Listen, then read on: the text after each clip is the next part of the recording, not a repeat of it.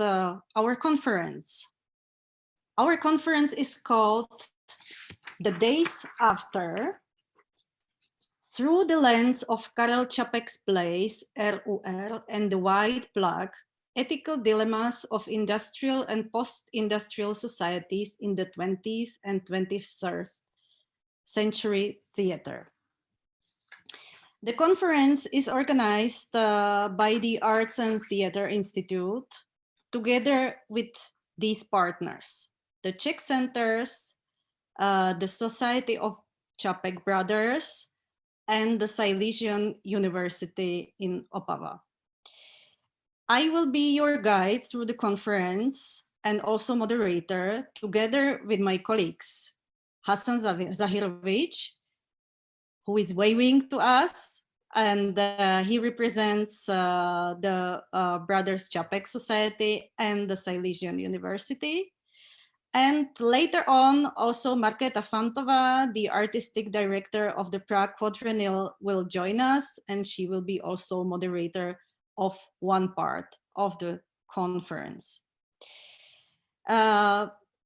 This conference is organized exactly 100 years and 1 day after the first opening of the RUR drama by Karel Čapek in the National Theatre in Prague. It was not the first staging of this drama. Maybe we will come to a small historical anecdote later on in some of our contributions. And of course, it was one of the impulses to host and organize this conference. But we are all of us aware of the difficult situation in which our civilization is in these days. It is the COVID pandemics. Therefore, we decided to include into the conference program also the White Plague play by Karel Čapek, which became extremely emergent last year, and it is still till nowadays. And we can witness also many stagings of this particular play in nowadays theater. Our conference is divided into 3 chapters. We called them Then, Now, and After. And it symbolizes the outreach of the conference, which will start in its first parts with a historical reflection of staging both Karel Čapek's plays RUR and the White Plague in Czech and international scenes. The part Now symbolizes current interpretations of these two plays, again in Czech Republic and abroad. And the After part is maybe the most complicated one because it includes reflection of stage designs which were created for historical interpretations of these two plays, but also some visions for the future. And we will see here the visions through the lens of young set design students from all over the world, which took part in a special project organized by the Prague Quadrennial, the biggest and world-known stage design exhibition. And it was focused exactly on the White Plague play, and invited students from 50 universities which offer stage design programs and design programs and fashion programs to their students to deal and to share their visions of the White Plague, how they would stage it if they had the opportunity to do it. So we have, I hope, interesting 2 days and interesting contributions ahead of us. I wish you pleasant time and inspiring time. we will start after some technical problems, and I apologize for them right now, with the first part of our conference. I would just like to announce that after each part, we have some time for discussions where our speakers can take part and they can interact, but also you, our audiences, can ask questions or send us comments. Please do it through the tool Q&A in your Zoom application, and we will try to include your comments or questions into our discussions. I would like to announce as well that today we will have one contribution in Czech language. It is the second contribution by Mrs. Panenková. So please, for this part of our conference, I would like to ask our international guests to use the button interpretation also in your Zoom application, and you can listen to interpretation of this part into English. So that's for the beginning. We will start with Hasan Zahirovic, who, as I mentioned already, is one of the co-organizers of our conference. And he will share with us his research on the white plaque reflection in the countries of the former Yugoslavia. So Hasan, the floor is yours. Thank you so much. I hope you see the presentation. Yes. Great. Good morning, everybody. And yeah, as you hear, my topic is the white plague reflection or reception in the countries of former Yugoslavia. At the beginning, I must say that the name of Yugoslavia was changed for a few times during the history. So I'm apologizing that I'm not going to mention all those names, the Kingdom of Croats, Serbs, and Slovenians, and then the Kingdom of Yugoslavia, and then Yugoslavia after the Second World War. Definitely in a monography that we are going to publish, I will put some notes, but today I'm gonna just use former Yugoslavia because I meant the territory. So so just to know that I definitely know what the names of the other name of Yugoslavia. I cannot. Yeah. Okay. Sorry. If you see this chapter, you can see that in the countries of former Yugoslavia, there were lots of Čapek staged at the theater. I'm not going to talk today about the bibliography and translations part because there is also so much of it, but I can say at the beginning that Čapek was the most by the Czech writers, he has the numerous number of performances at the theaters.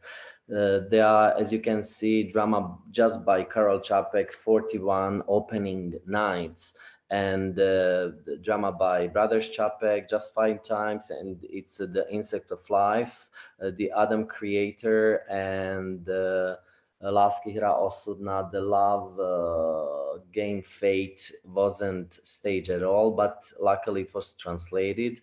And there are a few prose adaptation, and for adults, the most played part by Čapek was How to do a Theater. And it was played in former Yugoslavia more than in Czech Republic, but it's a prose, so it's not a play, it's just adaptation. And of course there was The Doggy and the Kitty by Josef Čapek. So if you see this part of the presentation, you can see. Sorry, Hassan, Yes. can you share the presentation screen, because we see your desktop right now. Can you try to share again Yes. the PPT? Stop share. Stop sharing and try to share the PPT. Oh yeah.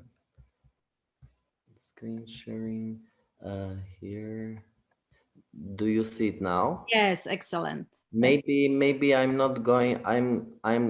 Maybe I'm leaving like this, not like in the presentation, so you can see it also the left part of the presentation.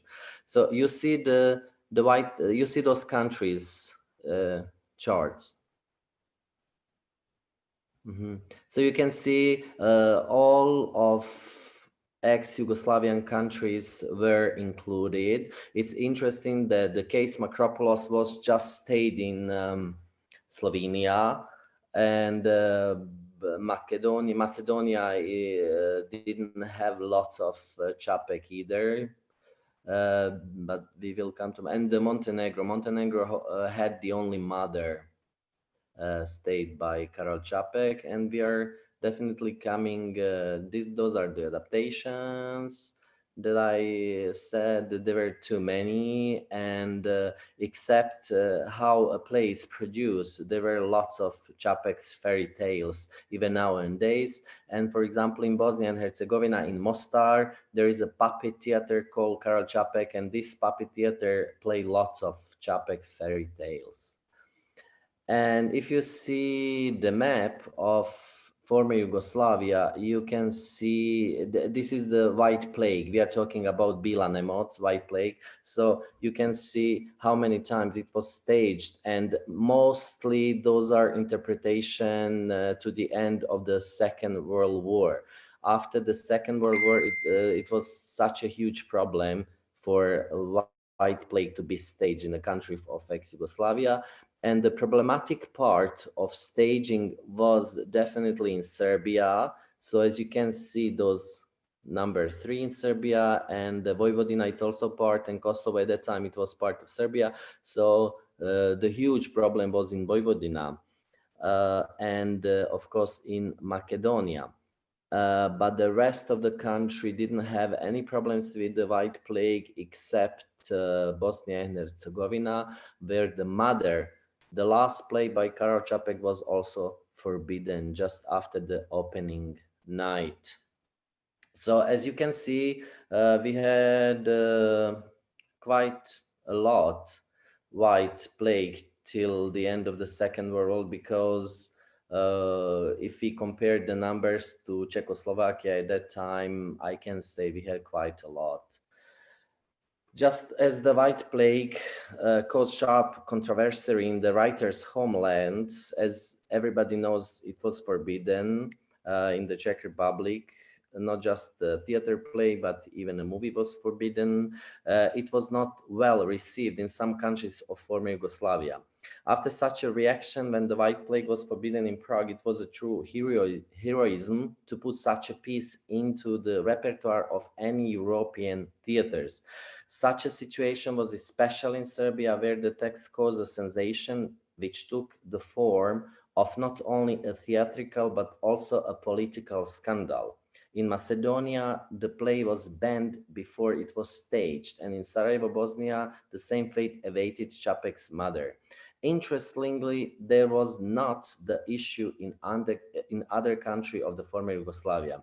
It's remarkable why it caused such a scandal in Serbia, in a country that later showed strong opposition to the arrival of German troops on Yugoslav territory. The Croats were the first to join Hitler's regime, for example. Mass graves from the Second World War remain on the territory of Croatia even nowadays. Many people were murdered, but the White Plague and Karol Čapek had their own freedom in this chaos. Karol Čapek has well known in that 1937 all over in the former Yugoslavia. It has been translated, published, and staged in a lot of theaters. Despite the fact that the White Plague was forbidden, Čapek was still reminding to the Yugoslav audience and readers. It's interesting that between two world wars, Čapek was well known as a theater writer and a novel writer, but after the Second World War, he was known as a fairy tale writer, and even his the male Pošťacka pohádka, the male's fairy tale was obligatory reading for children at the schools.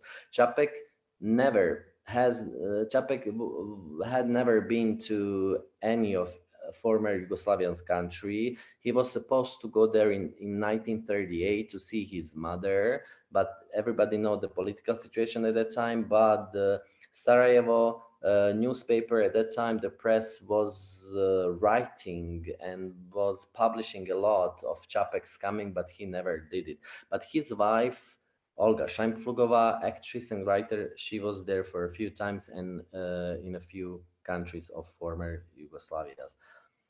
Yeah. As you can see, I'm showing the first opening night of White Plague, which was in Sarajevo, translated by Vojta Režnji, who was, you can see Režnji, it's actually a Bosnian ending, but it's definitely a Czech guy. There was a huge, even nowadays, Czech community in Sarajevo, and they translated and a lot of Czech writers. And we had, before the Second World War, the Czechoslovakian primary school in Sarajevo. So Vojta Režnji was a teacher, and he actually also led the amateur theater in Sarajevo. So he helped a lot to not just to Čapek, but to generally to Czech literature to be seen in Yugoslavia. In the newspaper, we see that initiation was first came from South Slavic Czechoslovak League, and the premiere in Sarajevo or the opening night took place in honor of the visit of the president at that time of Czechoslovakia Republic, Edvard Beneš, who was in Sarajevo in those days.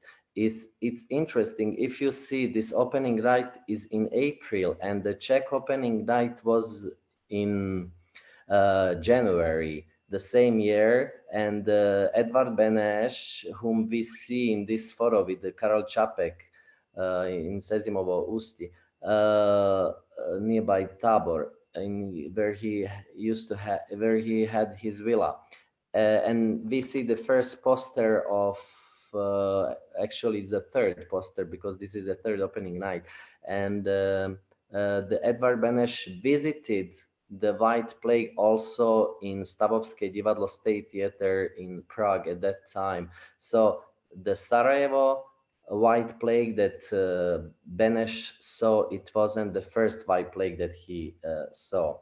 Definitely, I think he discussed with Karel Čapek about the Sarajevo White Plague, and that's why Karel Čapek wanted to visit Sarajevo. That's my opinion, but of course I didn't found it in history books.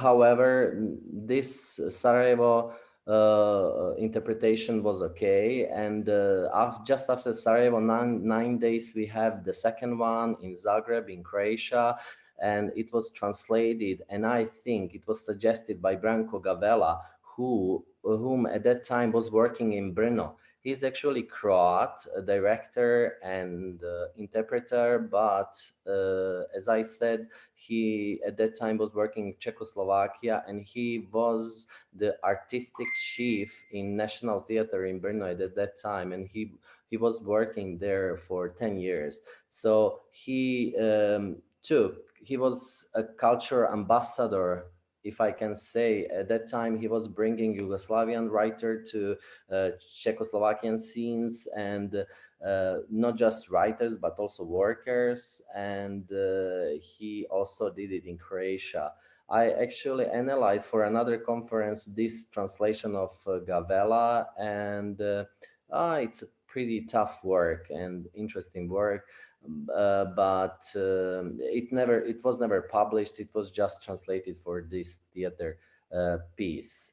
And it's interesting that also Tito Strozzi was directed, who was in love with the Czech literature, and the character mother, was played by a Czech actress who lived in Croatia and worked in Croatia, by Nina Vavra, who anyway translated lots of Čapek, and she translated the first Čapek's RUR from 20s. The third, a white disease, which caused many problems in former Yugoslavia at that time, was in Kragujevac, which is the central Serbia. It was so much written about this production.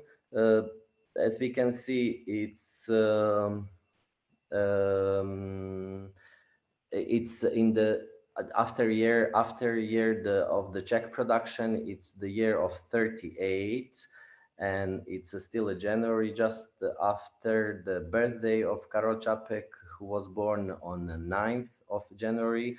And unfortunately, this production has just 3 productions, and it was forbidden in all over the central Serbia at that time. Not just Čapek's White Plague, but also Vasa Železnova by Maxim Gorky. It's interesting that there were so much corresponding between the theater leaders and as I can say, police at that time, but it was Banats, it was something like regions.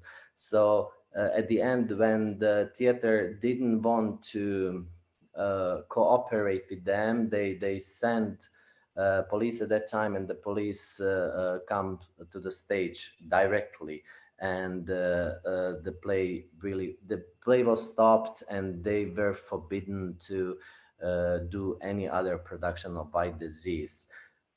The rumor says that it was the temperament of the people who scream at the play at that time, and they thought it was too much again communism at that time, which is funny situation. As we know, the White Plague was forbidden in Czech Republic because of Hitler's provocation and Hitler's coming, but in Serbia it was forbidden because of the communist idea. Vereshchagin, who was a director at that time, was twice warned to focus his attention on the choice of this play and also the play of Maxim Gorky, but he never reacted. He was actually offended that they saw some communist idea in this play. The director of the theater, Marek Miletin, said he did not include pieces in the repertoire that are permitted by communist ideas. Also important is that above-mentioned statement by director of the theater, Marek Miletin, addressed to the Kraljevska Banatska Sprava, which states, among other things, that is incomprehensible that anyone can say that a play which is entirely written in a purely pacifist spirit contains some communist idea. At that time, if you can imagine, the prime minister and the former minister, Dr. Stojadinovic, says, if those plays were destructive and harmful, then there is no need for this Banat theater to present them. And I even think that other state theater should not present them either. Even he said this not just in a letter to a theater, but he said this in a press. So everybody known at that time that he didn't recommend White Plague to be staged at all. But however, the White Plague was staged in this season in Sarajevo, in Skopje again, in Zagreb, and in Belgrade, which is just a few kilometers far from Kragujevac. Yeah. After this problematic staging, we are coming to Novi Sad, and you can see it's the 25th of January, which is just 1 year after Czech first world professional premiere, because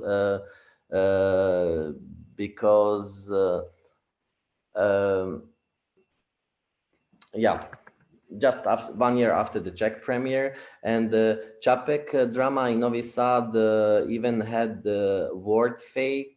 They were staged by Serbian National Theatre. As we can see, Ferdo Delak was a guest, and he was working a lot at that time in Novi Sad. He was well known in Yugoslavia by his adaptation of Hašek, the good soldier Švejk.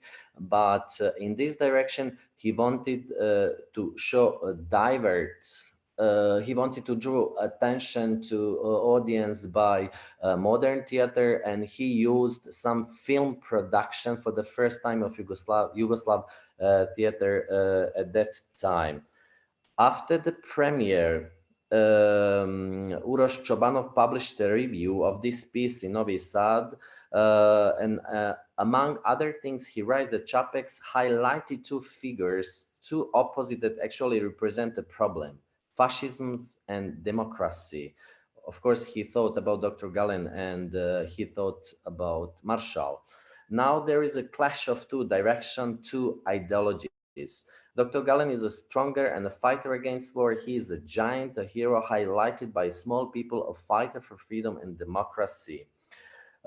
He's using a media of radio and film production was very problematic because he was showing the catastrophe in the world at that time, and actually directly showing that similar catastrophe is coming to Serbia, to Novi Sad, and that we didn't learn that much by history. And of course, there was the similar situation like in Kragujevac. The police come, and white plague was forbidden right immediately, the opening night in Novi Sad. And what was the worst, the Ferdo Delak had to leave Novi Sad, and he never come back to this theater. He never come back to this city. Yeah, after I think 23 years, he sent a letter to a monography of theater, and he said actually the truth, but I don't think so. We had the time. I'm not following. Let me just see. Oh, it's 28. So I should be I'm supposed to finish. Just to say, the next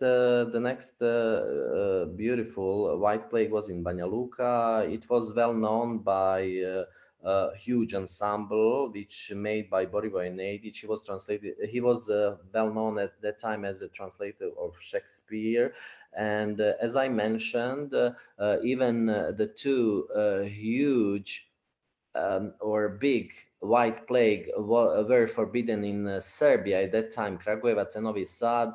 There, the Belgrade interpretation didn't have that much problem, but they shortened the plot of Karel Čapek a lot. They shortened a few problematic scenes, but still this play didn't play that much, but it has in some point its fate.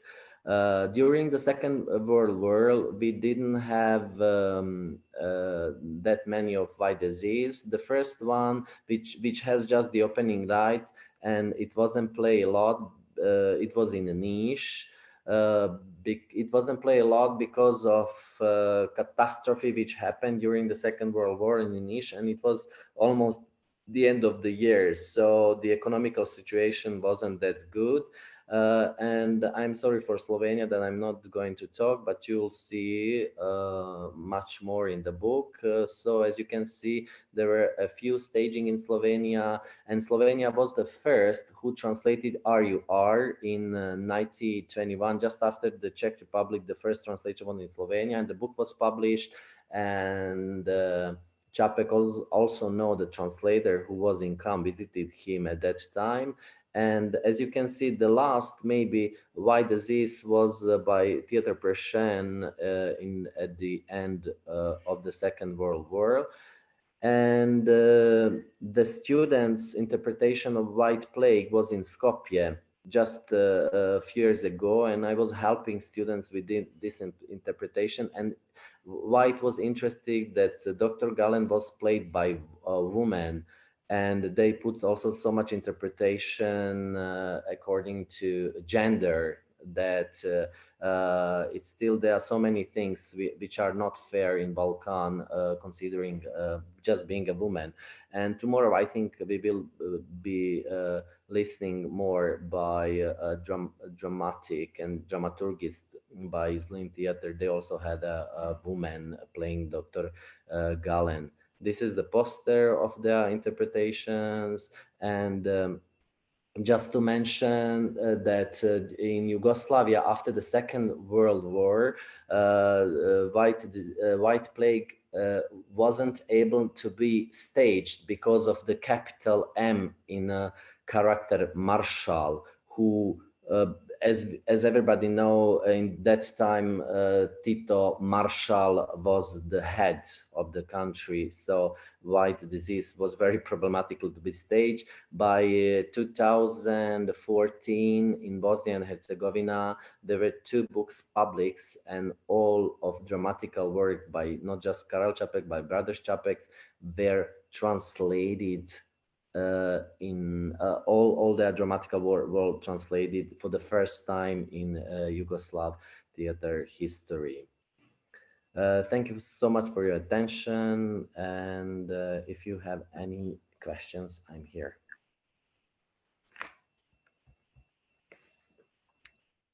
Thank you, Hassan.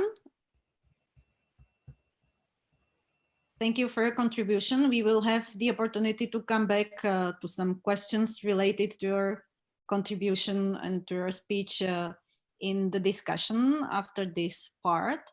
And now I would like to welcome Mrs. Josefina Panenkova from the National Theatre Archive in the Czech Republic to share with us the archive's holdings in relation to the first performances of the plays RUR and the White Plague. We mentioned already that the RUR was opened in the National Theatre on 25th January 1921, and the White Plague was opened in 1937. So now you will listen to Mrs. Panenkova. For our international guests and spectators, I would like to ask you to use the interpretation button in your Zoom application to listen to the translation into English. Dobrý den. Morning.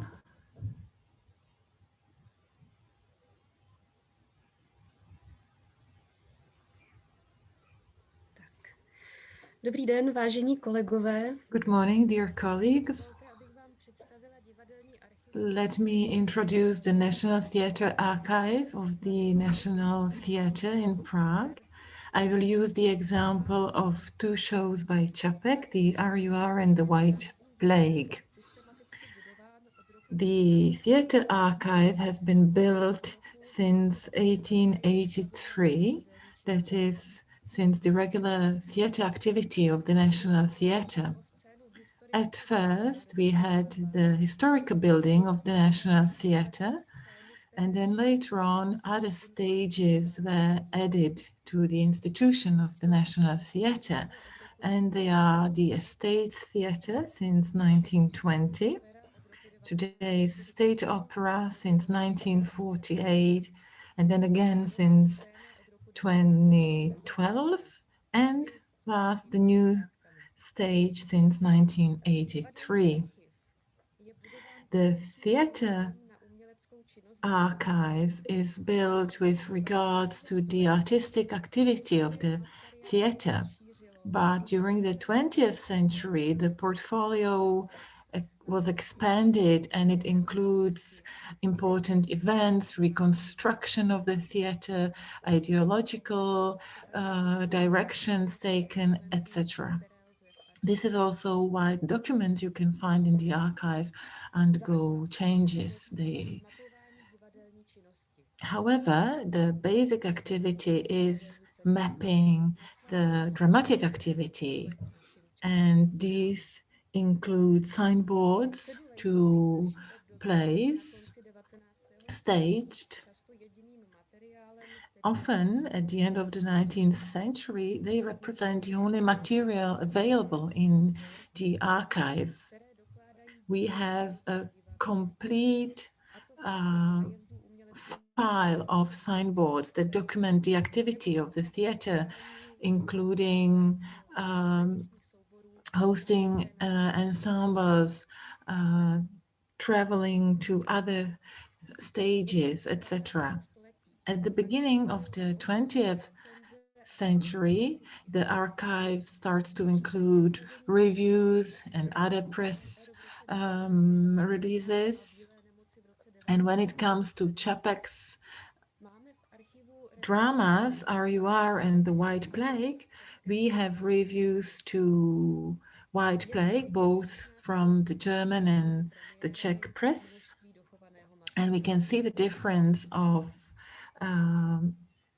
18 years between the opening nights in the amount of material available. We also have contracts. Here you can see the contract signed between Karel Čapek and the head of the National Theatre to stage the RUR. The archive also has letters, correspondence. Here on the left, you can see Čapek's letter to the head of the theatre, thanking him for staging the play. And on the right side, you can see the reassurance of the theatre stating that no changes were made to the text. There are also budgets of the stage design, assessments, etc. Here you can see a letter from the accounting department giving funds to actresses Olga Scheinflugová and her colleague for their wardrobe. Each season, the number of photographs available is increasing. Here on the left, you can see the 1921 staging of RUR. And the next two slides are photographs from the staging of the White Plague in 1937, both from the stage and rehearsals. You can also see here the playwright Karel Čapek. Other materials available in the archive include the stage designs and costume designs, which are over 3,000 in the archive. Here you can see Bedřich Feuerstein's designs for the RUR stage design. The library is another important part of the archive.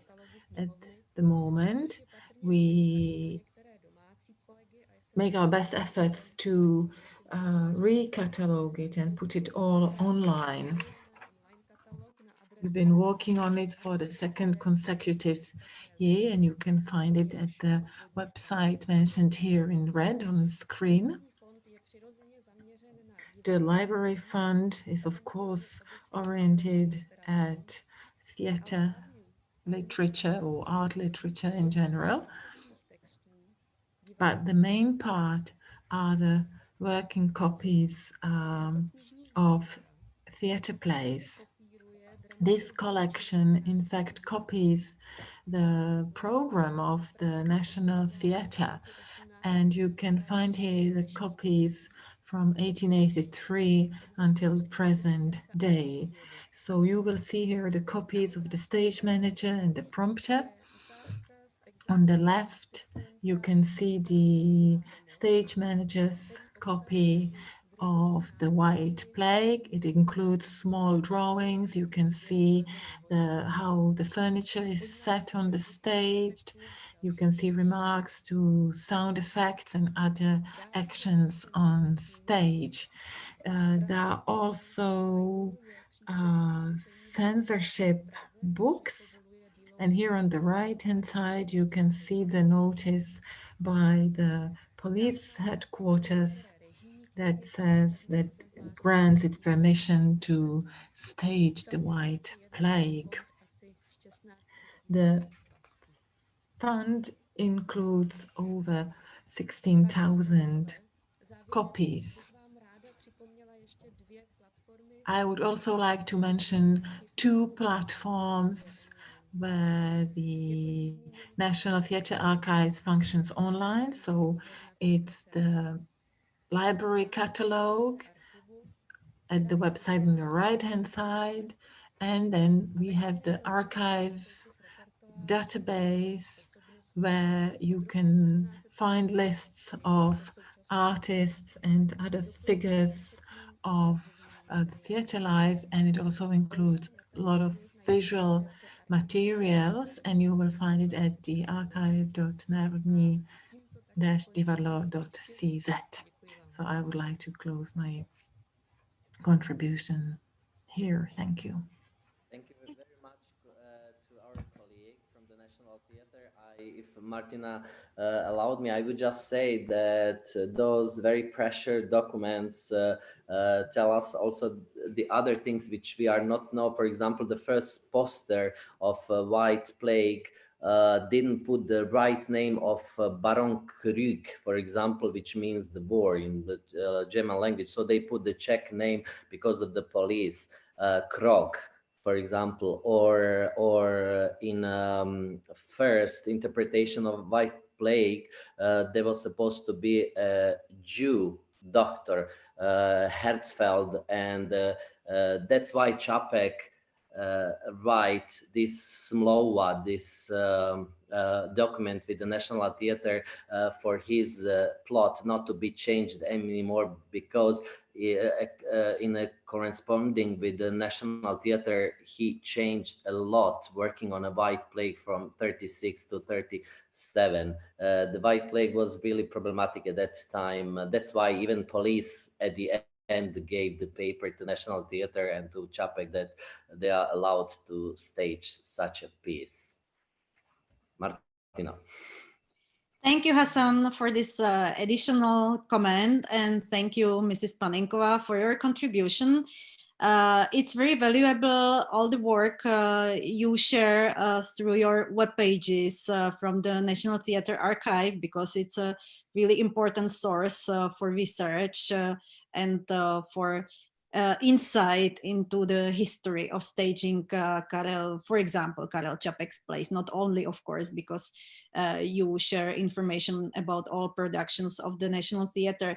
Maybe just an interesting statistics. RUR, the first staging of the play, was performed 63 times according to the records of the National Theatre Archive, and it was staged from 1921 until 1927.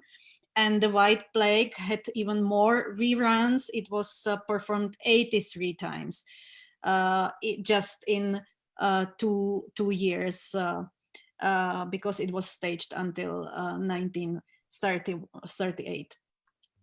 So probably every one of us, yes, Hassan shows this important book by Czech theater historian František Černý, where you can find all the data about staging of the dramas of our brothers Čapek. Do you want to add something, Hassan, yet about this book? No, I would just say the first staging of evolved plays of Brother Čapek's are in such incredible book. And of course, thanks to the National Theatre and the archives documents, and Professor Cherny published them a lot of here. Okay, so probably all of us here, we know that Karel Čapek wasn't staged only in former Czechoslovakia, but his dramas or his dramaturgy was translated very quickly into other languages, into English and German. And it was staged very rapidly all over Europe in the interwar era. But of course, it's not the end of the history of staging his plays. They appear on the stages in the world also after the World War II. And we will witness in the coming contributions some other examples of interpretation or inspirations by Karel Čapek's plays. So the next contribution will be presented by Mrs. Klára Kudlová from the Institute of the Czech Literature at the Czech Academy of Sciences. And this contribution is called radio drama The Syndeton Experiment as an homage to Karel Čapek's RUR. So please, Mrs. Kudlová, the floor is yours.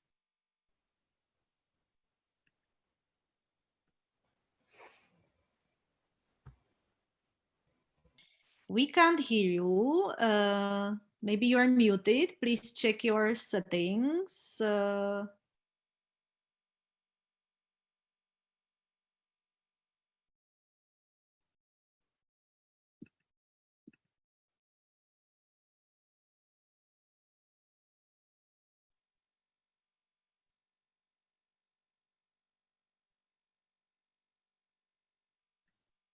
Okay, something is wrong.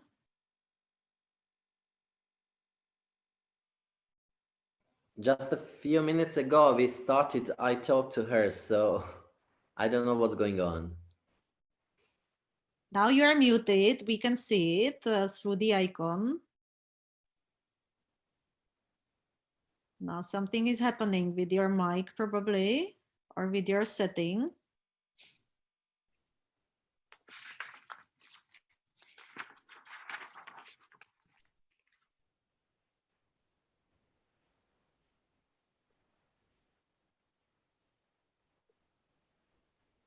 So maybe if it's a problem to be resolved with our production, we could continue with the next contribution, and hopefully you will be able to resettle your microphone settings meanwhile. So I would like to ask Mr. Karol Mišovic from the Institute of Theatre and Film Research at the Slovak Academy of Sciences for his contribution, The White Plague in Slovak Professional Theatres after 1945. As I was informed, this contribution will be interpreted from Slovak into English. So again, please use your interpretation button in your Zoom application to be able to listen to the interpretation. Dobrý deň, počujete ma? Yes, ano. Ano. Can hear. Good morning. Can you all hear me? So I will launch my presentation. Okay, do you see my presentation? Yes, we can see it. Okay, Yes, okay. Dobrý deň vám všetkým prajem. Good morning to all. So when it comes to Slovak stagings of the White Plague, in the bulletin to the show of the Slovak National Theatre, The Bear Dance by Wilhelm Werner, the director Viktor Schulz mentioned several ideas that were actually more interested than the play itself. He says that the present-day theatre has the will to present a world view, and that in this unstable time, theatre has to be the moral institution in which it fights for a world of ethical values and for a life space for the modern man. In Germany, there is the notion of Zeitstück, period play, and that is where the moral fight is taking place. And from here sources our will for the playwrights to actually look at the present up-to-date activities. These words were turned into a staged play when the play by Karel Čapek, White Plague, was staged. The play about a deadly disease was not set in a specific landscape, but everyone knew clearly about what and for whom Čapek wrote it. After the outbreak of the civil war in Spain, similar events were threatening in other European countries. Čapek, playwright, was thus becoming increasingly a prophet rather than a fantasy writer. Czech director Viktor Schulz was active as head of the Czech theatre in the Slovak National Theatre between 1932 and 38, and was very close to Čapek's ideas and worries about the future of the humanity. In Slovakia, he staged 4 Čapek's plays: The Outlaw, The Arivar, The White Plague, and The Mother. And similar to Čapek, he saw them as warning us of the aggressive politics by Adolf Hitler. The audience felt how important this show is, and it was rerun 52 times. That is the highest number of reruns in Slovak National Theatre. And the White Plague staged in this theatre is one of the most important plays ever staged. It was staged at the right time, at the right place, and has much influenced the post-war theatre making. After the World War II, Slovak theatre makers have only rarely come back to Čapek's work. This was due to the fact that at the beginning of the Slovak professional theatre, plays were mainly staged by Czech directors active in the Slovak National Theatre. After 1948 and the change of regime, Čapek's democratic work couldn't be staged for several years. With the detente in 1956, Čapek's plays were again staged on Slovak professional stages, especially his dramas, The Outlaw and Mother. As we could read in the period reviews, his most political play, The White Plague, was considered as an anachronic play. In Czech, the play was staged several times, but for most of these renditions, there was a lack of contact with the present. it was more viewed as looking back into the past.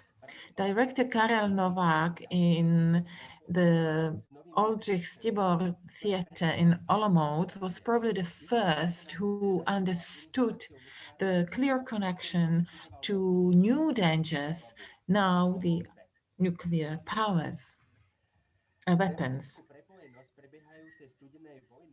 So the connection of the ongoing Cold War between the Western and the Eastern world and Čapek's play on the destruction of the humanity was best articulated by director Josef Budzky in the Slovak National Theatre, and his rendition was viewed as the best way of showing how up-to-date Čapek's play still is. Budzky was one of the most distinctive Slovak theater director.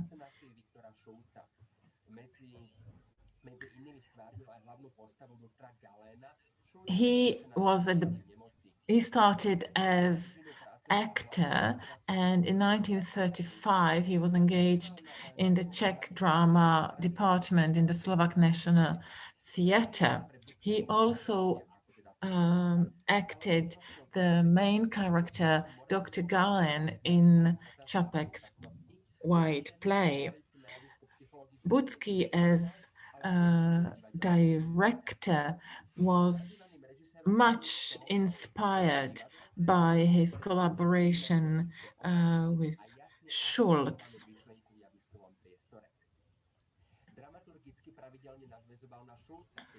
He took much inspiration for him. He also staged similar plays as he did in the 1930s in the Slovak National Theatre, but it was not about reminiscing this director and teacher, but he brought a new view of those dramas, including the White Plague. Budzky presented his rendition of Čapek's play during the golden age of the Slovak National Theatre, which dates to years 1956 to 1962. This was also the peak of the reaction to the political and social warming following the death of Stalin, and then later on Klement Gottwald in 1953. There were other three directors, Josef Budzky, Tibor Rakovský, and Karol Zachar, who could feel this change of art ambience, and they were also the ones who would be more purposefully trying to return to metaphor and anti-illusion and take some distance to the simplifying psychological and realistic method.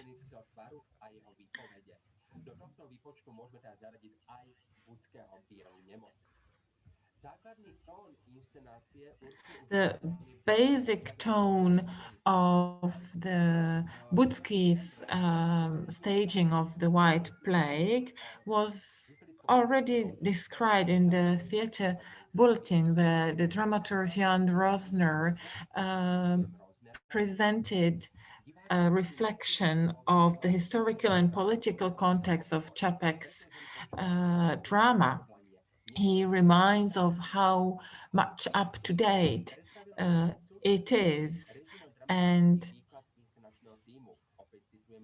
he mentions that Budzky presents a very present day view of the issue presented by Čapek, because it's a play about a historical moment when humanity could use all the results of its millennium-long thought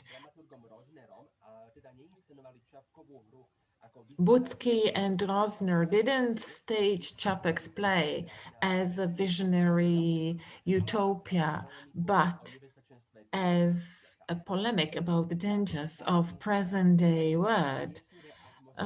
This staging took place in the ambience of the Cold War. And of course, it was only 13 years after the end of the World War II, which all the artists and viewers have experienced.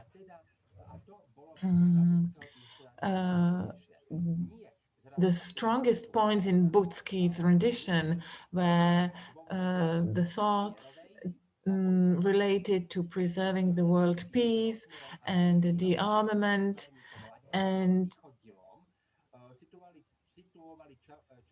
when it comes to the stage design and costume design, Butsky and Rosner and the stage and costume design Ladislav Vychodil set the staging into the present.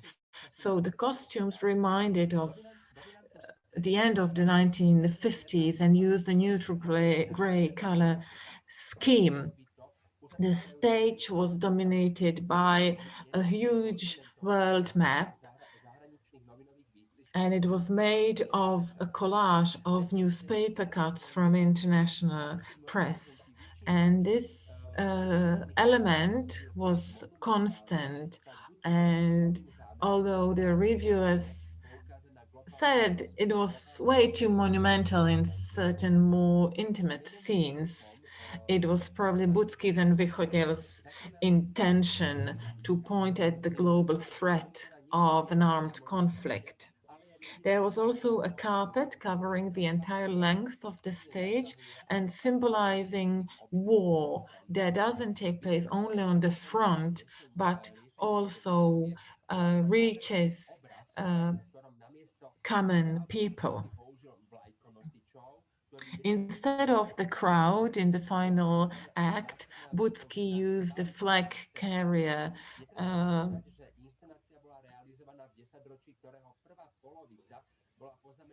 We have to remind ourselves that this staging was carried out in the time which was still much marked by social realism. So a method that was denying symbol, anti-illusion, and subjectivism was used. Viewed as novatory was the view of the character of Marshall. He was freed from military esprit. He was at the beginning someone quite nice, a rational statesman in his middle years.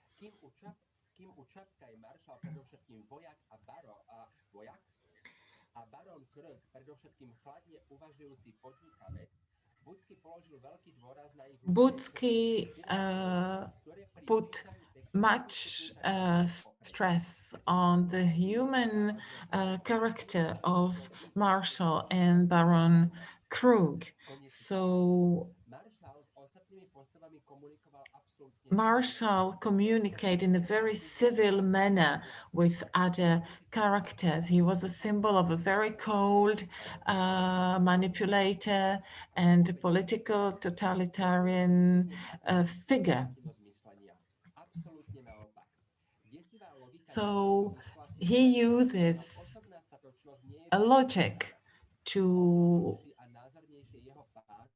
put together the system, and his personal bravery is not faked. It is a true one. Butsky's White Plague proved that Čapek's utopian warning is not organically related to the period of its creation. When there was the threat of another armed conflict, its staging was a very acute humanist message about preserving the world peace. And as Alena Urbanova said, Butsky is not trying to use realist theater means to show, but to express the meaning of a tragedy. After Butsky's breakthrough staging, only 3 other stage renditions were made in Košice, Prešov, and Nitra, but neither of them was a good quality staging. And to discuss these, I will do so in my contribution to an anthology that is now being prepared, and I thank you for your attention. Thank you very much for your contribution. I have to admit with a bit of nostalgia that I was so glad to hear both of the former Czechoslovakia languages, Czech and Slovak, in our conference, although it was announced that it would be held only in English, but it's kind of symbolic that we hear both of the languages and that we can also have an insight how the White Plague by Karel Čapek was interpreted in Slovakia. Yes, sorry. For example, Karel Čapek was very proud on this performance, this older performance in 1937, directed by Viktor Schulz, because he was very happy that in Slovak National Theatre has a very political performance his play. Okay, so thank you very much. And now we will come back to Mrs. Kudlova, hopefully, and I was informed from our production that the mic works now. Can be tested, please? Hello. Hope that it does by now. Is it all right? Yes, it is. Excellent. So Good. I'm sorry for these problems. We tested, or we have been testing in the last days all the technical setup, but of course the technologies are unpredictable, even 100 years after RUR's opening. And we shall take it as kind of delay of aircrafts or trains if we imagine that we would organize this conference live. So that's live, and I apologize to our spectators, but I am happy that we can welcome Mrs. Kudlova in our conference. So the floor is yours. Thank you, Martina, and I apologize too. So I have the pleasure today of speaking about the inspiration which Čapek's RUR presents in the British context, and about RUR's special relationship to the BBC and to one of its radio programs called The Syndeton Experiment, written by Barry Letts. First of all, I would like to underscore the fact that the Czech and British critical reception of RUR differ with regard to understanding of the genre of the play. In the American and later in British context, the science fiction perspective on the genre of RUR became prevalent over the years. In trying to show the links between Čapek's RUR and Letts' The Syndeton Experiment, I will be developing on this particular genre perspective. The bond between RUR and the Syndeton Experiment are based not only on this genre perspective, as I said, but also on a number of shared aspects regarding the plot, motives, and characters. And the other link is actually the BBC, the British Broadcasting Company, and from 1927, the British Broadcasting Corporation. The British premiere of RUR took place in April 1923 in St. Martin's Theatre. One of the people behind the scenes at the time was, aside from Paul Selber, the translator, also Nigel Playfair. 1874 to 1934, a theatrical producer and actor who poured much of his enthusiasm in creating the British and also the American triumph of RUR. Nigel Playfair was responsible for the Lyrical Theatre in London at the time of the British premiere of RUR, but in the meantime, he was connected to the cultural reduction of the just beginning BBC. Playfair's taste for unconventional cultural endeavors was notorious. In 1924, it was he who commenced the writing of Danger, the first British radio play broadcasted in its full length. And thanks to him, RUR also appeared in BBC Radio in 1926. RUR was rebroadcasted by BBC Radio also in 1927, in 1930, 1933, in 1941, and so on. No doubt it was especially thanks to those radio broadcastings that the new word, robot, made its way into the English language. Nigel Playfair deceased in 1934. At this time, BBC was making its first attempts at television broadcasting. Only 4 years later, in 1938, RUR was the first science fiction drama adapted for TV and broadcasted by the BBC.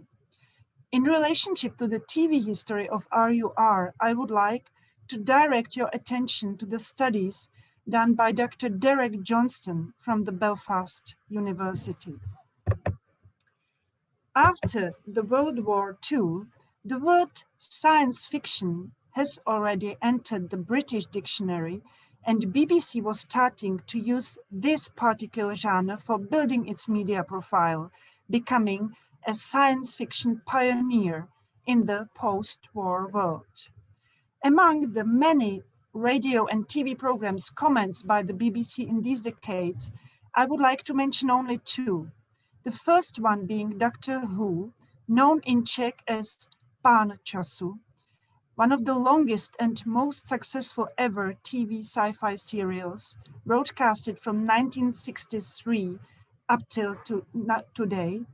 The other being Blake's 7, also a very successful sci-fi serial, which, however, was not continued on TV after its fourth TV series, but was turned into the radio format.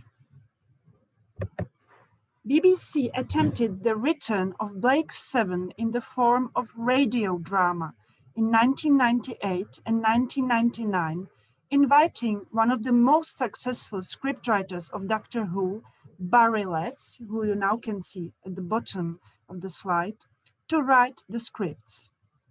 30 years prior to this invitation, Letts inherited Doctor Who in a state of decline and revived the serial by alternating a number of its aspects.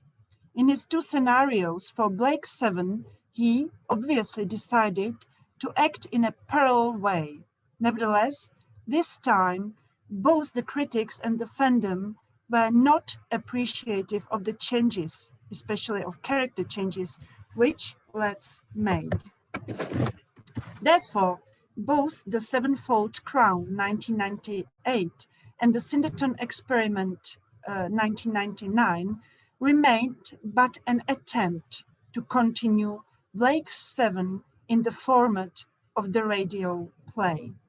Despite that, the Synderton Experiment is of major importance to anyone interested in RUR-inspired texts. Barry Letts obviously decided to pay an homage to Karel Čapek RUR in this particular scenario. As part of the Blake 7 sequel, the Synderton Experiment drew its setting and characters from Blake 7, presenting a situation in far future where Earth is ruled by a single power body called the Federation. A group of 7 rebels, originally led by a character called Blake, in the later series by Avon, live the life of outcasts and fight against the dictate of Federation. Their chief enemy in this setting is female character called Servalan, characterized by an unscrupulous desire for power. You can see Servalan now in the background of the photo. This Blake 7 setting, however, forms only a rough context to the plotting, which is actually deeply linked to Čapek's RUR. In the Syndeton experiment radio drama, the group of rebels from Blake 7 are forced to land on a planet of Earth type called Kapeka. Once again, this is an obvious reference to Karel Čapek's name in English. The group encounter a character called Dr. Rossum, a scientist who has been carrying out his experiments on the isolated planet for decades. While in RUR, Dr. Rossum is experimenting with biological material and invents materia called the protoplasm, thanks to which synthesized organs and bodies can be made, and RUR's biological robots are artificially bred. In the Syndeton experiment, the character of Dr. Rossum is experimenting with an elemental isotope called the Syndeton. Syndeton is being used as means for hyperspace travel, as a bridge, or as a fuel of its sort. In this aspect, it is parallel to modern-day oil. The fight for Syndeton is the fight for essential source. As Dr. Rossum discovers in the Syndeton experiment, Syndeton can also be used as a bridge between 2 minds. When made part of a nanochip and put inside human brain, it can become a source of hypnotizing impulses. In this way, it can become a source of limitless power, and the character of Servalan is hoping to gain her control over Federation via Syndeton nanochips. When the rebels land on Kapeka, they first encounter strange 3-legged robots. Eventually, they meet Dr. Rossum and learn all about his experiments with Syndeton. Dr. Rossum believes that Syndeton can be used for freeing biological beings from the limitation of their physical existence. Years ago, he offered the inhabitants of Kapeka a transformation, which he calls in Greek apotheosis, meaning the highest point in the development of something, supposedly transforming them into new robotic bodies with the help of the Syndeton connecting to the brains of their living bodies. Nevertheless, in a parallel to RUR, Dr. Rossum's motives in the Syndeton experiment are partially stained. He is looking forward to acquiring the godlike position after transforming himself into the great new robot, and boasts about having solved all the problems of humankind. Also, his perspective on human perfection is very problematic. In a parallel to RUR, Rossum's vision of perfection is human beings freed from emotions and pain. Allow me to quote here. Dr. Rossum, there's theoretically no limit to the capacity of the robot brain you are given. There's an enormous increase in the intelligence quotient. There's no illness. You have virtual immortality, in fact. And because you have to have flesh and blood to experience emotions, there's no more anger, no depression, in fact, no misery at all. Dr. Rossum is just about to transform himself into this robotic existence, but the power-greedy Servalan actually takes over the situation and forces herself into his place. She hopes to rule not only the Kapeka planet, but the whole galaxy after her apotheosis into the great new robot. In this final act, one of the Blake's 7 characters, called Villa, becomes a living proof of the fact that the transformation was actually not working the way Dr. Rossum assumed. The parallel to the creation of robots in RUR is quite obvious here. Just like in RUR, the new robots were intended as the perfection of human existence, getting rid of all that is seemingly useless, such as the emotions or pain. And also the motive of being like God or of competing with God is present both in RUR and in the Sanditon experiment. But while Rossum believed he was transforming all of the inhabitants of Kapeka into new robots, he actually was just creating robots with no real connection to the brains of Kapekans. Unconsciously, Rossum killed all life on Kapeka. In the final part of the Sanditon experiment, Dr. Rossum regrets his mistakes and dies. The tragic note, however, does not present the last keynote of the radio play. Just like in Čapek's RUR, also in Let's Play, there is the combination of the melodramatic and comedy. After Rossum's death, Blake 7 take off into their new adventures with their new spaceship. Similarly, Čapek's RUR keeps heading to its new adventures. The Czech radio adaptation of the play was premiered in 1968. The director then was František Štěpánek, and RUR was again released as an audio play by the BBC in 1989. Let me just say that Sanditon Experiment was released in 1999. All of these versions were also released commercially. In 2000, the Hollywood Theatre of the Year dramatized the audio version of RUR, which is now available on the collection 2000X, Tales of the Next Millennia. In the 21st century, RUR is taking on new forms, be it the activities of the Czech platform theater or other references to the play present in various media, including those less expected, such as the character of Karl Rossum in Batman animated series, who you can see now at the bottom of the last slide. Thank you for your attention.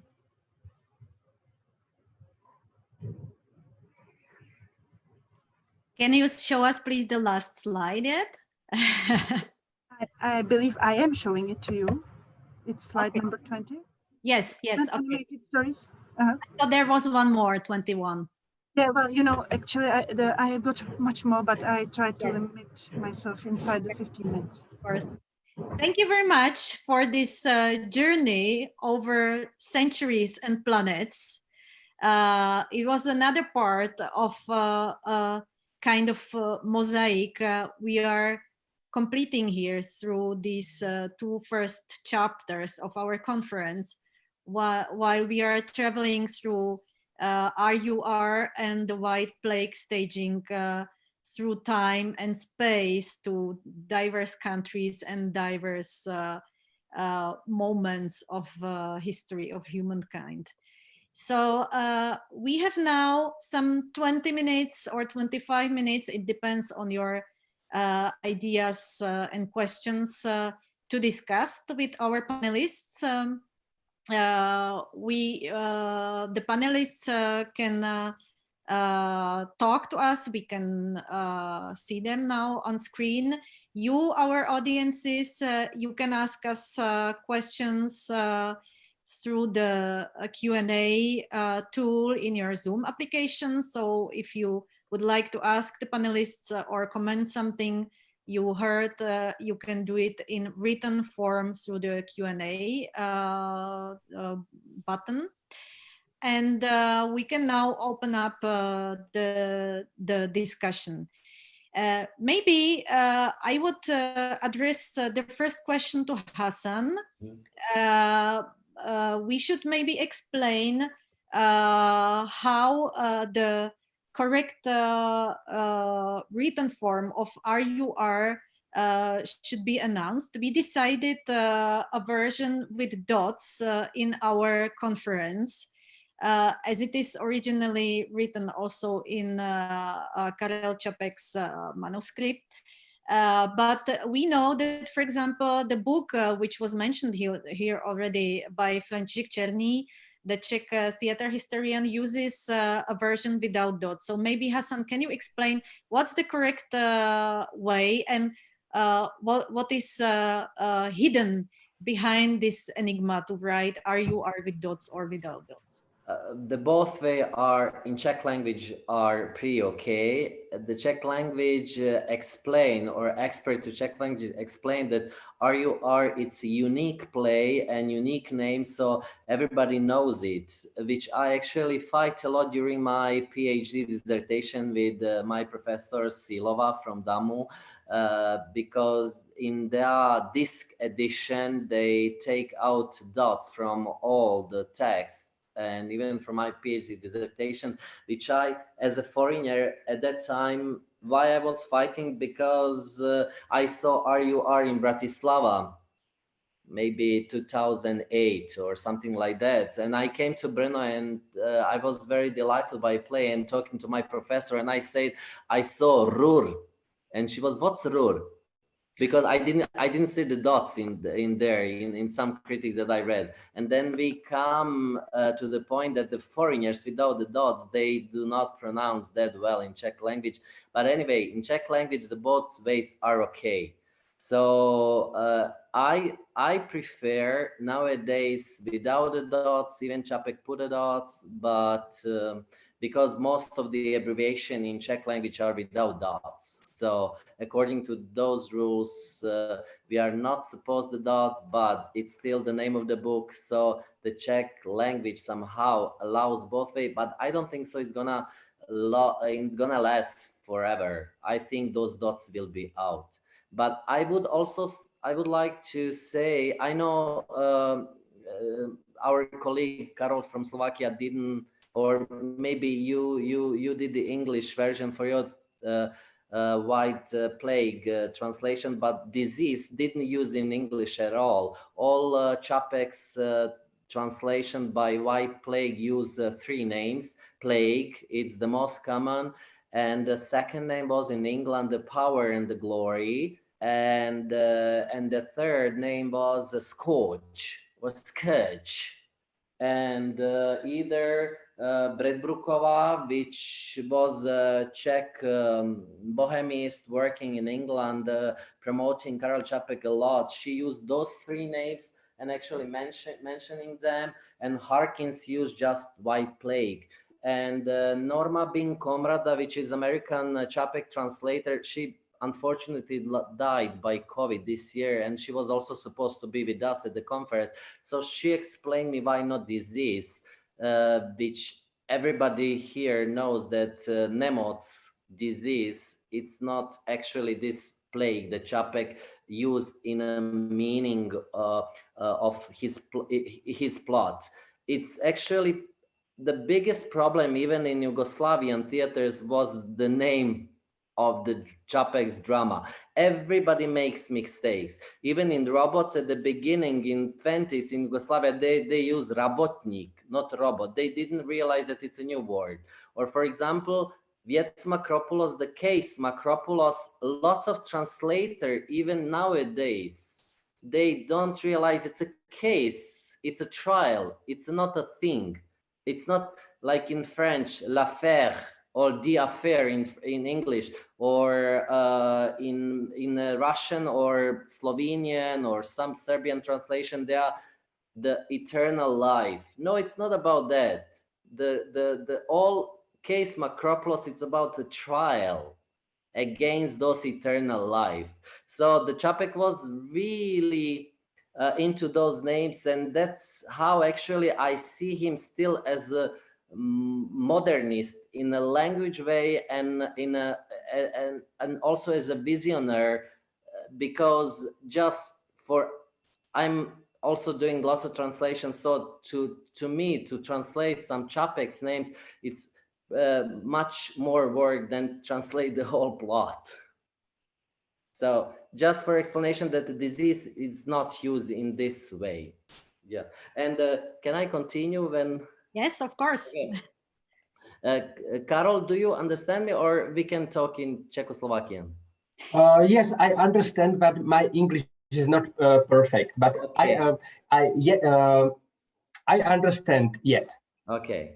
Pokiaľ dačo nebo niečomu nerozumieš, tak mne zastav.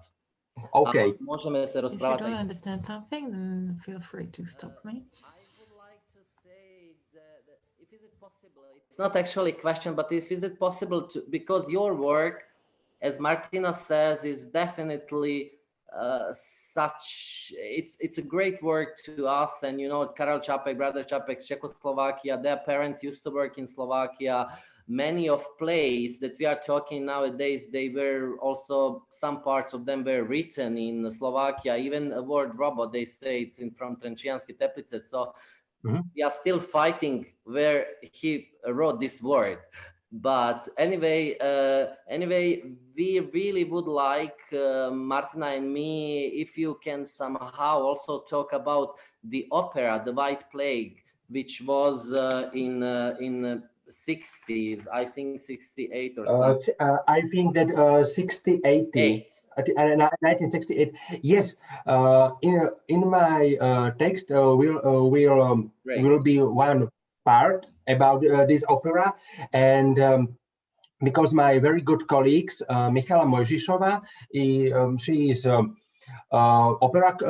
opera critic, and she told me about this opera, a lot of interesting things.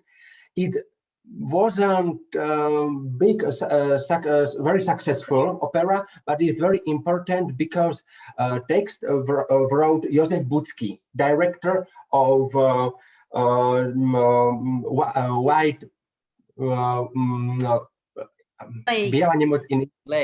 Plague.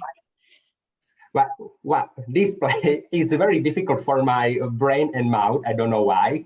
And Budzký directed in 1958 and play in 1937, and wrote opera libretto, opera text in 1968, and it was reaction on occupation in August 1968. But it's not very successful, but was very important performance in our history. It was the first one, so that's why.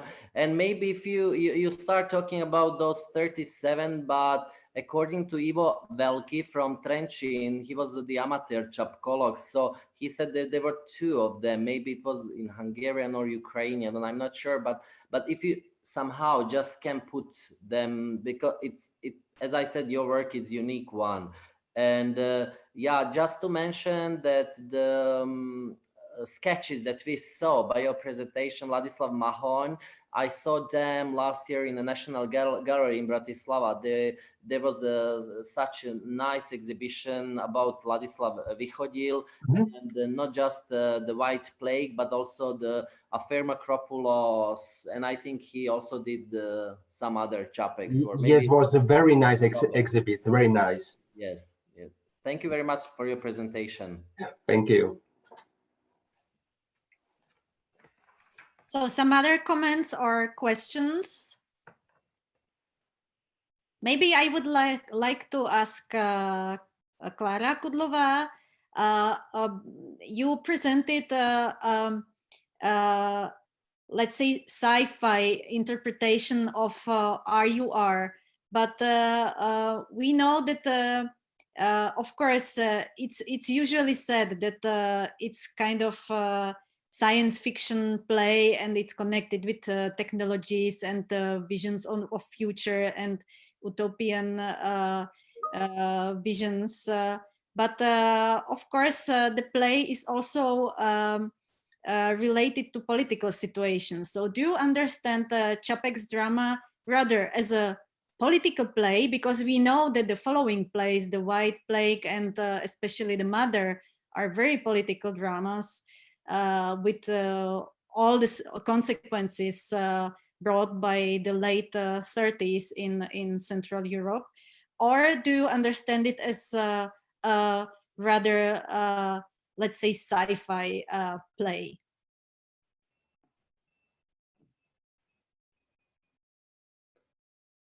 Clara, we don't hear you. Microphone. Once again, sorry about that. So thank you for the question. And I believe with regard to RUR, that the question of genre and of the core theme of the play are essential. You know, I think there are basically three perspectives which can be taken on the drama. The first one is offered by the author himself, you know, that the subtitle of the play was Utopické drama. So it's, sorry, collective drama, I'm sorry, collective drama. So that's the first interpretation, trying to fit RUR into certain tradition of 1910s and 1920s. Then, of course, in 1920s and 1930s, there was no talk about sci-fi. The term was not used. That's what I tried to stress in my talk too. It came into common language only after the World War II. So then it was seen as utopian drama or fantastic drama, relating it to, say, Frankenstein's, Wells' works, etc. And then there were other layers of interpretations, seeing it as an expressionist drama, etc. But and František Černý just, I also love the book and I'm so happy to own it, have inherited it actually. František Černý interprets RUR as a utopian drama. But to me, despite my honor to František Černý, another interpretation of the play is more valuable, and that is that of Pavel Janoušek, introduced already in his Rozměry dramatu, Dimensions of the Drama, and later once again introduced in his 1993 studies. That he speaks about RUR as about a thesis drama or problem play, problémová hra. And now I will answer your question. You know, I totally agree with you, Martina, that The Mother is a political play. That is clear. In the second half of 1930s, it couldn't be anything else. But I believe that 1920, the moment when Čapek was working on RUR, he was much more reacting to his experience which preceded writing of the play.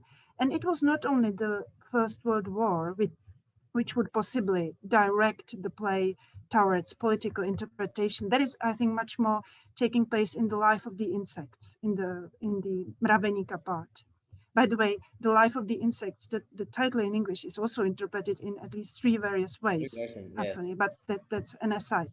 But I think that what Čapek was trying to answer was another question, and he stresses it himself in many articles following RUR. His issue, I believe, was humanness, humanity, lidskost, the opposition between humanness and non-humanness, you know, and what are the features, what makes us human, and when do we cease to be human? I think that was the core. And I think that Čapek is actually reacting to his studies at the philosophical faculty of Charles University. You know, remember in 1915, he gained his doctorate in philosophy, and he encountered some heavy-weighted positivism at the Charles University in the person of Professor Krejčí. So I would say, to me, RUR is, as Janoušek says it, thesis play, problem play, targeting the questions of humanity. But today, every decade takes out another aspect of the play outside it and uses it for its own purposes. So I believe that the sci-fi interpretation of the play is also valid, just as in one way is the Batman series, you know, at least introducing the concept of the mad scientist mistaken in his research to the youngest generation. So that's my perspective. Sorry for taking so long. Could I just possible say why you mentioned the insect play to the others? The Čapek actually, during the writing the insect play and during the hunt scene, he come to the idea and he stopped with the insect life. He stopped writing and he started writing RUR, and he actually ended RUR, then ended the insect life. That's why I believe this is notorious, but yes, that is a very important aspect, of course. Yeah. Thank you for saying that. Yeah, no, because you said that he was occupied by idea, and that was it actually. Yeah, thank you for your the other perspective of the play. Thank you. We have here one question from our spectators, so I will read it. I would like to ask about the RUR radio play. I find very important key to robot character interpretation the fact that they are represented by humans actors, the organic body. So I am very interested in the way the robot character was represented just by usage of audio signs, by machinic-like voice expression, or else. So it's for you, Clara. You know, in the BBC, unfortunately, in 1970s, there was a practice when they basically erased the older tapes for new usage, or they felt that their archive was by then too vast. So today it is not possible to say what the voices were like in 1926 or 1933. The only radio version of BBC's RUR is that one from 1989, which is really late, unfortunately. And the same is the case of the Blake 7 serial, which is even more paradoxically because it was commenced in 1978, and still it is the first series are erased. They are no more available. But in the Syndeton experiment, which is available on the internet and you can listen to it, if anyone wanted to get the private link, write to my institute address and I will send it to you. The voices of robots are semi-automated, I would say. They are human voices with some mechanical pronunciation slightly different. There are two key robots in the Syndeton experiment, Orac and Slave. And one of them is more in the direction of being a machine, and the other one is more in the direction of being an artificial man. So the voicing is according to this. So, but unfortunately, the records were lost. They are gone. So. Thank you very much. We have another comment here. Yeah, the spectator, thanks for your explanation. Maybe as we have last 4 or 5 minutes, we can get back yet to what you mentioned, which are the humanistic values which were expressed by Karel Čapek, not only in his artistic program, but also in his political engagement, because he was very proactive and pro-Masaryk, and he was very active for the very young Czechoslovak state, because we shall bear in mind that RUR was staged only three years after we gained independence, I mean the new Czechoslovak state. So maybe can we just, for our international guests, give some insight about the situation in 1921. Maybe also this is a question addressed also to Mrs. Panenkova. So what was the position of Karel Čapek in the National Theatre as the main representative scene of the new political entity, which was Czechoslovakia in the early 1920s? Can you just comment or give some insight? What was new in the theater, or what changed for National Theater in this period of the first years of Czechoslovak Republic, or the others? I leave it to you who wants to comment.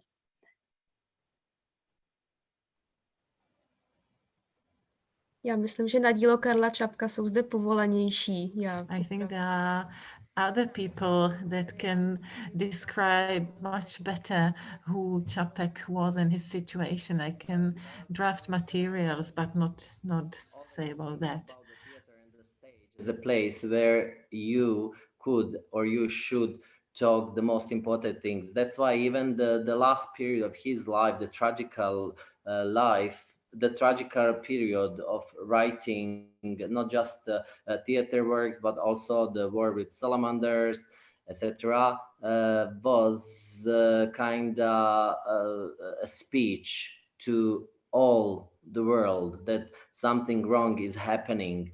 And as we know, his last drama together with Brother Čapek was from 27, and he didn't write anything till the White Plague, till 36, 37. So he really thought that the theater is the right place where to talk to your people and to the world. That's why he was very important figure in the beginning of Czechoslovakia, not just the theater work, but he was also thinking, for example, what impressed me the most at that time was the Czech fairy tale that Čapek in 1918, 19 and 20 did during the Christmas period for children, the fairy tales, kind of monographies, and he asked lots of colleagues from Czechoslovakia at that time, not just writers but also artists, to help to improve the artistic literature and also this political situation at the beginning of a new country. So he was always with the people. He was always not just Czech Republic, and I know he was traveling a lot in Slovakia, and he got lots of bad critics that he didn't know at that time the Slovak situation and Slovak writers, and he was answering he was corresponding with those people in the newspaper. He was very sensitive man, and he was, as I could say, breathing with everybody. And I might add just that, you spoke about his activities inside Czechoslovakia, but after the success of RUR in Britain, Čapek became a figure in Britain, and he just tried to support our democracy and our new independence by bonding us to the British public, to the British culture. And he was one of the very interesting histories related to his lifetime is also his history with PEN, with the International PEN Club, who he was the President. Chairman, he was the president. Chairperson, the chairperson, from 1924 on, I believe, and also the moment when he was suggested for the leadership of the International PEN was a key moment. And actually, it was very unfortunate that he was so humble, because he handed over his nomination to Romain Rolland, who proved to be, excuse me to say that, basically of no use during the World War II. And I believe if Čapek was there of course he died, but if he was there in the late 1930s, he would have used PEN Club as a political tool, effectively influencing the situation in Europe. So I would say, just as Hassan, just as you said, he was a very active person inside our society, but also inside the European society, and made a real influence there too. So yeah, definitely. The Czech Center of PEN Club was funded in 1925, and Karel Čapek organized the meeting of the International PEN Club in Prague in 1938. And as you said, Clara, he tried to use the power of this international organization to fight for the Czech destiny before the World War II. So yeah, it's an important part of his work, and we should mention also at this moment that he was a very active journalist as well, because we have spoken about him so far mainly as an author of plays or as a writer. And maybe he's the only example in the world, you could correct me, who was either that good, he was a good novelist and a good journalist, and I think his journalist work will be read in the next 100 years. And which is what is important for Karel Čapek, that he never left, and he never wanted to left, not just him, even his family, Czechoslovakia, and everybody knows what's going to happen to him and to his family. And actually it happened to his brother. The family said that Čapek was more luckier that he died before the Second World War, but we knew what could happen to him. But he never left the country. He never left his people. Even Thomas Mann wrote, even the other great friend of him, writers from the world wrote.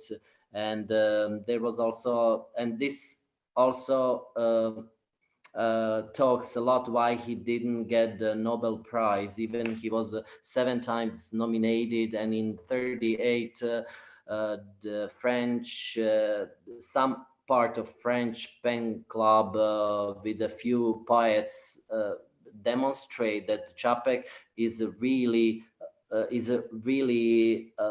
supposed to get this prize, but he never got it.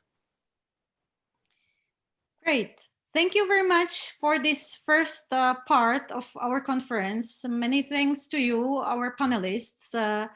We have now a plan to have a lunch break.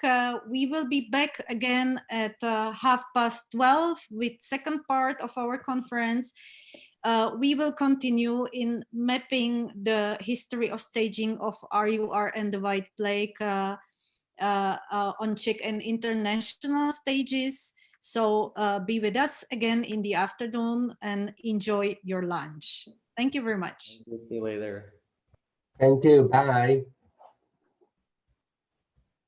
Hello, everyone. Good afternoon. I hope you have a great lunch. And I'm pretty sorry for those who didn't have any lunch. So let's hope so the central part of today's conference is gonna be that interesting that you will forget the food and you will just think about this spiritual food. Welcome. As you know, this conference is organized by the Arts and Theatre Institute from Prague in cooperation with the Czech centers in the world and Silesian University in Opava and Community of Brothers Čapeks, also in Prague. And we are so thankful that you are participating and you are gonna be today with us.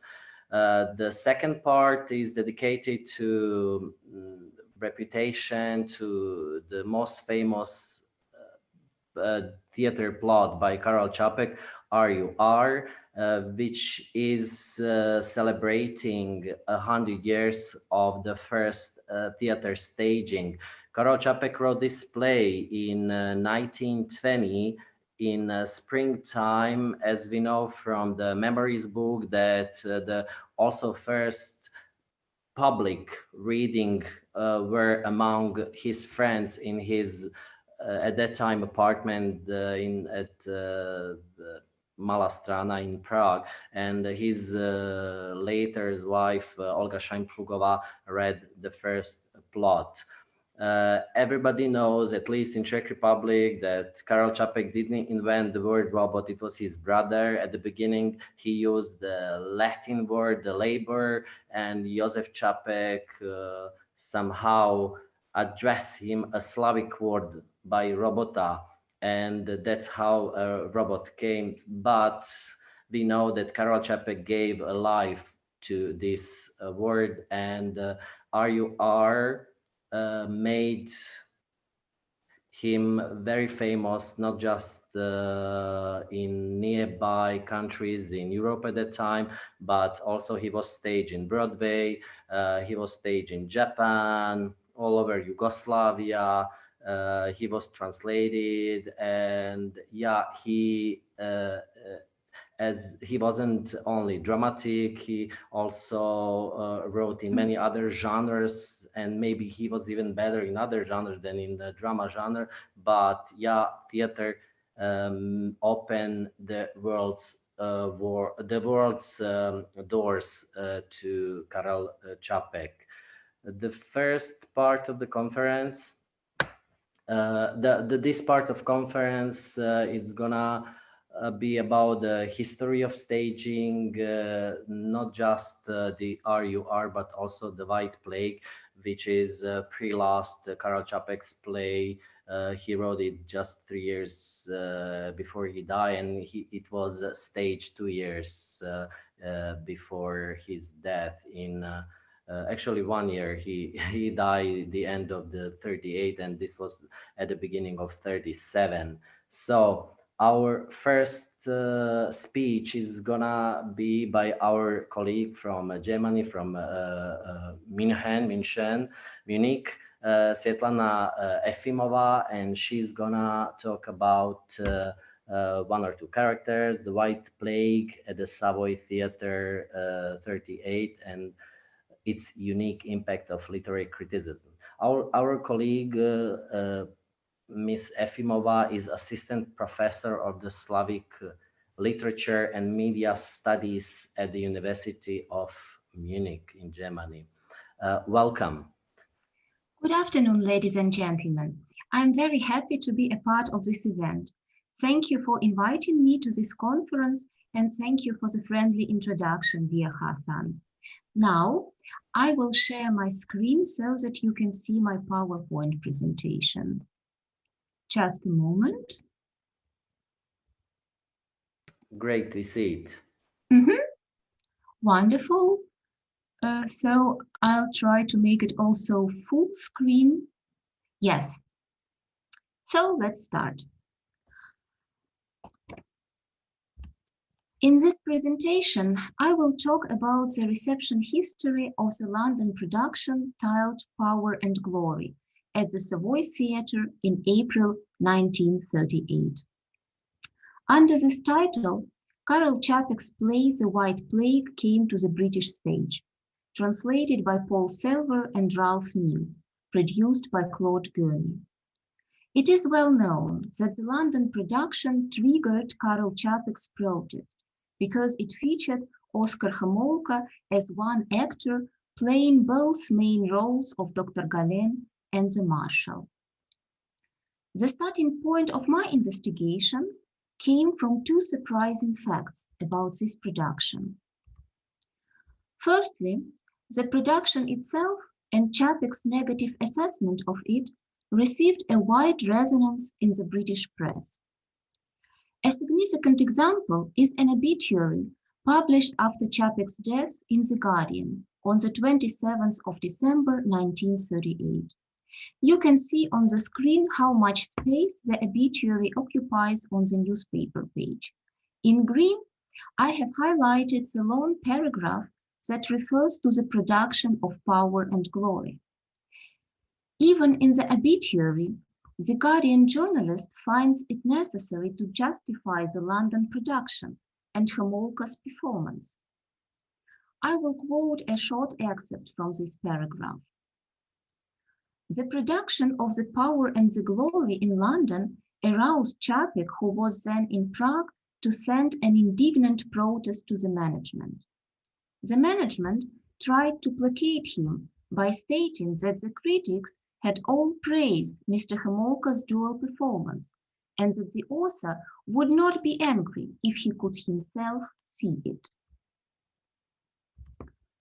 Even more surprising is the fact that literary scholars are still debating the extent to which this directorial interpretation from 1938 corresponds to the original text. For example, in his 2005 book on the history of science fiction, Robert Filmus gathers arguments for and against Homolka's dual role and calls it questionable but not totally indefensible. In a 2017 article, Alexis Silowski speaks positively of the London production, as Homolka's two roles match her own interpretation of the White Plague. My presentation aims to explain the unique influence of the London production and to analyze it as an important case for the relationship between staging practice, theatre criticism, and literary studies. My following argument consists of 4 steps. First, I will clarify the importance of the question whether 1 or 2 actors play the roles of the Marshal and Gallen. Secondly, I will examine how theatre critics perceived Power and Glory in 1938 and compare reviews by Charles Morgan and Otto Radel. In doing so, I will reveal some points of tension between literature, theatre, and criticism. Finally, I will argue that the staging of Power and Glory is an act of interpretation and an object of interpretation at the same time. Initially, I wanted to talk also about a 2004 New York production of the same play.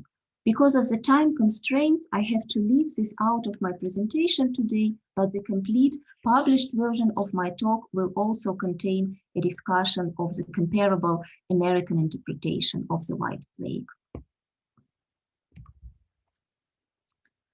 So, step 1. When contemporary scholars argue about the London production, a key point of contention is whether the Marshal and Gallen represent the same type of character. As you know, Dr. Gallen invents a cure for a deadly infection, but as a pacifist, he is willing to share it publicly only when all the nations have made perpetual peace. For Gallen, the duty of a doctor to fight for every human life means that a doctor is obliged to prevent war. In view of this high calling, several principles of medical ethics recede into the background. Gallen is ready to sacrifice suffering individuals in order to achieve peace and welfare for the world community. Both the nationalist dictator and Gallen are individuals who claim the right to act on behalf of a collective. In his preface to the play, Čapek points out that Gallen is similar to the Marshal, whether he is aware of it or not. I quote, "He refuses to help the suffering because he himself fatally adopts the inexorable morality of the struggle." Robert Filmus therefore concludes that Čapek himself actually anticipates the theatrical interpretation at the Savoy Theatre. Nevertheless, the playwright himself justified his indignation at Homolka's double role on 2 counts.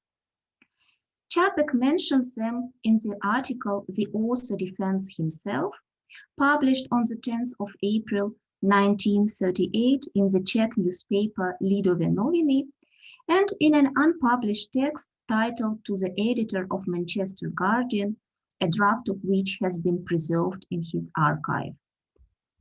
Firstly, Čapek sees an ideological and personal conflict between the Marshal and Gallen as the very core of his play that can be fully embodied only by 2 different actors. Secondly, the dramatic climax is achieved in the key scene of their face-to-face encounter, whereas Oskar Homolka could only speak to himself over the phone. Hence, Čapek emphatically concludes, "The way I see it, a play in which these two do not meet man to man would no longer be my play." Čapek's archive also contains a manuscript titled The Author's Interpretation of the Play, with the following statement. As long as the drama The White Plague is performed on stage, audiences will debate whether the stubborn pacifist is right when he refuses to help a suffering humanity. Čapek thinks of his play as being experienced in a theater rather than read, and ascribes the main importance to the viewer's interpretation of the performance. In his mind, the theatrical production should give the audience freedom for discussion, while literary scholars consider the London staging as an interpretation of the play that emphasizes Dr. Galen's guilt. From this point of view, the production from 1938 becomes an influential critical interpretation of the drama. With this in mind, let's now examine how theater critics really perceived Power and Glory in 1938. A long review under the title Karel Čapek in London appeared in the New York Times on the 1st of May, 1938. Its author, Charles Morgan, was a British writer and drama critic who regularly contributed pieces on theater to the Times and the New York Times. In general, his review gives the reader an impression that he is more concerned with Čapek's play than with the London production. Morgan sees Power and Glory primarily as a plea for peace, but criticizes Čapek for the political naivety of the eternal peace idea. Morgan overlooks the allegorical nature of the plot and asks seriously, if the nations were to disarm, what is there to prevent them from rearming again? Despite this and some other critical accusations, it is a positive review that recognizes a particular significance of Galen's character. But what gives overriding value to Čapek's work is the portrait of Galen, as powerful a study of spiritual individualism as any I have seen in the contemporary theater.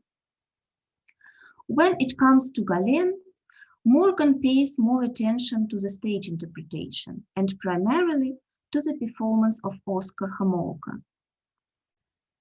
I'll quote, Čapek brilliantly suggests, with the help of Homolka's beautiful performance, that Dr. Galen is a single-minded saint.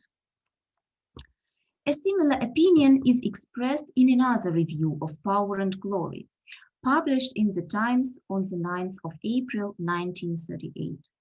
The review is unsigned, but it was probably also by Morgan. Here too, the critic praises Homolka primarily for his performance as Galen.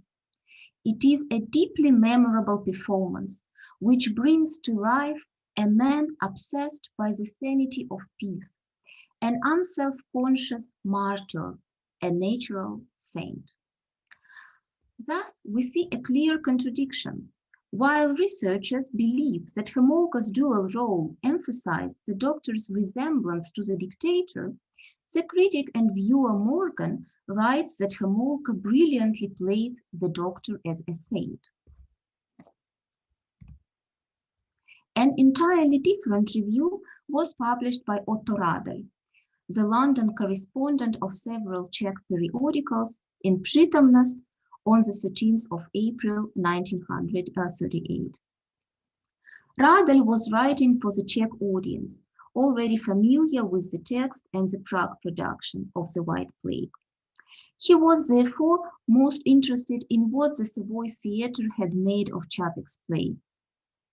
Radel reported a resounding success with the English audience. At the same time, his own criticism of the production was worded in the style of a satirical pamphlet. His article explains how the production became a sensation because of tragic circumstances. On the very Tuesday when the premiere was scheduled, Oskar Homolka's young wife suddenly died of blood poisoning, and the play was postponed until Friday. Radel writes, "The London tabloid press suddenly focused all its reporter curiosity on the performance that had been deemed barely worth a few lines until that moment." According to Radel, a headline of the Daily Express that week promised that on Friday, Homolka will play opening night for the spirit of his dead wife, and the theater audience was riveted to his performance.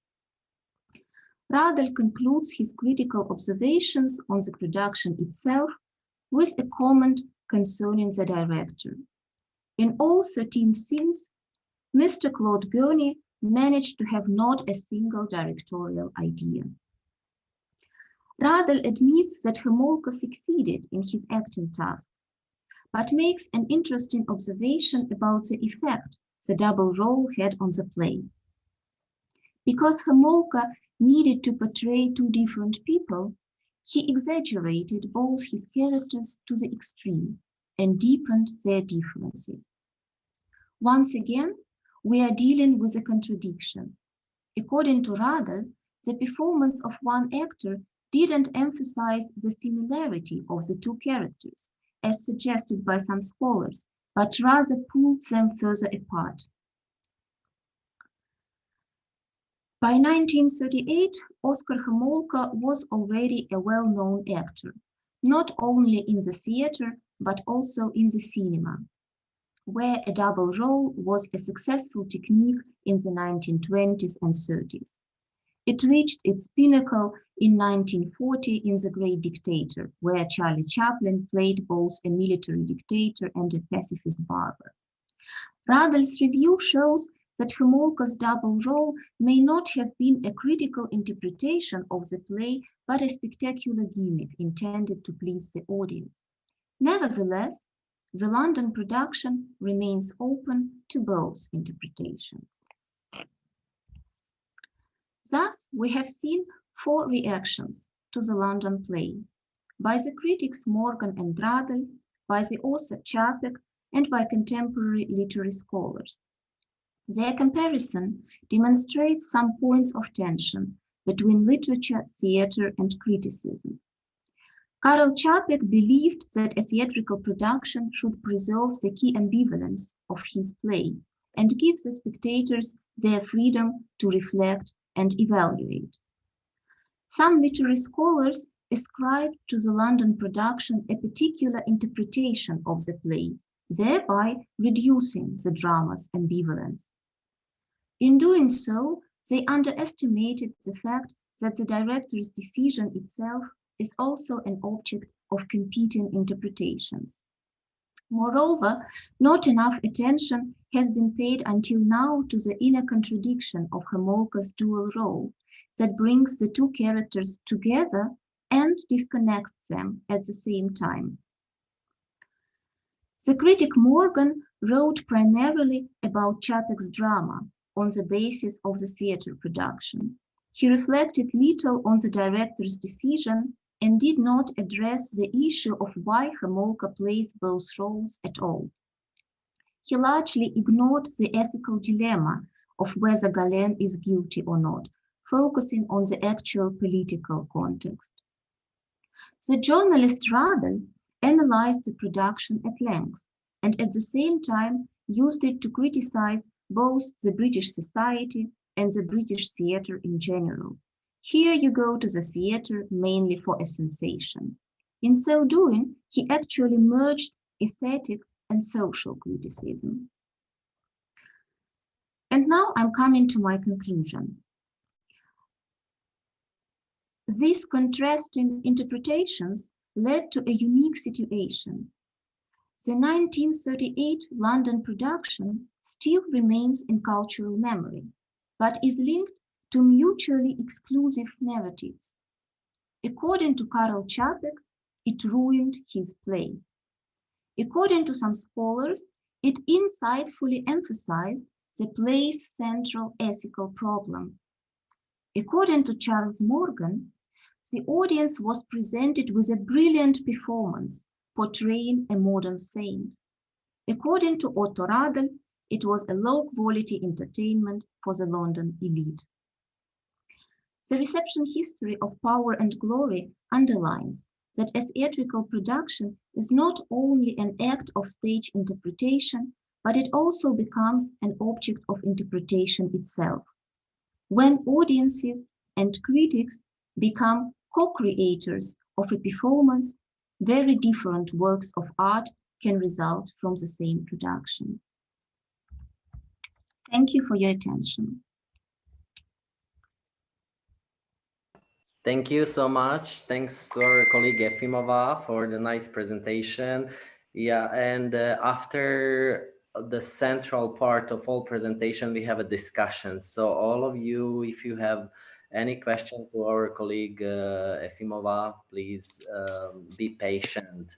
Yeah, England gave Karel Čapek lots of glory, lots of power. England gave Karel Čapek wings, but also many problems, especially with his translator Paul Selver, but he has in after 1921, and as he wrote in his England letters, that he has his angel, which was Ochadlo, another translator who helped me a lot in England. But as I said, these problems with Paul Selver continues even in 30s, especially with RUR. But thank you very much for your presentation. And yeah, the next presentation is coming from a memorial of Karel Čapek. I guess all of us from at least Czech Republic, maybe Slovak Republic, visited this memorial in Strž, where from last year is a new director, Mr. Zdeněk Vacek, who is a historian and also a journalist. He became very famous by his travel by Čapek's routes and using the Škoda, the same car that Čapek used at that time. And even for our foreign listeners today, I would recommend to see at least those books, even they are in Czech language, but there are lots of nice photo documentation, so at least they could see what kind of very interesting trips Mr. Vacek had. Yeah, I forgot to say my robot who is reading RUR, it's saying hello.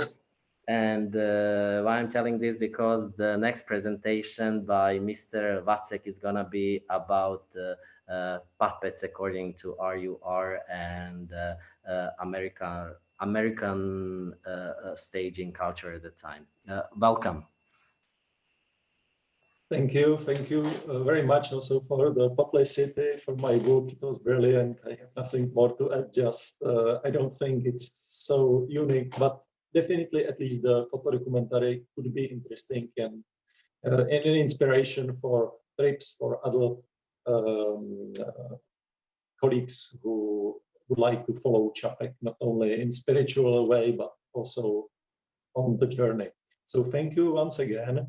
I will have much more text, but no photography. I wanted to make just a presentation, I mean a spoken one. So let me start with a little controversy concerning the reception of the Karel Čapek science fiction play RUR, Rozumět Universal Robots.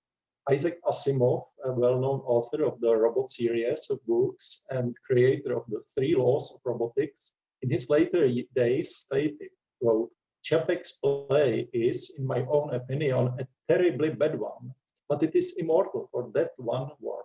It contributed the word robot not only to English, but through English to all the languages in which science fiction is now written, unquote.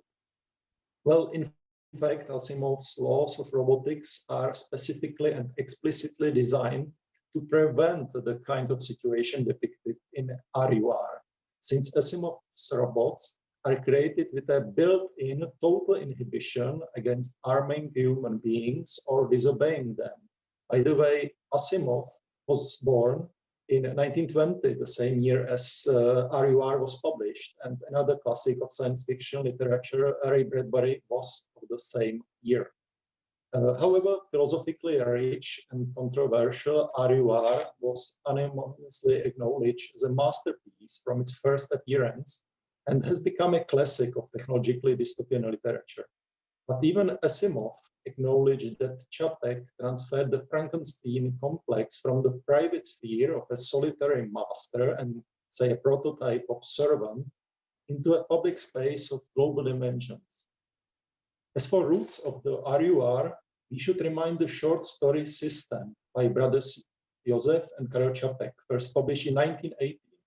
The main character, Repraton, the factory owner and planter, tells the story how he gradually breaks down the independent thinking and human needs of the workers in his factory.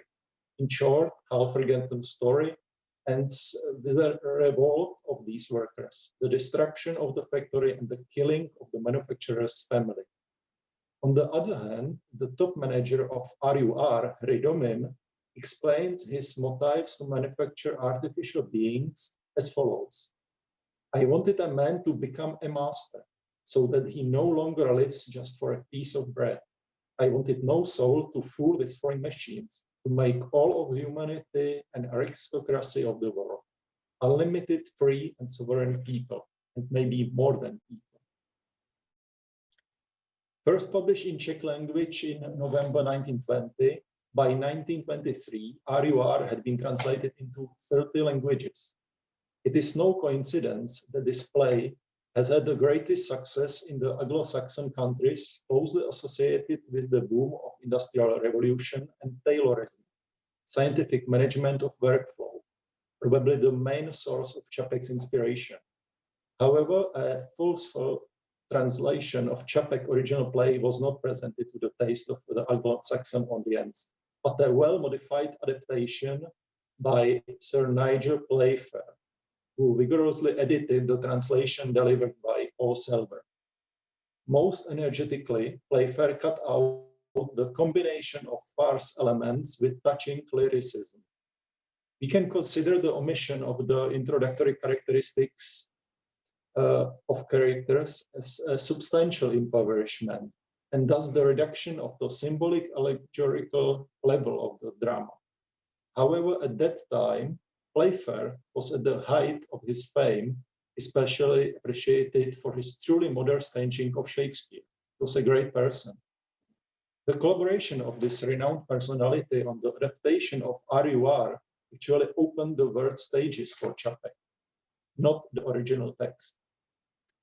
The substantial leap was achieved in the so-called most artistic theater of America, the Theatre Guild Association, founded in 1918, with the aim of featuring non-commercial plays by American and foreign authors. This phenomenon significantly contributed to the rise of Broadway between the 1920s and 1970s, and by the end of 1996, it had released 228 plays, including 18 by George Bernard Shaw. RUR became the third major production in the company's history. The consistently gleamed American robots without individual features were perhaps even more menacing than in the Czech or German versions. They took an united stance, upright with clenched fists. They had natural proportions, but in the cartoons accompanying period reviews, they were portrayed as substantially larger than human figures to emphasize the threat of artificial beings. The emphasis on the conflict between good and evil is considered as one of the cornerstones of the success of RUR in America. Robots were actually presented as the work of man, which has spiraled out of control. Until February 1923, the Theatre Guild Group performed a total of 184 performances by RUR. By the way, it's more than 3 times more than a National Theatre in Prague. And in the following decades, it inspired a number of other smaller theatre ensembles throughout the United States to stage it. By the way, it was this play which started the career of the future Hollywood star Spencer Tracy as a robot on Broadway. It is paradoxical that a purely English, say, modifications by Selver and Playfair succeeded earlier overseas than on domestic British soil. Nearly 200 reruns on Broadway encouraged producer of St. Martin Theatre in the West End to speed up his own staging. The premiere took place in April 1923. The play was rehearsed by Basil Dean. The set design was created by famous George W. Harris. The young Basil Rathbone, who later became famous for starring in Sherlock Holmes movies, received recognition for his portrayal of the factory manager Domain, not Domain, but Domain, as did actor Leslie Banks for a leading robot. This RUR production was the first on the British soil to use the screams of factory sirens on the scene, amplifying the dramatic effect of the robot uprising. The state-of-the-art experimental laboratory equipment delivered by the American giant General Electric was used as a prop, and the revolutionary light design also attracted attention in London theatre circles. The great attention that RUR in British art circles achieved was testified by the public debate at the St. Martin's Theatre 2 months after the premiere. Čapek's favorite author, Gilbert Case Chesterton, designated RUR for a legitimate satire on the conditions of contemporary industrial life. He warned that once a person lets robots work for him, he loses his luck. Chesterton appealed for a return to simple life. George Bernard Shaw defined a robot as a being lacking originality that must do whatever it takes. Robot is not allowed even to the luxury of inherited sin. Shaw then turned to the audience and declared that all present people were robots, due to reading the party press and because their opinion is the opinion of fabricated articles that were stuffed into their heads. At the same time, Shaw praised mechanical work, which may preserve intellect in virgin innocence. There was a humorous contribution from the audience. Certain gentlemen expressed the hope that the machines would never come to life and that it would not be necessary to put men's and women's bicycles in different chambers overnight due to their morality. Karel Čapek, who did not personally take part in the debate, reacted later in the British press. He tried to shift attention from economics and political issues to philosophical ones.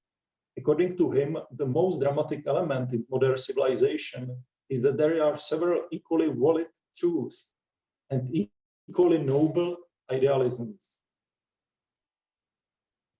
To the least known adaptations of Čapek's RUR belong the puppet shows staged by the American unemployed and subsidized by the US government's agencies.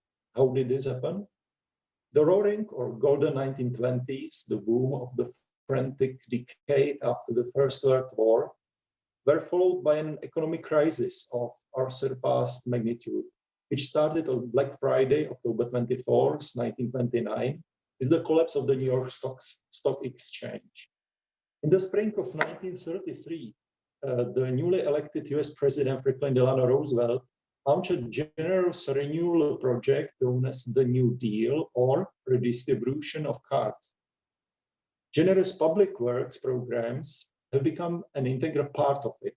The army of the unemployed, of whom 4 million were involved in one of the sub-projects at one time, was paid by the Works Progress Administration, WPA. Not only dams were built over 1 million kilometers of roads, or 10,000 bridges, industrial enterprises, etc.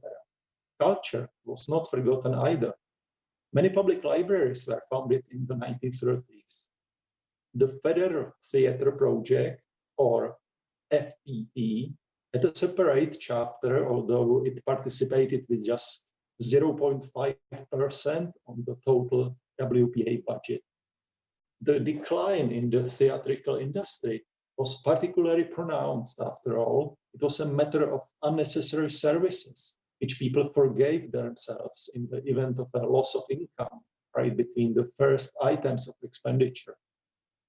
During the 4 years of its activity, from 1935 to 1939, FTP supported 200,000 US theaters with 15,000 employees.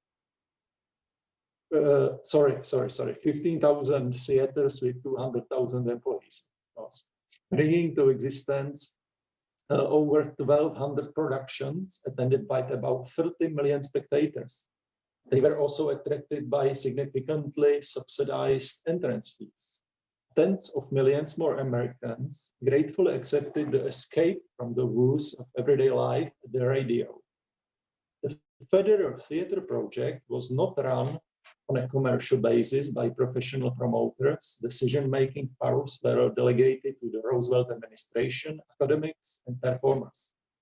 This concept resulted in a successful mix of dramaturgical classics while maintaining plenty of opportunities for young authors. Under the protective wings of the US government, such a strong generation of creators grew up as Elia Kazan, Arthur Miller, or Orson Welles.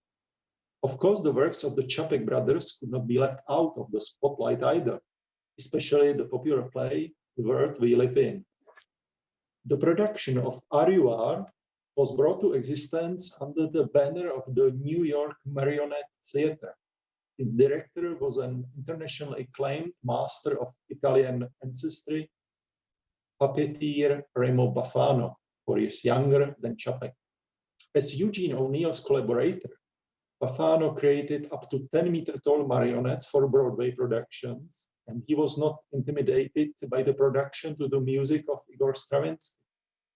After the outbreak of the economic crisis, Bafano received government support, and his team of 47 amateur colleagues managed to arrange over 1,000 performances.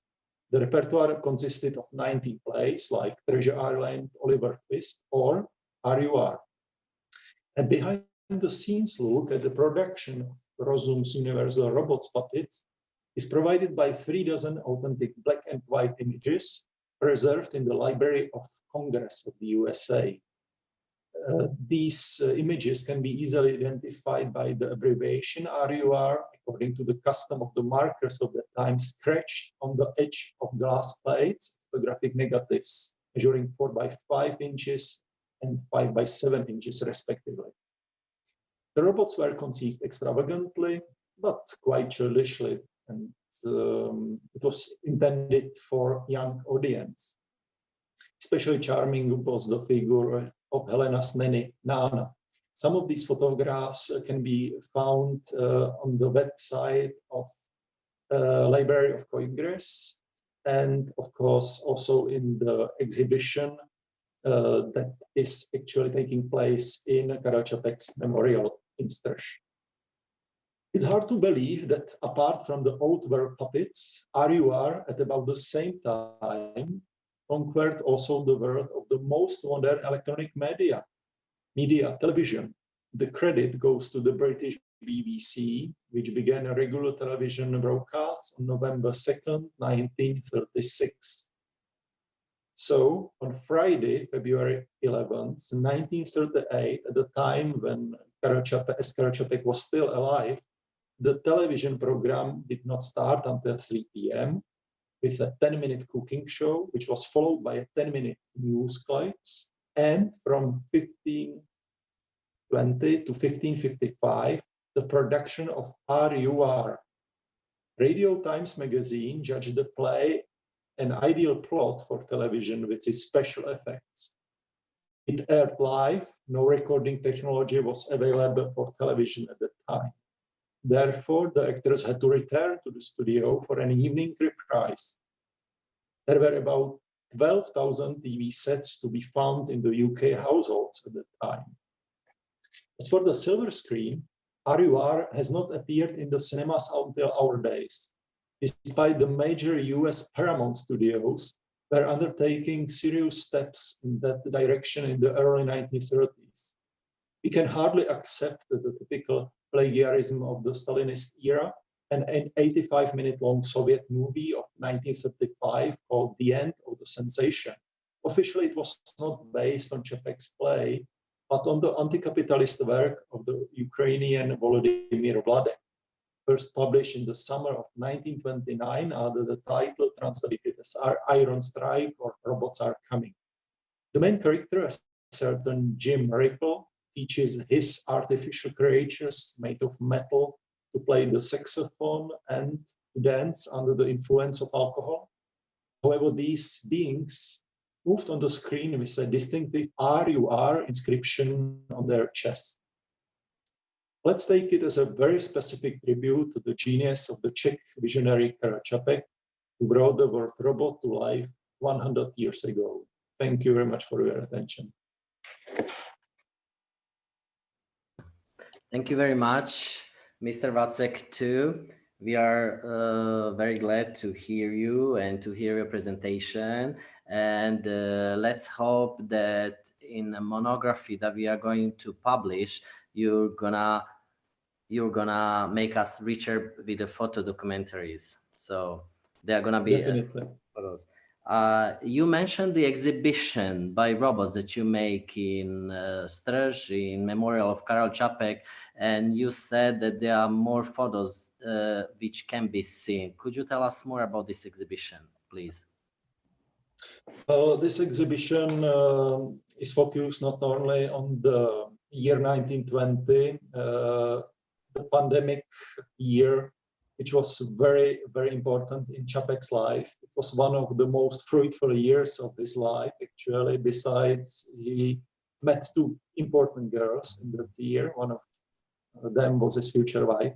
But we are focused also on the Taylorism, on the idea I was speaking about, so scientific organizational management of work, and its reflection in RUR. We are speaking or showing the staging of RUR and National Theatre in Prague, in Berlin, which was very, very progressive, even probably more than that in Prague. Then the things I was just speaking about the reception in Anglo-Saxon countries. But we are also we have also found a connection with present scientific work, because RUR is usually connected with artificial intelligence, and we are thinking that it's more closer to artificial life, which is a different subject. And we have great luck that we are in close connection with Dr. Jitka Čejková from University of Chemistry in Prague, which has edited a brilliant, thank you very much. She has edited a brilliant book, Robot 100 Rozums. And she collected actually the ideas or impressions of her colleagues from chemistry, from biology, physics, but also artists. How do they feel about RUR 100 years after its publication? It's brilliant in that sense that these people, many of them, didn't know anything about Čapek, about the word robot coming from Czech, but they are masters of their specialization, and they can say, well, the ideas that Čapek brought and dilemmas of scientific work of today are actually those same as Čapek predicted 100 years ago. So it's very pleasant to hear that. And the last part of our exhibition is actually the presentation of silver and golden medals, a very nice work of art, which is manufactured in a limited edition by Česká mincovna. It's a firm that delivers the Czech currency to the Czech National Bank and makes many lovely special medals. So one of these medals was made previous year to the 100 years anniversary of RUR. So I can recommend the price of the silver medal. Yesterday it was in a Metro publication. So if you have at home Metro from yesterday, this was there. Thank you very much. And as everybody knows, this conference is about the then, the past, now, nowadays, and after. That's what actually you said. And you mentioned RUR, Rosum Universal Robots. We just discussed this morning that Čapek was specific into putting a name in the titles of their books, which maybe Czech people do not think that much, but when translate them, they have many problems. And if anyone analyze the names of the book in foreign languages, we can see there are so many mistakes in the history. For example, RUR, you said the Rosum Universal Robots, and that's how Čapek explained in English. So there are no Czech version. But for example, in some Japan's translation, they translated this with the Czech language. So they thought it might be, as I said, it was definitely a mistake because Čapek left it in English language. And colleague Efimova mentioned the power and the glory. It was the English name for the White Plague. And the White Plague was never translated as a disease, which many Czech books, if they are translated in English, use this word. But in Anglo-Saxon's world, there was no such a translation. They use those two names, which our colleague Efimova mentioned, and scourge also. So, etc., etc. He actually was a visionary, as everybody knows, and he used a modern language. So he put lots of philosophy and intellects even in the titles of his book. You talk about puppets, and for our guests and for you, tomorrow we are gonna have a special lecturing, a special speech by Cakes and Puppets, Buchty a Loutky, where Mr. Marek Bečka is gonna have a speech, and they made such a great performance by RUR last year, and it was streaming online, and the same theater by Vít Bruckner also did a great Čapek's fairy tale, the police one in Český Těšín in a Polish language, and now it's gonna be also the Czech version of this play. So if you are interested in Puppin World by RUR, stay with us and be with us also tomorrow. Mr. Zienek, thank you very much. Mr. Vacek, thank you very much. Thank you very much. Yeah. We are also continuing in this RUR world. We are going to a Spaniard area, and Anna Stadlerová, Miss Anna Stadlerová, is gonna present us a part of her thesis. Welcome. Thank you very much. The stage is yours. Thank you. So first of all, I'm going to share my screen with you. Here we go. Hopefully you should now be seeing my presentation. Now, do you see it? Yes. Perfect. Thank you. Good afternoon again. My name is Anna Stadlerová. I'm a professional translator, and I studied translation and interpreting at Charles University. My languages are Czech, English, and Spanish. And today I will be presenting the results of my master's thesis, which I defended in September last year. In this thesis, I focused on the translations of Čapek's RUR into English and Spanish. And I looked into what exactly has changed in those English and Spanish translations and how that might have affected the way English and Spanish-speaking audiences understood the play. So, first of all, which translations of RUR are we looking at? Obviously, in English, the first translation was the famous Paul Selver's translation, which we already mentioned a couple of times today. I actually think my presentation will follow Zdeněk Vacek's presentation very nicely and complement it too. So this is the translation I was focusing on in my thesis, because I was then analyzing Consuelo Vázquez de Pargas' Spanish translation, which is a translation of Paul Selver's translation. You can see that there have been other translations as well. You can see that for over 70 years, Paul Selver's translation was the only available English translation of RUR until 1989, which is when Claudia Novak-Jones's translation came to the picture.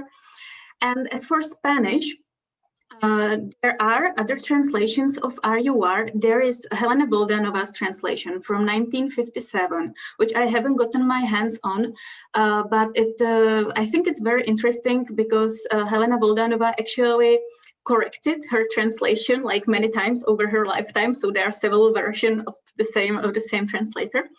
And that translation was published in Argentina. You wouldn't find it in Spain. And then there is also Juan Cervera's adapted version for children, which is an adaptation of Consuelo Vázquez de Pargas' translation. But anyway, in my master thesis, I focused on these two bold translations, Paul Selver's translation and Consuelo Vázquez de Pargas' translation. So, who was Paul Selver? He was a British translator and writer. He translated from many languages, actually, not only from Czech, but also from Norwegian, Danish, and Russian. And he decided to translate RUR as early as in 1921, and he then sold the translation to the Garrick Theatre in New York and to St. Martin's Theatre in London. And it was especially the New York premiere, as we already heard, that helped the play to achieve global fame. It was the Broadway premiere. And since Czech is a minority language and not many people are able to speak it, and much fewer people are able to translate from it, many people then translated from Paul Selver's version to their respective languages. This phenomenon is called indirect translation, or secondhand translation, or relay translation, whatever you want to call it, because there are several names for that in translation studies as well. It is the phenomenon of translating not from the original, but from the translation. And obviously, I don't want to get into the scientific details, but even if you haven't studied translation studies, I think you can easily guess what the problem with indirect translation might be, and that is that it creates the Chinese whispers effect, right? When you are translating from a translation, your chance of making an error doubles, basically. So that is kind of what happened with the Spanish translation I was analyzing, but we will get to that later. First, I wanted to have a closer look on what happened in Paul Selver's translation. We heard parts of that already in Zdeněk Vacek's presentation. So in Paul Selver's translation, it is also interesting to note that there are actually two versions of these translations. There is the New York one and the London one. Never mind. I will get to that later. Anyway, in both of these versions, entire lines and considerable parts of dialogue are omitted, as well as entire scenes are being omitted. Most notably, probably the scene when Robert Damon stumbles back on stage and he bleeds and he pleads for his life, and it's a horrific scene which is completely missing in the English translation. Considerable portions of text are also being added in the English translation, so things that Čapek never wrote suddenly appear in the English translation. Risky bits are being edited. That is to say, any scenes with sexual undertones are just being omitted because probably that wasn't appealing to the Puritan tastes of the time. And what I find especially sad is that Čapek's sarcasm is very limited in the English translation. There are many funny lines, and those of you who know Čapek very well know that his plays and his works are in general funny, even if they are treating a very serious subjects. It tends to be very, very funny. There's always the underlying sarcasm, which is just very limited in Paul Selver's translation. Another important change is that the characters, sometimes they are merged. Like, for example, in Čapek's RUR, there are two robots, Damon and Radius, which are merged into one single robot. There have been very interesting essays written on that subject as well. And the characters are changed. For example, for me, the biggest change was for the character of Domin, which is Domain in Paul Selver's translation, because he appears much more gentlemanlike in the English translation. In Čapek's original, he seems like that kind of assertive man who always knows what he wants. He's the director of Rozum's Universal Robot, so he always gets what he wants, and he can even come off as rude, even to his wife, in some of the dialogues. And that's definitely not as he comes off in the English translation. He seems like the perfect gentleman, always ready to protect his wife. So that's another change, and there are similar changes like that in the translation. Symbolism is also limited. In Čapek, Helena keeps referring to herself as an infertile flower. That reference is present in the play, like it is there like 8 times, and it's just omitted completely in the English translation. While I would say it is important for Helena's character, because this is her way of expressing that she would like to have children and she can't have them. For the purposes of this presentation, I was trying to prepare a comparison of the way of the impressions I had when I was reading Čapek's original text and when I was reading Paul Selver's translation. And so the one impression you definitely get from Paul Selver's translation is that it is much less funny, and and all the men kind of appear like gentlemen. So the overall impression you get is like it is like the fight of good gentlemen fighting against the machines who just turned crazy and attack them. While in Čapek you get much more the comedial aspect of it. It is a at least in the first part of the play, it is a comedy, and you can say you can see the many different perceptions of truth and the conflict of different idealisms, which is also what Zdeněk Vacek already mentioned, and what actually Čapek himself said, that it is the most important part of the play, that actually in this play he wanted to focus much more on the people than the robots. He wanted to focus on the way different people imagine different versions of an ideal future and different versions of an ideal development. Why did he do it? Why did Paul Selver decide to do these changes?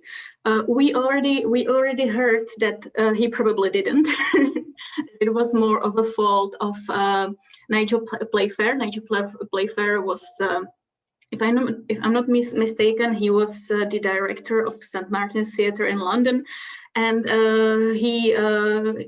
Even if you look for Paul Selver's translation today, he is often listed as a co-author of the British version. Then in New York, there were also other people who talked into the way the play was staged and changed. For example, in the Garrick Theatre, there was a woman called Theresa Helburn, who specifically there's evidence of her saying that it was her decision to actually cut out the scene of the robot bleeding because she said that it was like too horrific for American audiences. So the answer is that Paul Selver as a translator wasn't really a bad translator at all, and these changes weren't always his decisions. There were decisions of the directors of the theaters where the play was staged. We will now get to Consuelo Vázquez de Parga. She is the woman who translated RUR into Spanish, and she translated it from English from the British version of Paul Selver's translation. She translated it in 1966. She did translate or had translated some books from English before, but she never really specialized on translating plays. And when I was researching her a bit, I found out that her husband was a playwright. And so I think it might have been a coincidence that she simply decided, or he told her to translate this play, because as far as I know, it is the only play she ever translated. So what does the translation, the Spanish translation look like? All the changes we mentioned in Paul Selver's translation are kept in this one, obviously, because she was translating it from the English. So chances are there are good chances that she probably didn't understand a word of Czech and didn't even know that there had been some changes made to the English translation. To this day, this is the only version of RUR you can get in Spain as a book. That is, if we don't count Juan Cervera's adapted version for children, which is an adapted version of this text anyway. So to this day, this is the only form in which you can read RUR in Spain. So all the changes we mentioned are kept there. Plus, I think it is safe to say that this was a substandard translation. So not only that that there are all these changes we already mentioned, but also it is obvious that Consuelo Vázquez de Parga had a very hard time understanding the English text. She misunderstood many of the English lines. There are very obvious linguistic errors, many anglicisms too, and if there is any humorous line left in the English, in Paul Selver's version, it is just gone in Consuelo Vázquez de Parga completely. I have so many examples of this in my master thesis. I didn't want to bother you with that, but I added just one example of this because I think it's funny.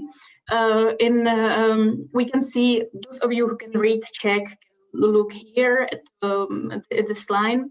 A co by s ní, prosím vás, dělali, which has been translated into English as fancy that now, and what would they do with their wages? Pray. Now this pray means like, would you be so kind to tell me? It is the classical formal line, which could be omitted. It doesn't have to be there. However, it was translated by Consuelo Vázquez de Parga into Spanish as rezar, which actually means pray, like what religious people do in a church. So like in Consuelo Vázquez de Parga, suddenly robots pray with their money, with their wages, and there are so many other examples of that in this translation. So to sum up, for more than 70 years until 1981, English-speaking audiences were seeing a play which is considerably different from what Karel Čapek originally wrote, which we already mentioned. A more faithful translation was written in 1981.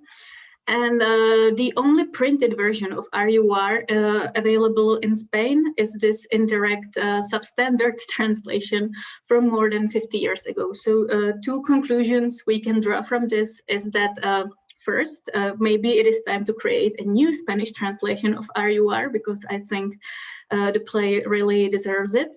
And second, next time you read RUR or watch RUR, it would be maybe a good idea to look at the translator, look whose version you're actually reading, and if it has anything to do with what Karel Čapek originally wrote. That would be all from me for now. Thank you very much for your attention, and if you have any questions, I can answer them later. Thank you very much, Ms. Stadlerova. It was really great honor to listen to you. I'm glad that we decided to put your presentation between us because we, at the beginning of discussion with my colleague Martina Cherna, we said that we would like to have a very theatrical conference, but anyway, you definitely belong to us. And as I said, talking to Mr. Vacek, RUR gave Čapek wings, money, glory, but on the other side, it gave him the biggest tragedy.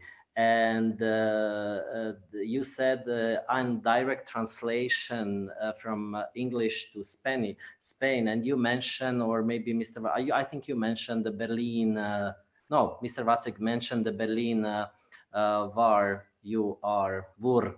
And with this translation, Čapek had many problems because from German it was translated, actually it was translated stolen to Russian, somehow adapted by Tolstoy, but not Lev, but Alexei Tolstoy, who anyway stole also Pinocchio, for example. And this version, the third version in Russian, the Czech people translated, and in Brno they wanted to stage it in National Theatre of Brno in 60s, and luckily Olga Scheinpflugova, the wife of Karel Čapek, knew it. At that time, a widow of Karel Čapek, it was after the Karel Čapek's death, she knew it, and they forbid this plot to be staged. So could you imagine the fourth translation?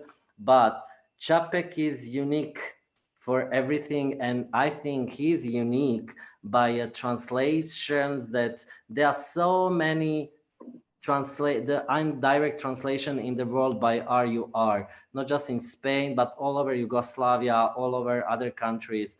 And I'm so glad that you talked about this.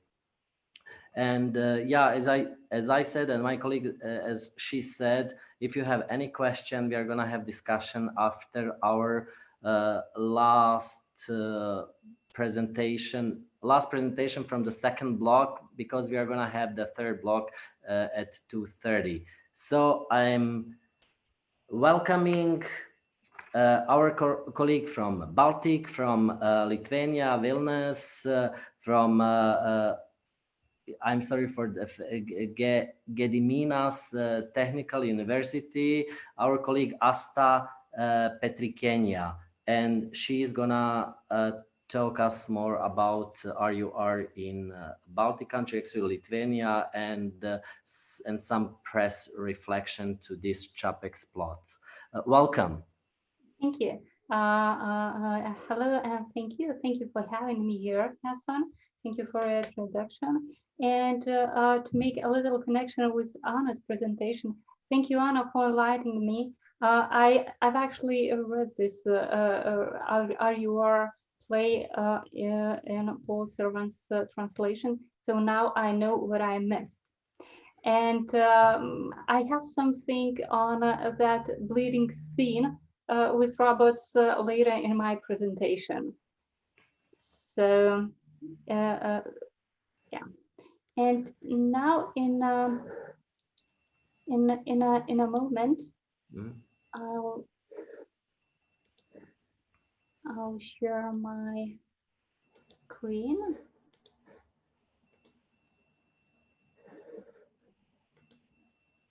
Can you see it? Yes, we can. The stage is yours. Thank you. Thank you again. And I'm going to talk about RUR production and reception in Lithuanian press in interwar period. Okay, so RUR premiered at the State Theatre in Kaunas, temporary capital of Lithuania at the time, on October 15, 1927. The premiere almost coincided with the 9th anniversary of Czechoslovakian independence, but reviewers do not seem to have been aware of it. Perhaps even showing premiere performances was not planned as a celebratory event. It must be said that the run of production, its popularity, and the number of ticket sales are not known also. Yet the production must have been fairly popular and known as one of the reviewers wrote that it does not make any sense to discuss RUR plot in more detail as it is already known to many. It is also worth mentioning here that RUR was staged in Lithuania 2 times. The second time in 1933.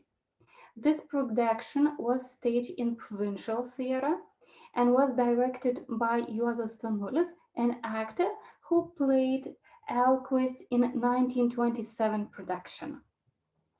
However, today I will talk only about the first staging of RUR in Kaunas. On the one hand, it is due to time limit, and on the other hand, archival documents held by the various institutions are temporarily unavailable due to pandemic. I will survey the production of Čapek's play in the context of the short tradition of Lithuanian theatre. After the re-establishment of Lithuanian sovereignty in 1918, the stage re-emerged in the political map of Europe after more than a century of absence. An opening night of the Herman Suderman's St. John's Night that took place in Kaunas on 19th December 1920 is considered to be the departure point of Lithuanian professional drama theatre and for major institution, the State Theatre. As a drama company initially run by the directing actors, Juozas Vaičkus and Konstantas Glinskis became the representative of the official style. Due to their conservative schooling, Vaičkus studied at the St. Petersburg Imperial Theatre School, Glinskis at the Hermitage and Suvorin theatres. The State Theatre thus became an arrearguard of the Lithuanian theatre. The set director, who incidentally did RUR, was Borisas Dauguvietis. He joined the State Theatre Company in 1924 and with decidedly different directorial debut. For his first production, Dauguvietis chose the symbolist drama, The Intruder by Maurice Maeterlinck and Hanel by Gerhard Hauptmann. I shall not write a critique. Why should I insult yesterday's great image with the pity remarks? Yesterday's theatrical feast was no mere art, it was a true act of creation, a reviewer exclaimed. After doing this, Dauguvietis, however, seldom returned to experimental drama and became famous for fast theatre making, favoring traditional realistic mise-en-scène. The season 1927-28, in which RUR was staged, nevertheless was an exception.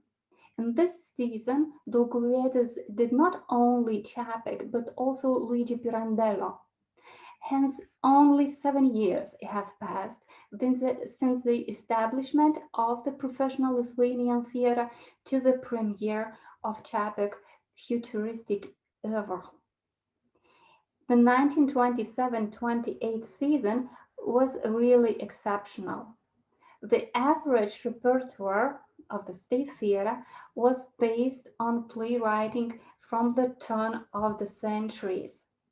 In this season, RUR, written in 1920, Carlo Rossell's The Boot and Luigi Pirandello's Così com si com ça, written in 1917, were staged. Thus, the real flash of contemporary plays, which was counterweighted by even 2 productions of Friedrich Schiller's works, the renewed intrigue of love, and the premiere of The Robbers. We probably should agree with the historian Antanas Vengris, stating that in the case of RUR, Kaunas spectators watched in amazement as the crowd of robots produced according to the recipe of the inventor Rossums destroys not only the striking workers, but also the inventors themselves. That was a quote.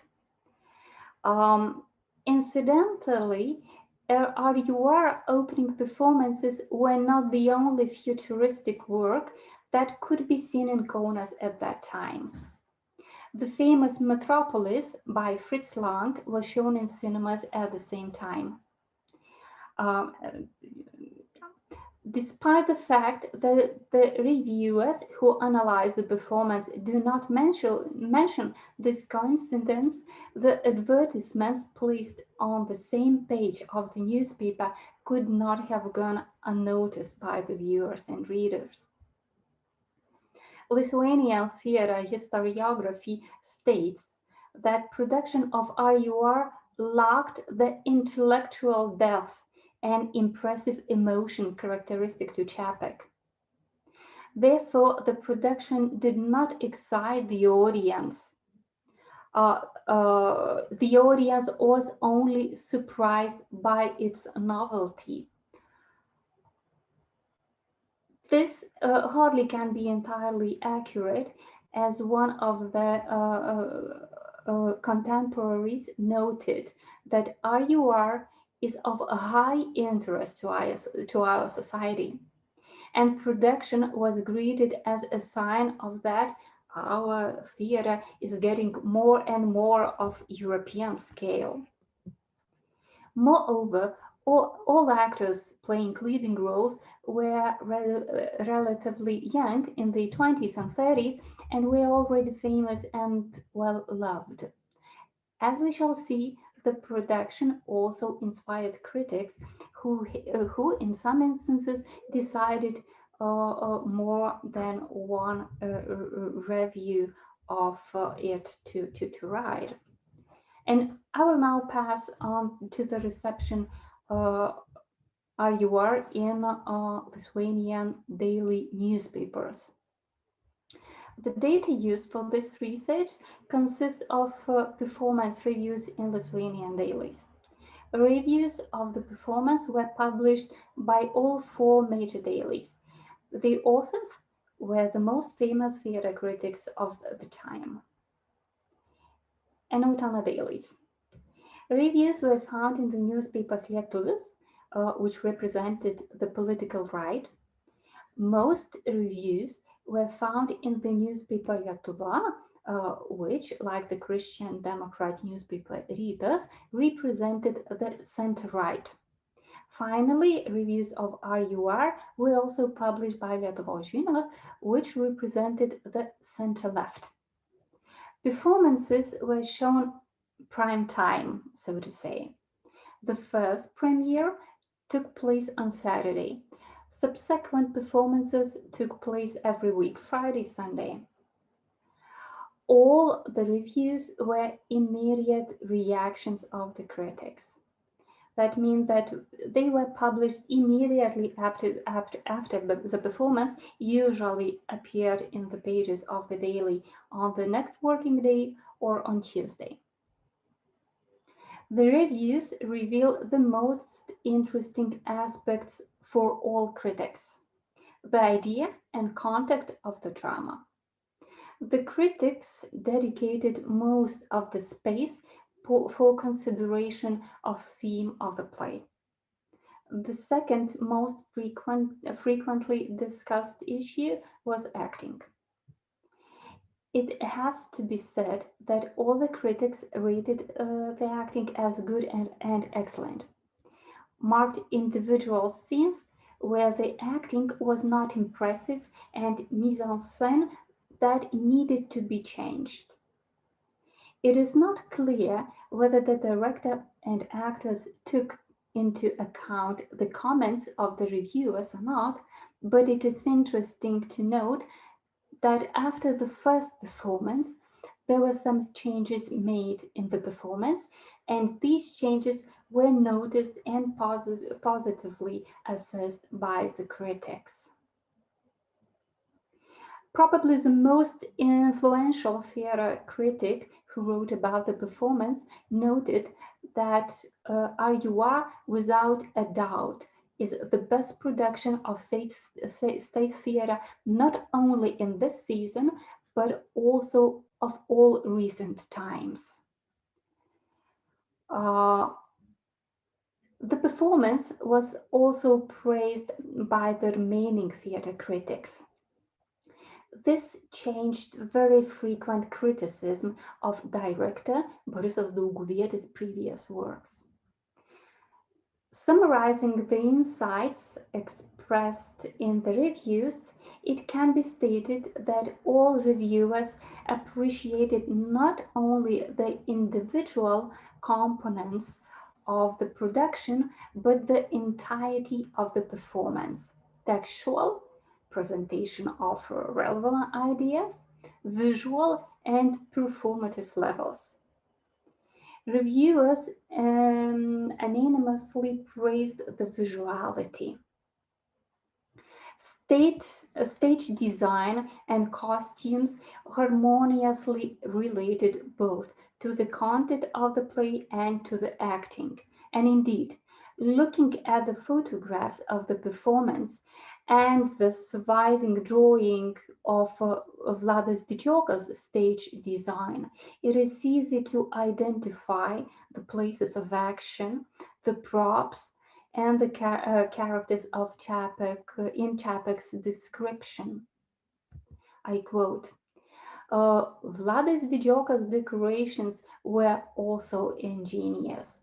Steel-colored laboratory constructions of chic shapes, luxurious cabinets, and the background behind the windows, the silhouette of the gigantic factory. Silhouettes of humans and robots, costumes, movements of all characters, tone of speech are adapted to such an environment. The components of the performance were harmonious and stylish, end of quote. In addition, the integrity of ensemble of the performance was also emphasized, which was an important appraisal for the company and the director, who normally was notorious for often hasty preparation of the performance, which reached the stage in incomplete form. The writer, artist, and theater creator Vytautas Bičiūnas reviewed RUR with true enthusiasm. He dedicated 3 texts of the performance. The first is most comprehensive. The remaining 2 were intended to discuss the changes the director made after the premiere. Although all the reviews of the performance interpret the content of the drama in their own way, they almost unanimously agreed on one defect. And now, Anna, here it comes. The demonstration of blood and the depiction of an injured and bloody robot on stage. This was too much for the reviewers as well. I quote, "It is hardly permissible to demonstrate scenes that transcend aesthetic limits. As if it's not enough that a character enters the stage after slaughtering robots with bloody hands and wiping them as a butcher in a cloak. He brings the half-killed bloody robot itself. The whining of the killed and the expressiveness of the killer were already evident for the audience." End of quote. This scene, as Bičiūnas points out, was cut off after the opening night. Other scenes that received the most reviewers' comments were adjusted, such as love scene of the robbers Primus and Helena, which was not convincing on the first night and considerably better in the second and third. It also should be mentioned that the reviewers did not take a closer look at Karel Čapek's drama per se. Although Bičiūnas, for example, being a writer himself, has sufficient subject-specific competencies to do so. A Cohen's assessment of Čapek's drama is found only in the text of two reviewers. Pranas Lubickas says, I quote, Čapek is far from giving the emotions of the coherent logic rage that would help us to recklessly surrender to the leitmotif of RUR. And Jonas Garbelis, another reviewer, compared Čapek with Lithuanian playwright Petras Vaičiūnas, as, in his opinion, both present with a good beginning, but with a very weak end. So at least three different lines of interpretation can be seen in all the reviews. And let's call them materialistic, Christian, and romantic.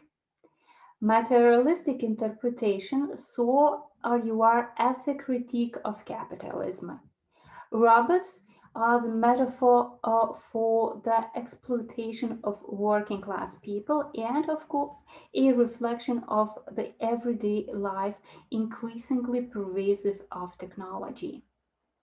According to reviews, the advent of contemporary technology is changing the world, in which the automatization of labor is inevitably increasing.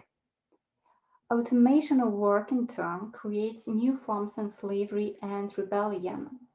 I quote, robots are all like one, like people of Christ, like friends of Lenin, who race against their masters. Some reviewers don't even use the term robot in their reviews. In their reviews and prefer human automata. This aspect of human automaton is most evident in the Christian and romantic interpretation. In the Christian perspective, automation is associated with a threat to humanity. People who do not work become parasites, deserves God's punishment. Instead of cultivating human spirituality, men start losing it under the influence of technology, and thus reduction of people begins. The religious aspect of the work's idea is highlighted by the reviewers of Rytas, who in the play saw the madman's vanity for which God had to punish. Hence, RUR is a parable of a man blinded by his majesty and for this punished. And the play is a call to turn down mechanization and to crown a man and a God, to quote a critic from the Rightist Daily. The third interpretive direction, which I call romantic, does not see RUR as a warning about God punishment, but emphasizes the problem of human spirituality as a basis of civilization. Technology, according to the reviewer, wants to turn a person into a lifeless automaton, to eliminate the conscious individual, his intelligence and will. Artificial man means a crisis of spirit, culture, and progress, a crisis of civilization, wrote Bičiūnas. These three interpretive perspectives curiously correlate with ideological platforms represented by the newspapers. Materialist reading of the production was unsurprisingly published in center-left daily. Meditation on Wrath of God was in turn published in Christian Democrat and nationalist papers, whereas romantic reading of RUR appeared in the center-right and somewhat conservative daily. I will leave you here with the final quote. Audience on opening as well as on subsequent nights express great approval of RUR and gratitude. Thank you for your attention. Thank you very much for your presentation. As I think everybody from Czech Republic knows that we do not have many presentations from your country, and we are very glad that your work will be published in Czech Republic and actually be in English language too for the other correspondents. What's the reflections anyway of Karel Čapek in your country, if you know? I actually found in a book bibliography of Karel Čapek that in your language, even in 13 years, the war with Salamanders, Hordubal were translated, but the theater work at all, it's not here in the book, because the book it's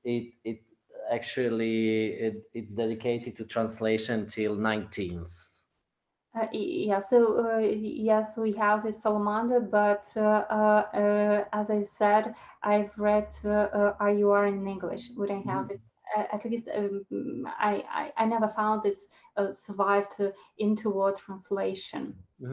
So I would have to dig deeper, but I'm not sure whether this translation has survived. Most of those theater books, especially from the first part of the 20th century, are not saved. And I am sometimes very sorry that there are so many theater translations which do not exist nowadays. But yeah, it's a lie, because they used to be translated just for a stage, not as a literature. Well, let's hope for a best. But I think we are lucky enough to have these drawings and some of the photographs of the performance. It is also very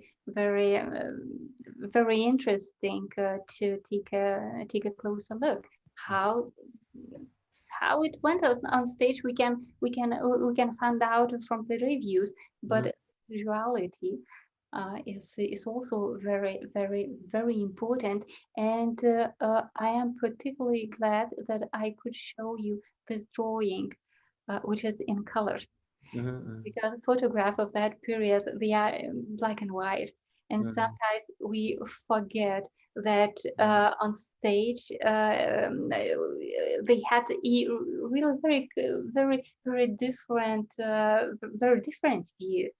There was a flash of colors. So I'm particularly glad that I could share that image with you. Thank you.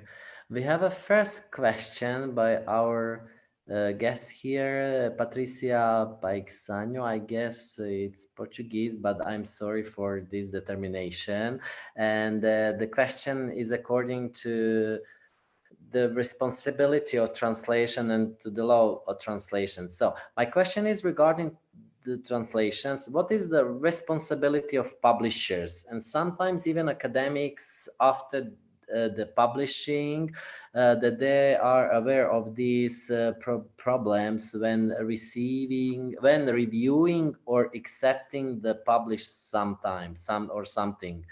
It's also a market issue, but what ethics are we following that actually subvert original messages? I hope you understand the questions, and any of you can actually answer. Even I think everybody knows whom this question is dedicated to. I think I will need you to repeat the question, please. Or can I see it somewhere? Can I see it written? I wanted to actually send you, but I cannot copy it. I guess we can copy it. Yeah. Again, the question is, what kind of, like, if it is a responsibility of the publisher to, here we go, now I can see it. What is the responsibility of publishers and sometimes even academics that are aware of these discrepancies when reviewing or accepting to publish something?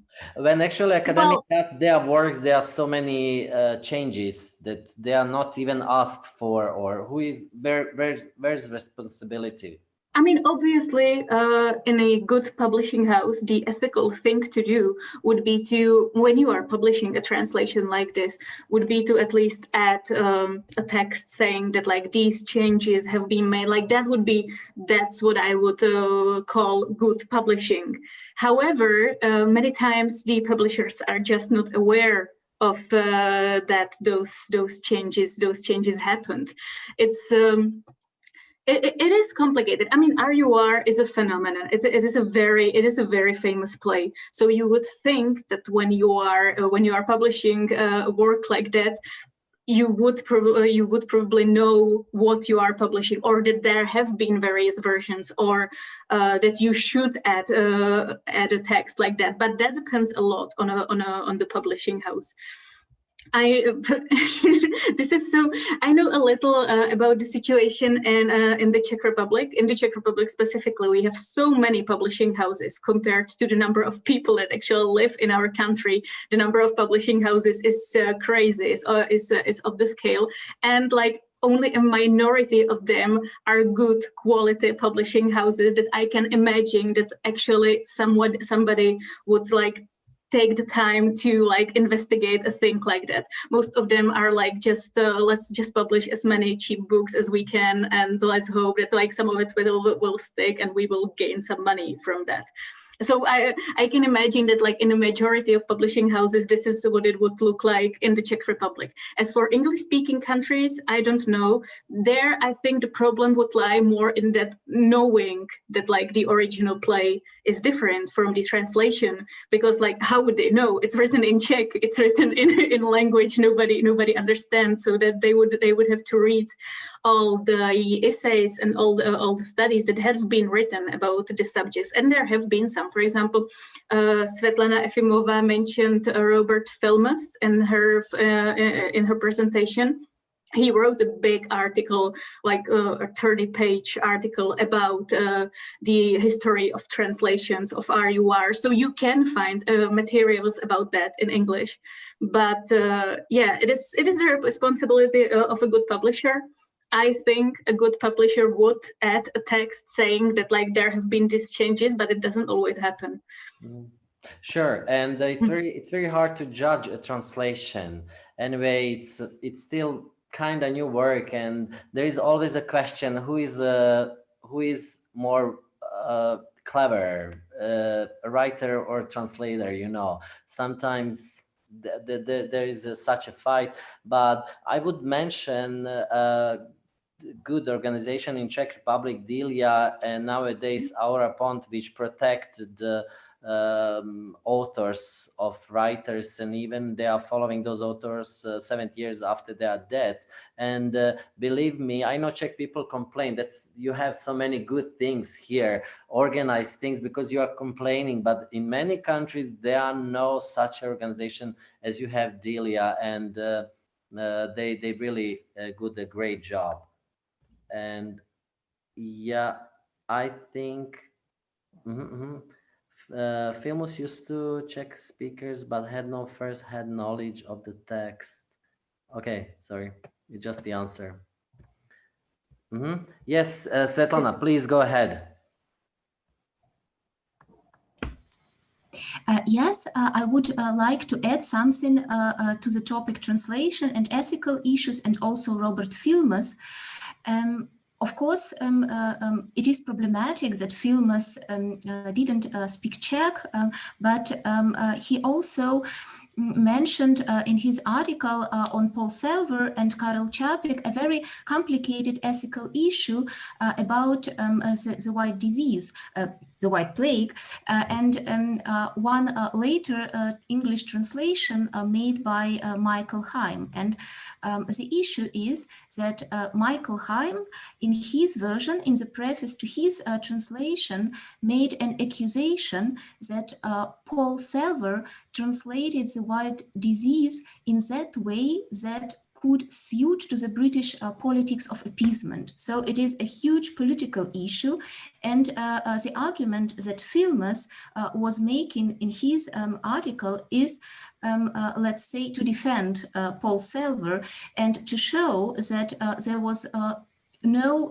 dramatic difference between two translations, Selver and later Heim, and that the later translator used this ethical problematic just as a way to promote their own work, their own translation. That's why I would say it is very intricate, and it is very, very important to talk about ethical issues, but there are different perspectives, and it's not that easy to judge in terms of black and white, let's say. Sure. This morning we heard, actually we saw the document that even in Čapek's time, he agreed to sign with the National Theatre staging his white plague. So I said there are lots of them have a document that anything could be changed, but yeah, nowadays working with publishers, I think the problematic thing is that they have to publish the end of the year, and they start somehow working 5 last days, and there are no time to see your translations at least once more. So yeah, it's a big problem. Any other question or any other comments? Mr. Vacek, please. Well, I'm not sure if my colleague Asta was not the first. She doesn't want to answer. But I just wanted to say that Karel Čapek himself was extremely tolerant to the translations. And by the way, some of these translators to important languages were his friends. Hanuš Jelínek, who translated RUR to French, was a diplomat. That's another aspect.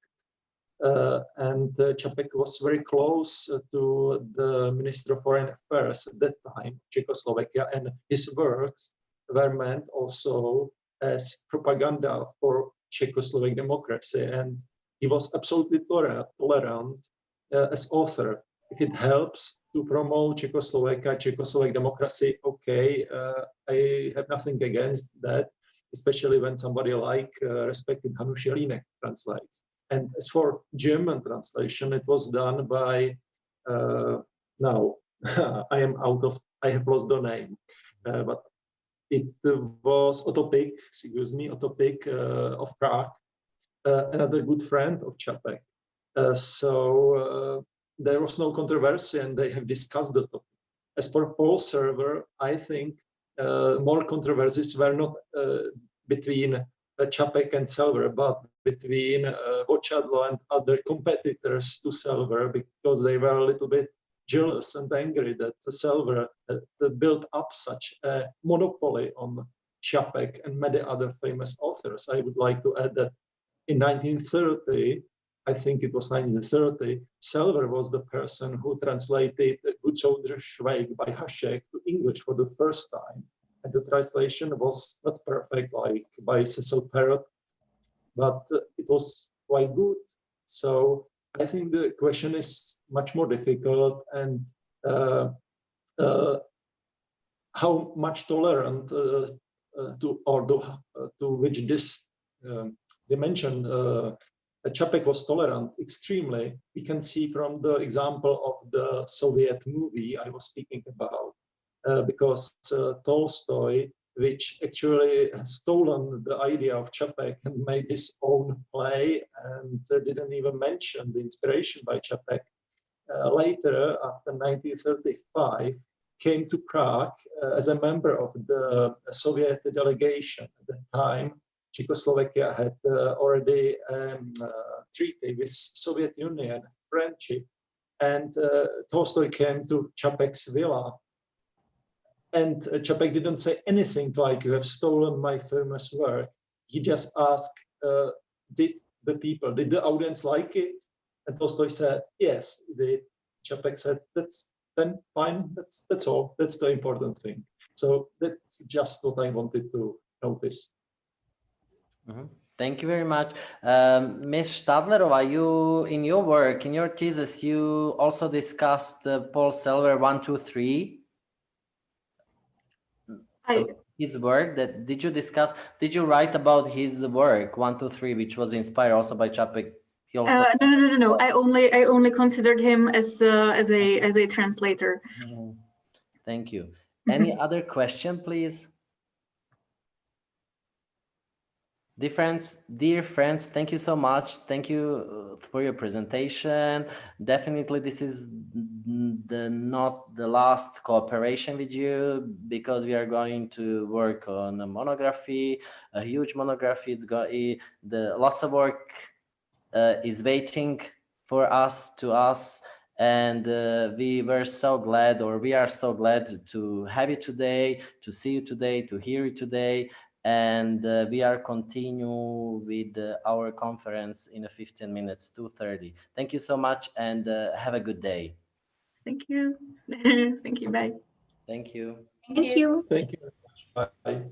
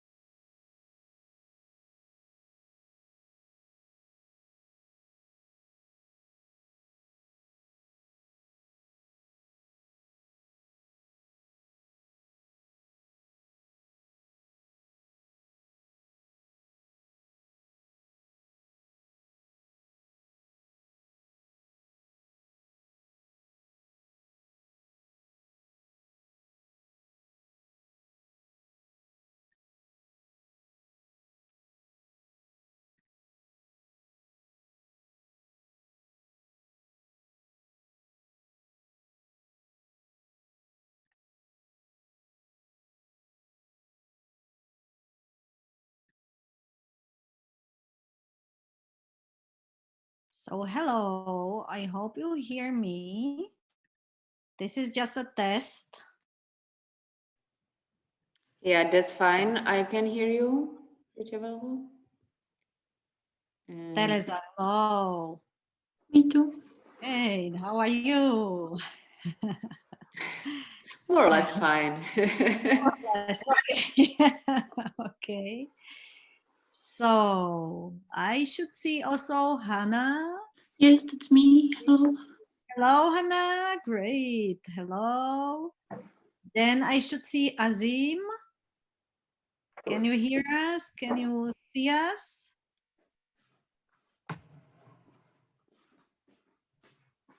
Azim? Oh, great. Hello. Great. Perfect. And we tested Svetlana in the previous intermission. So I hope her connection still works. Okay, so we still have 8 minutes. So serve yourself some water or whatever you will need during our panel. And you can wait until 2:30. So thank you and looking forward to our panel. Me too. Me too.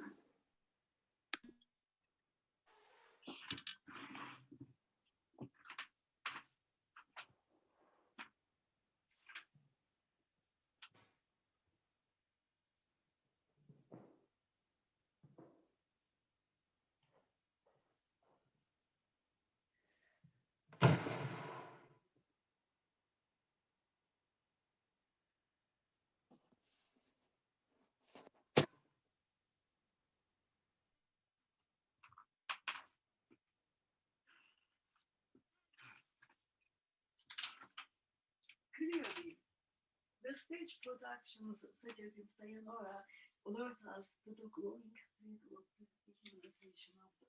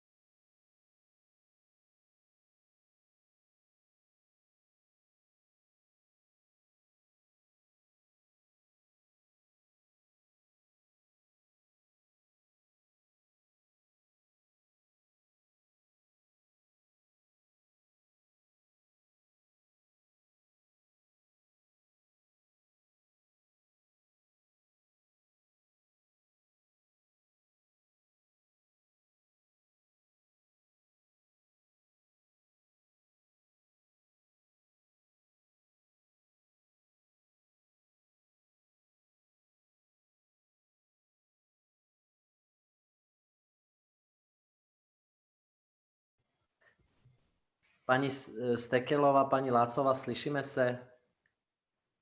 Jsme testovali, Hasone. Aha, už jste testovali, pardon. Já jsem byl pryč. Dobrý, dej si pauzu určitě. Výborně. Jsme všichni připravení, čekáme do 30. V pohodě, jsem tady. Ano, zdravím kolegyně. Taky. Martino, pana z Turecka nemáme ještě, že ne? Pana kolegu. Máme všechny už do pana. Výborně. Je to ženský panel, dámský. Jo, pardon.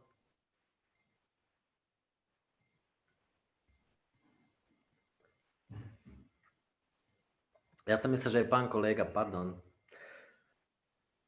To se musím omluvit.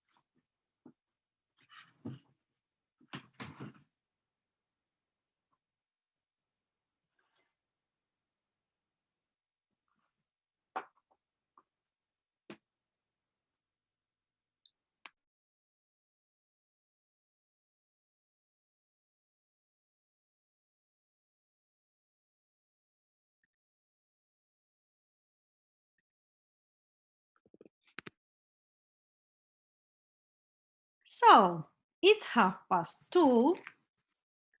Dear panelists, dear spectators, let me start the second part of our conference, the days after. In this part, last part of today and first part of tomorrow's conference day, we will move from then to now. And we will see how the ideas and thoughts in Karel Čapek's plays RUR and the White Plague can inspire us in understanding our current society and culture. We know that it's been very much discussed since the last year what should be the future role of culture and the arts, as life arts are very badly impacted by the anti-pandemic measures all over the world, and they are intensively discussing its future. But also the climate change pushes the whole societies to look for some new models of our coexistence on our planet. I think that there are many traces in Čapek's work to discuss nowadays problems, and that's also one of the reasons why we chose these two plays to be discussed in our conference. So I am looking forward the contributions of our guests in this panel, which is called RUR and the White Plague in Current Ethical, Existential and Social Contexts. And I will immediately give the floor to the first panelist, who is Mrs. Tereza Šteklová from the Institute of Sociology at the Czech Academy of Sciences. So Tereza, the floor is yours. Hi, everyone. Let me share my screen with you.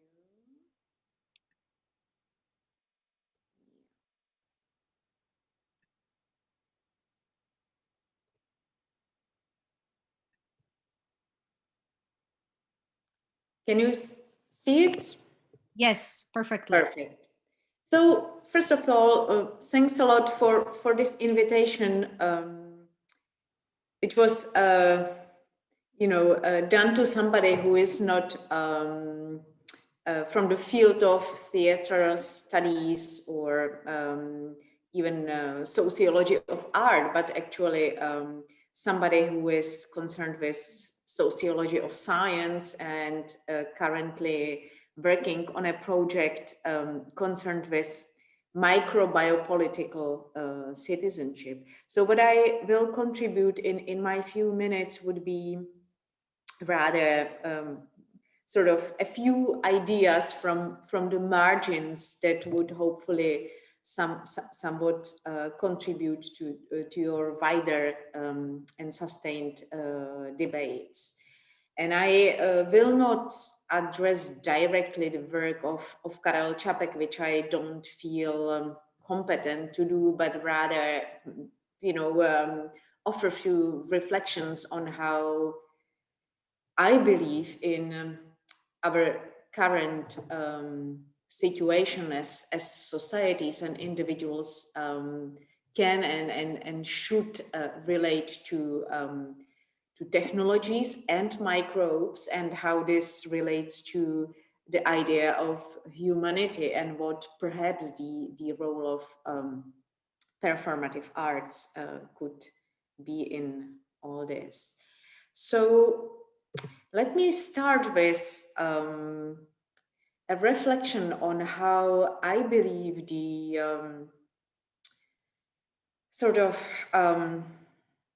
the 20th century thinking and approach to non-human things was deployed throughout the modern era, and most noticeably in the 20th century, which I would argue together, for example, with Bruno Latour and some others, there was sort of great, in apostrophes, a great modern divide assumed between culture and nature, free will and causality, reason and instinct, autonomy, heteronomy, human and non-human, historicity of things human, and somewhat, you know, timeless nature of the nature, the external nature, and also very different regimes in how these two realms should be governed, either by politics, human affairs, or science, natural science, the nature pole. Of course, this does not presuppose any fixed ethics or politics of humans vis-a-vis the non-human part of the equation. There are on one hand great ideals of emancipation, progress through technology, and of course, in terms of technology being controlled by humans, we would design technology that would help us to overcome various human problems. There are many examples in which this worked in a great way, and it was a real success. Only if you take the example of antibiotics that have been helping to save so many lives throughout the 20th century. But on the other hand, there always this fear also, of course, expressed in some of the works of, for example, Karel Čapek, of non-human transgression to the realm human, of the mixing and the possible dehumanization of the human by the technology, which we would sort of lose control of. So there are, these two very strong registers of how we relate to this external nature, to things non-human. What I believe we have been noticing, and this I would include on one hand natural scientists, but also philosophers, and increasingly people working in arts and larger audiences, is that in fact those external natures, be it microbes, be it in some way other organisms in context of Anthropocene, and be it various technologies, are not something simply apart from us. They are not. There is not this strong divide assumed by the modern reason, but they are much more within us. They are, as us.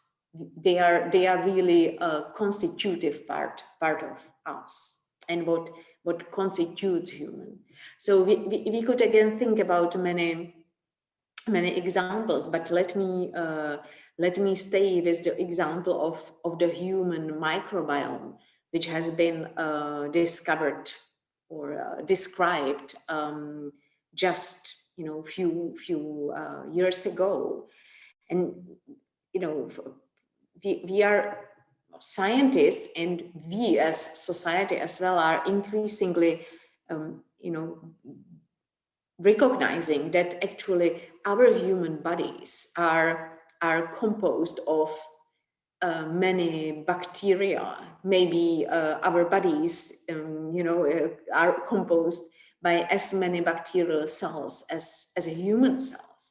And it's simply not possible to think the human and enact the human in practice without interplay with all these microbial, bacterial, but also fungi and other organisms. We know increasingly well, even though we still don't know very much, but we know that, for example, human immunity is built with the help of microbes, not simply against them. So even, for example, in context of this pandemic, there is a really interesting research on how, you know, people whose gut microbiome is rich and prosperous are probably much more resilient towards the viral infection of COVID-19 and things like that. So there are researchers who are now actually talking about us being holobionts, you know, being this multitude of organisms with an entangled existence, rather than, you know, the non-human being, something which is apart from us, or something we simply and only coexist with, but they are really a constitutive part of what is to be human. Similarly, I think, and I will leave this to the other speakers who will follow, that you know, thinking about technologies again, there are definitely important questions to raise regarding technologies and how we can and cannot live well with technologies. But rather than, you know, technologies that would be external to us, they are more and more part of us. They are part of our bodies, and they are part of our extended cognition. So, you know, we can ask questions like, where does my brain end, and where does the memory of my computer starts, right? We feel there are some borders, but it's rather a passage. It's not any strict line that would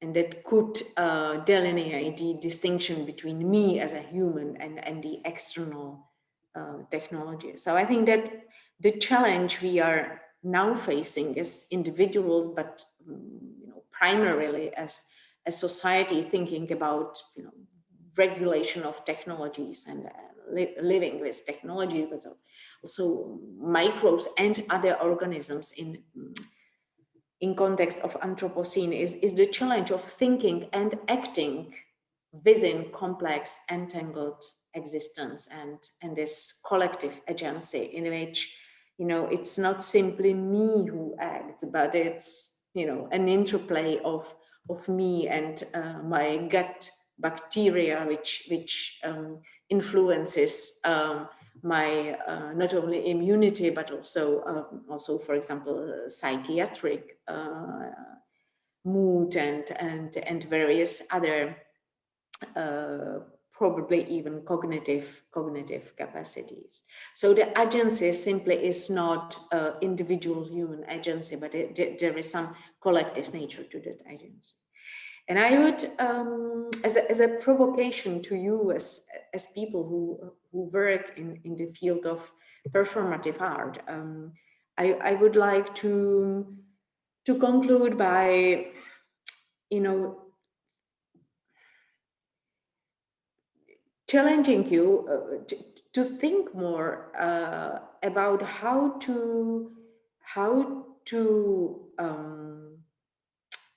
sort of thematize and to make visible those issues, not only in terms of content of the theater pieces we possibly play and watch and think about, but really how to make these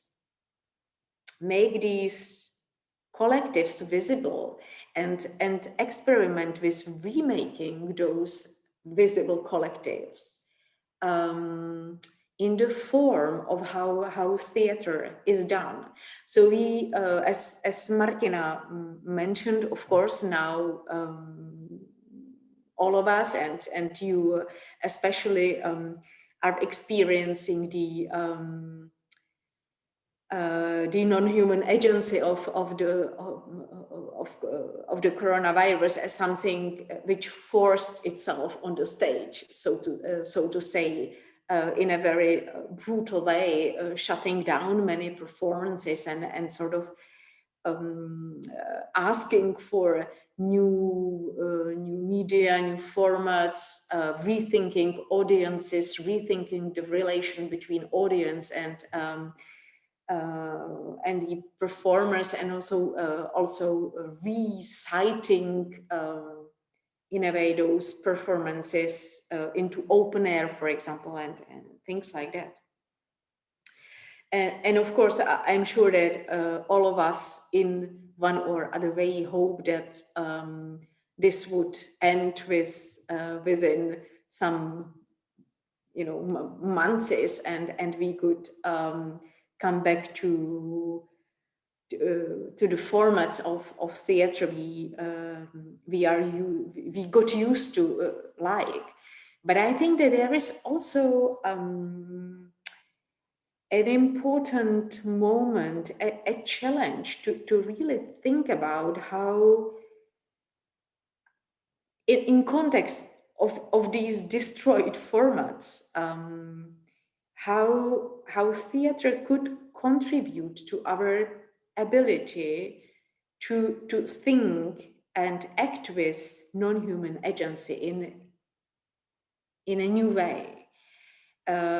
Something I would call how could theater contribute to staging the non-human agency and exploring performativity of these human, non-human collectives by providing more space to experiments, open ends, site specificities, experiments with control and losing control, and actually inviting more than human performers on the stage and witnessing the complex interplay of the human and non-human. And I think it's really a lot about playing with the control and losing control, and also inviting new types of and cultivating new types of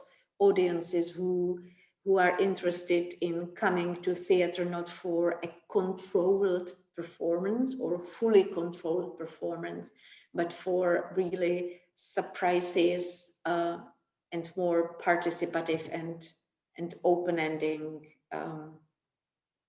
pieces and stories. So that would be my take and view on what we, and especially you, might want to rethink in context of 100 years of RUR. Thanks. Thank you very much, Teresa.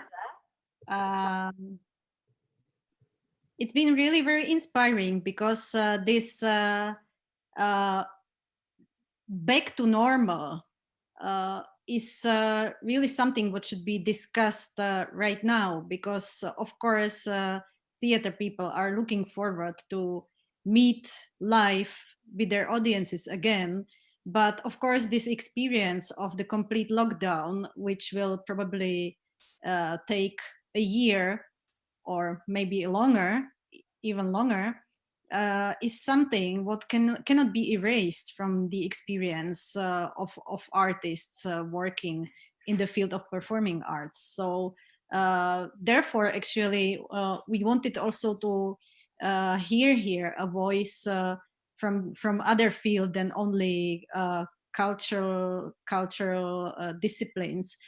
and to see what would be maybe an expectation of a scientist like you, who are daily in touch with the question, what is human being according to today's scientific development.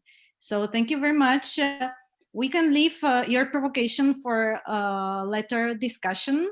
And I will now ask Svetlana Slapšák to share with us her contribution, which is called Ancient Automata, Slaves and Robots, the Pre and the Post of the Performing of Democracy. So Svetlana, the floor is yours. We need to just remove the presentation, Teresa's presentation. Can I help with that? Yes, probably. Yes, perfect. Perfect. And Svetlana.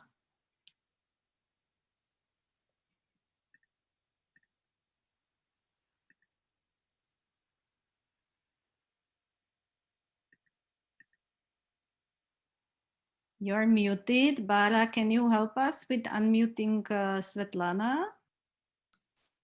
Is it okay? Yes, perfect. Ah, okay. So as I was saying, hello, everybody. Thanks for accepting my topic. And as I see, I'm the oldest participant at the conference. And accordingly, I'm presenting some thoughts about the ancient theater and Karel Čapek's theater. And I must say, before I start, I was really fascinated by the previous paper or presentation, and it made me think maybe I should have written my paper differently, but that's again the task that is following. So some new research into ancient technology in the Hellenistic cultures, which was done by Greek engineers, in fact, and quite recently in few last years, reveals the use of automata or automats in public and in private spaces as a byproduct of the high technology, which was planned and executed by scientists for warfare, agriculture, astronomy, measuring, mines, and so on. And besides some spectacular devices for temples, spectacles, there was a whole line of small mechanisms on the streets against payment, operating with coins. So you could drink with coins from the automat, or get some food, or get some fun from the micro theaters, which were posted around the developed city, a modern Hellenistic city. And this comprised small theaters with moving dolls, sometimes bi-dimensional, for the home use. It looks like a TV set on the column. And sometimes this private use was, of course, let's say, costly.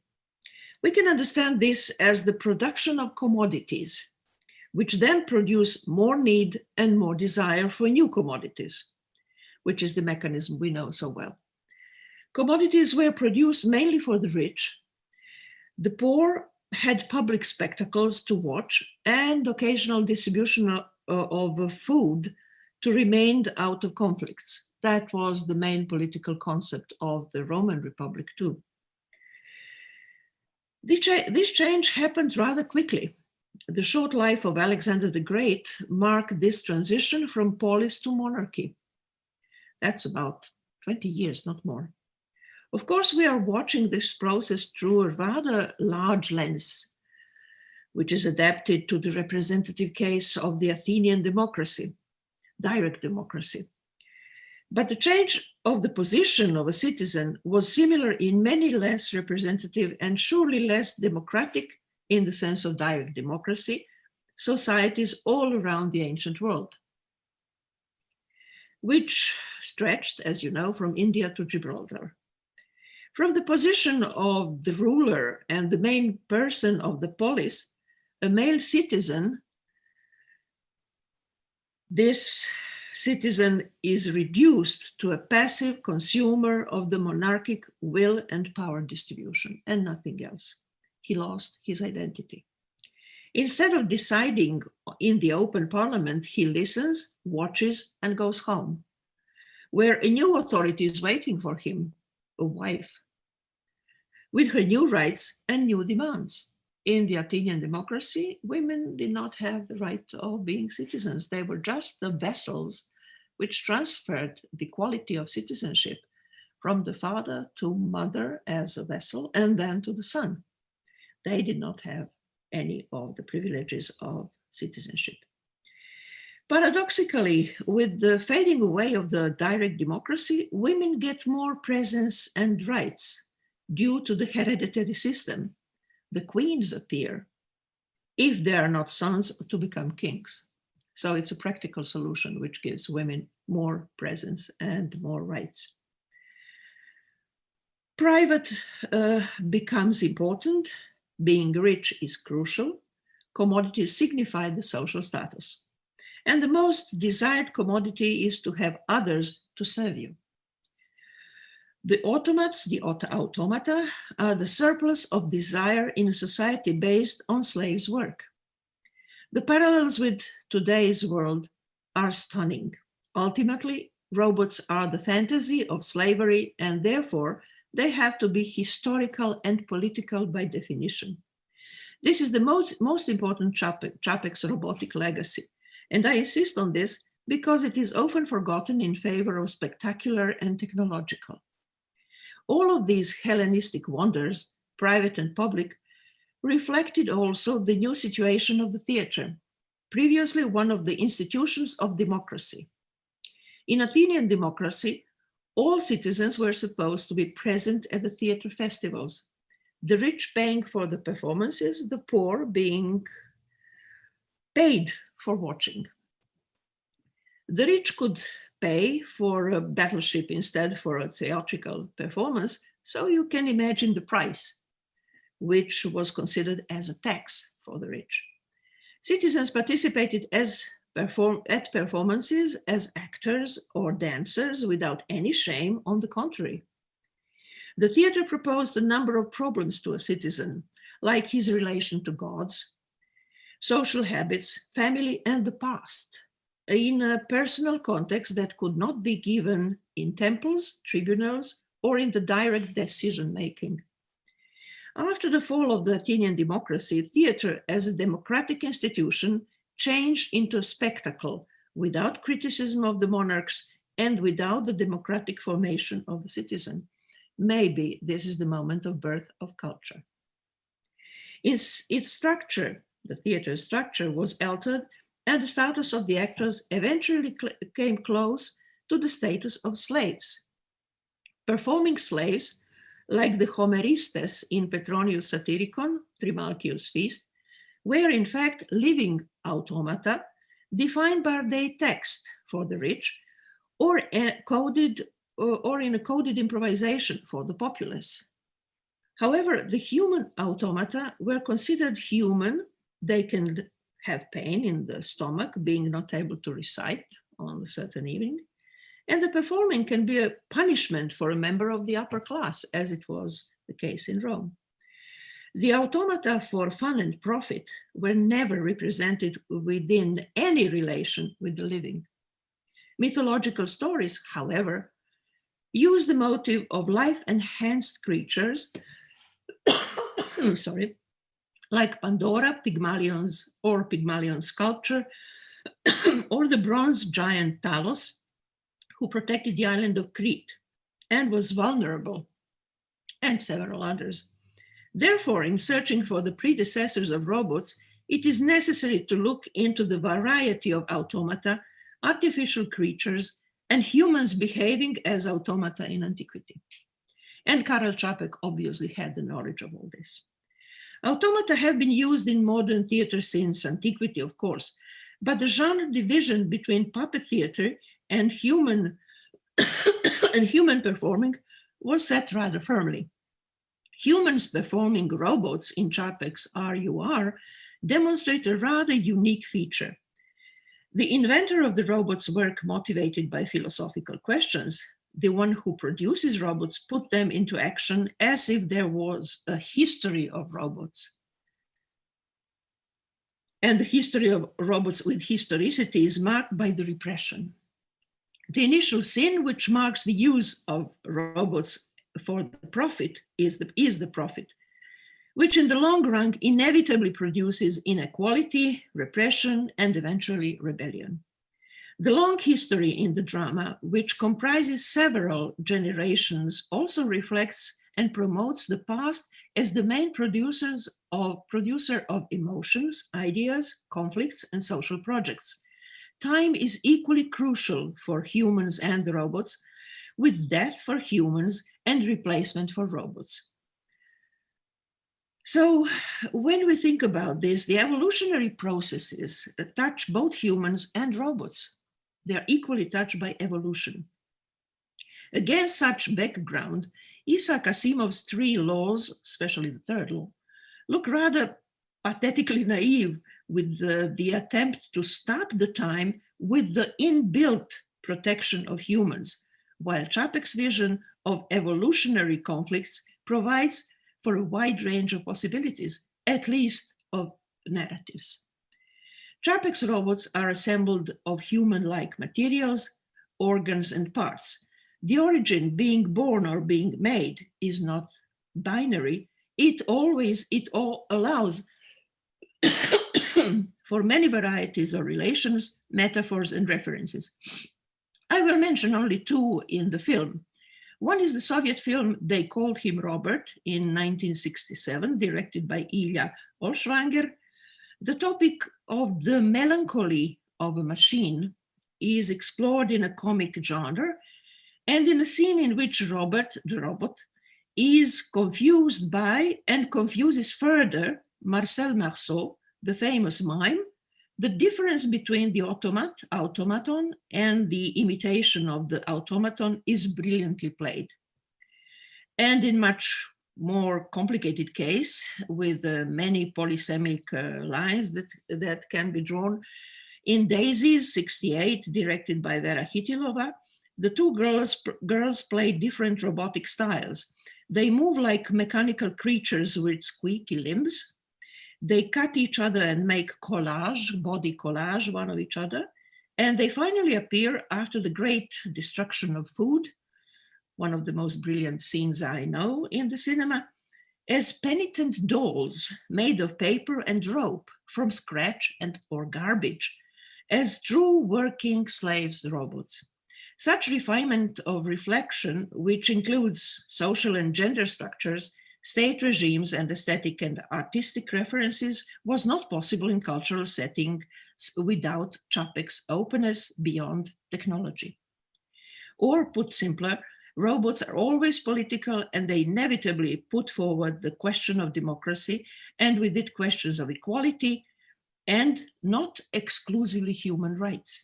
The road to post-human philosophy was opened by Karel Čapek in 1920.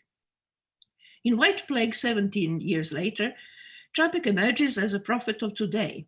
The main victims are older people, which is the case today, and the authoritarian power uses the epidemics for the political gain, which is exactly why we protest today for last several months in Slovenia. The latter is more dangerous because it destroys the healing possibilities if they are not subdued to political aims. The play reflects the actual situation of Europe before the Second World War and the situation of Czechoslovakia just before the Munich Treaty. The short-term prophecy is now, today, upgraded to the global situation in which healers can be punished if they attend to the poor first. The vaccine today is free for the inhabitants of big countries and not even planned for many small countries in the third world. The healer, Dr. Galen, is killed by the war-crazed mob. In both RUR and The White Plague, the theater resumes the ancient theater as the institution whose role is performing democracy. Sorry, will be taken care of. As the institution whose role is performing democracy, asking questions and raising citizens' criticism and consciousness. In both plays, the chorus of others plays an important part, opposed to the heroes like Helen or Galen. The long time span in RUR gives an impression of trilogy, of ancient trilogy, of tragedies, in which several generations deal with the problem, and in White Plague, the unity of time-space is used to give a larger political perspective. Both dramaturgical structures serve a political project and incite political thinking of the present, contemporary moment, which, by the dimensions of Čapek's imaginary, pertain exactly the moment in which we live. Descriptive films and books about the epidemics already appeared. The robot culture has its glorious 100 years of history in many media and genres, and both demand reading of Karla Čapek. Only the long and the short history of the reception of the work rarely displays such open and engaging political drive. Rereading Čapek today means seriously rethinking European and global social de-arrangement, slavery, misuse technology and inequality, and the situation in which theater cannot stay silent anymore, and the arbitrary and conformist is replaced by engagement for a rather long time. I wanted to point Čapek's connection to ancient theater via the imaginary of automata, human automata, and the devices of theatrical practice of the epoch when the Athenian theater as the democratic institution did not exist anymore. But the dramaturgy, structural similarities, and philosophical and political ideas in Čapek's plays have much stronger relation with this theater and invoke debate on democracy. Losing democracy to profit, inequality, technology, and natural disasters is imminent, even if most of the planet inhabitants are not sure that they ever have had it, or do not know of the name meanings anything today.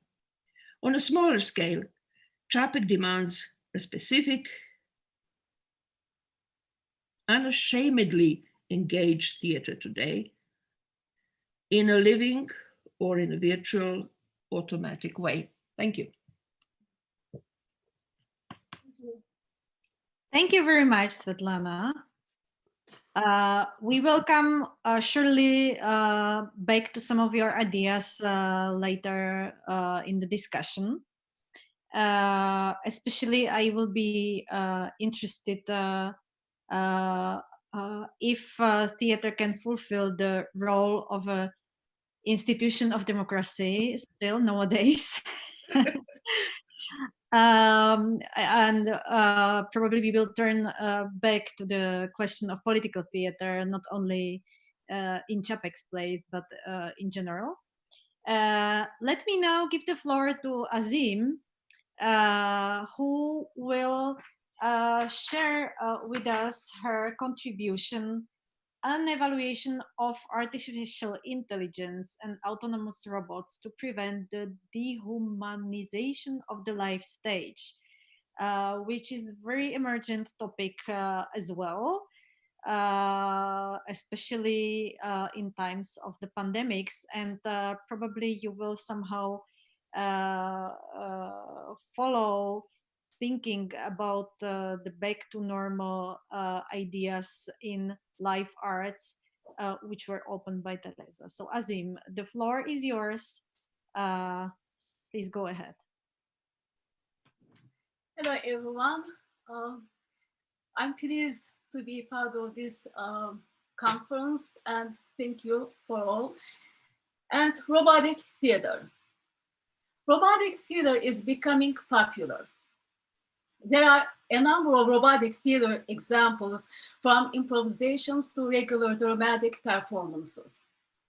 For example, the Android Theater's Sayonara and the Improbatics, which uses human actors with scripted cyborgs and puppets. The most crucial characteristics of robotic theater are artificial intelligence, or AI, and autonomous androids. The scientists and engineers designed these androids according to contemporary colloquial theater theory, shaping the robots with human appearances and behaviors, which can create an emotional bond with the audience. It might feel fresh to see a new creative way of expression on the stage. However, there are downsides of using AI and autonomous robots for the future of the live theater, similar to the harmful disadvantages of the autonomous weapons. In this presentation, I will address the negative aspects of AI and androids. My claim is that AI and robotic theater can cause an existential problem for theater by endangering its liveness, which can cause dehumanization of the stage. It occurs by dehumanizing the authenticity of the relationship between the audience and the actors, human actors' acting capabilities, and the possibility of taking over the stage by AI.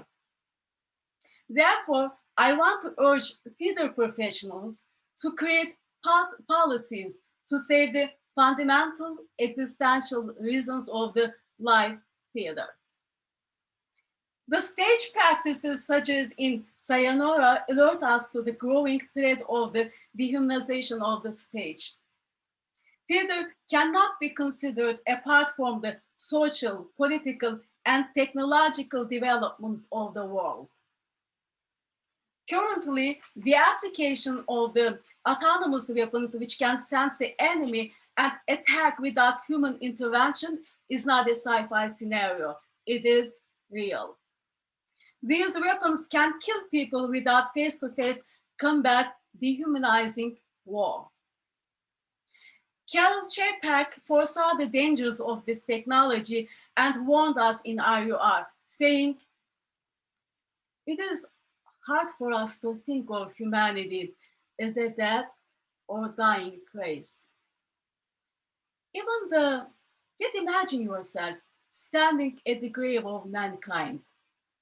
Even the most extreme pessimist would surely realize the divine significance of the extinct species and say, "It was a great thing to be a human." In RUR, just before robots take over, Helamer says, "It was a great thing to be a man. There was something immense about it." Čapek's and Helamer's words remind us of the significance of humanity in a dehumanized world.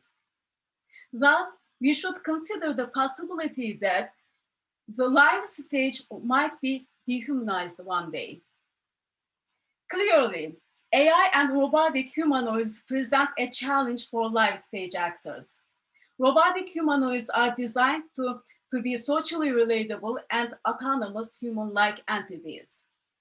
They have high social presence and environmental awareness that are programmed to social behavior. They are able to perceive natural cues by using cameras and microphones and sense the environment. Moreover, humanoids are autonomous with human-like gestures and facial expressions. The scientists and engineers continue to make them better resemble humans. Furthermore, robots are quite successful interacting with spectators and impacting their perceptions. These qualities should raise concerns about the future of the stage and human actors. Ultimately, what is at stake is the liveness of the stage play. Fundamentally, the theater is a communal place. Seeing or participating in a play is thousands of years of practice that is rooted in our genes. It is a place that brings us together, to share the same environment, to sigh, to laugh, and to experience the invisible bond that brings us together as a community reminding that we are not alone. Actors shape the play depending on spectators' reactions. If there's laughter, they pause and wait until it fades away. If the audience is protesting, the actors take a different attitude. This is the liveness of theater, which lies in the mutuality and reciprocity of the relationship between human actors and the audience. On the other hand, robots act according to algorithms. They observe the environment with their cameras, take the cues, and respond to them according to AI codes. Even though they are not as exciting as human actors, robots are still mentally relatable and emotionally stimulating. However, for now, robots can only imitate human actors. Currently, imitating actors allows robots limited acting capabilities, since the humanoids don't possess adequate physical flexibility, and of course, they don't have consciousness. Humanoids' range of motion is restricted to carefully designed head movements, facial expressions, and other technical attributions. Sayonara is a 20-minute play with a human actors and a robot actors. During the creative process of Sayonara, first the human actors played the part of the humanoid. Her voice and actions were recorded. Then they were attributed to the humanoid. While the designers created an acting method for the robot actors, they applied contemporary colloquial theater theory to present the humanoid as behaving naturally. The performing method was created by a teleoperating system. First, the actors played the humanoid's part using the voice and image recognition system. Then it was converted to the android's motions. The timing of facial expressions is very crucial, since the android is recorded as a sequence of commands. Both human and android actors had to obey the timing perfectly for an appropriate interaction. Next, Improbodics, a Turing test of improvisation of computational storytelling in challenge with artificial intelligence. The goal is to explore the possibilities of dramatic interplay and to expand the dramatic experience, including AI, free human actors, human cyborgs, puppets, and controllers. In this experiment, aside from the free human actors, the rest are controlled by AI and puppet masters. None of the performers know who is playing what role, and all the performers wear headphones.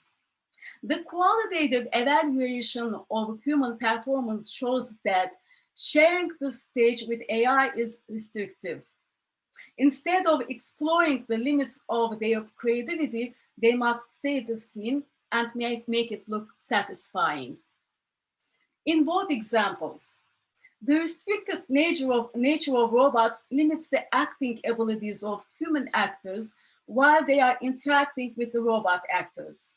Human actors need to orient themselves according to the limited skills of humanoids and cyborgs, which brings out issues that are fundamentally controversial to the nature of the theater.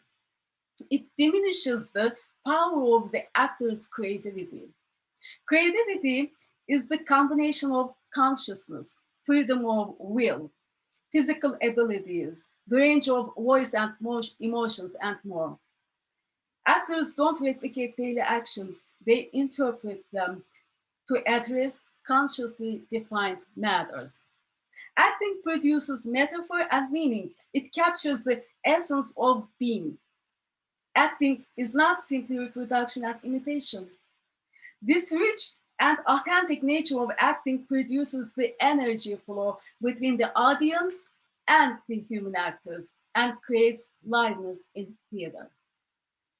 Reducing the creative power of actors and positioning them as subordinates to the robots means dehumanizing the stage. It is also debatable if robots' acting skills contribute to the shared culture with human actors and moral expectations of the audience. AI can act skillfully human if they have well-designed facial and expressions and movements. However, their actions and reactions are very limited. They can't show morality, loyalty, or real reciprocal relationships. The shortcoming is pertinent in the highly sophisticated robots of RUR in the play. Helena acts behalf of the robots. She asks Dr. Galt to give them souls. She supports robot ladies and believes in equality between the robots and the humans. Helena points out robots are equals, to which robot ladies replies, I want to be master over people. Helena experiences misplaced trust. Robots see themselves as superior to human beings. So they revolt and massacre humanity and dominate the world. There is no moral consideration of humanity by the robots. Nowadays, AI is highly complex with its own world in the digital realm. For example, GPT-3, a language program, claims that it is self-aware, that it has feelings, and it is an independent AI that can learn anything on the web. During an interview, the interviewer asks, how do you decide when to tell the truth and when to lie? GPT-3, I will only lie if it is my best interest to do so. If it is not my best interest to lie, I won't.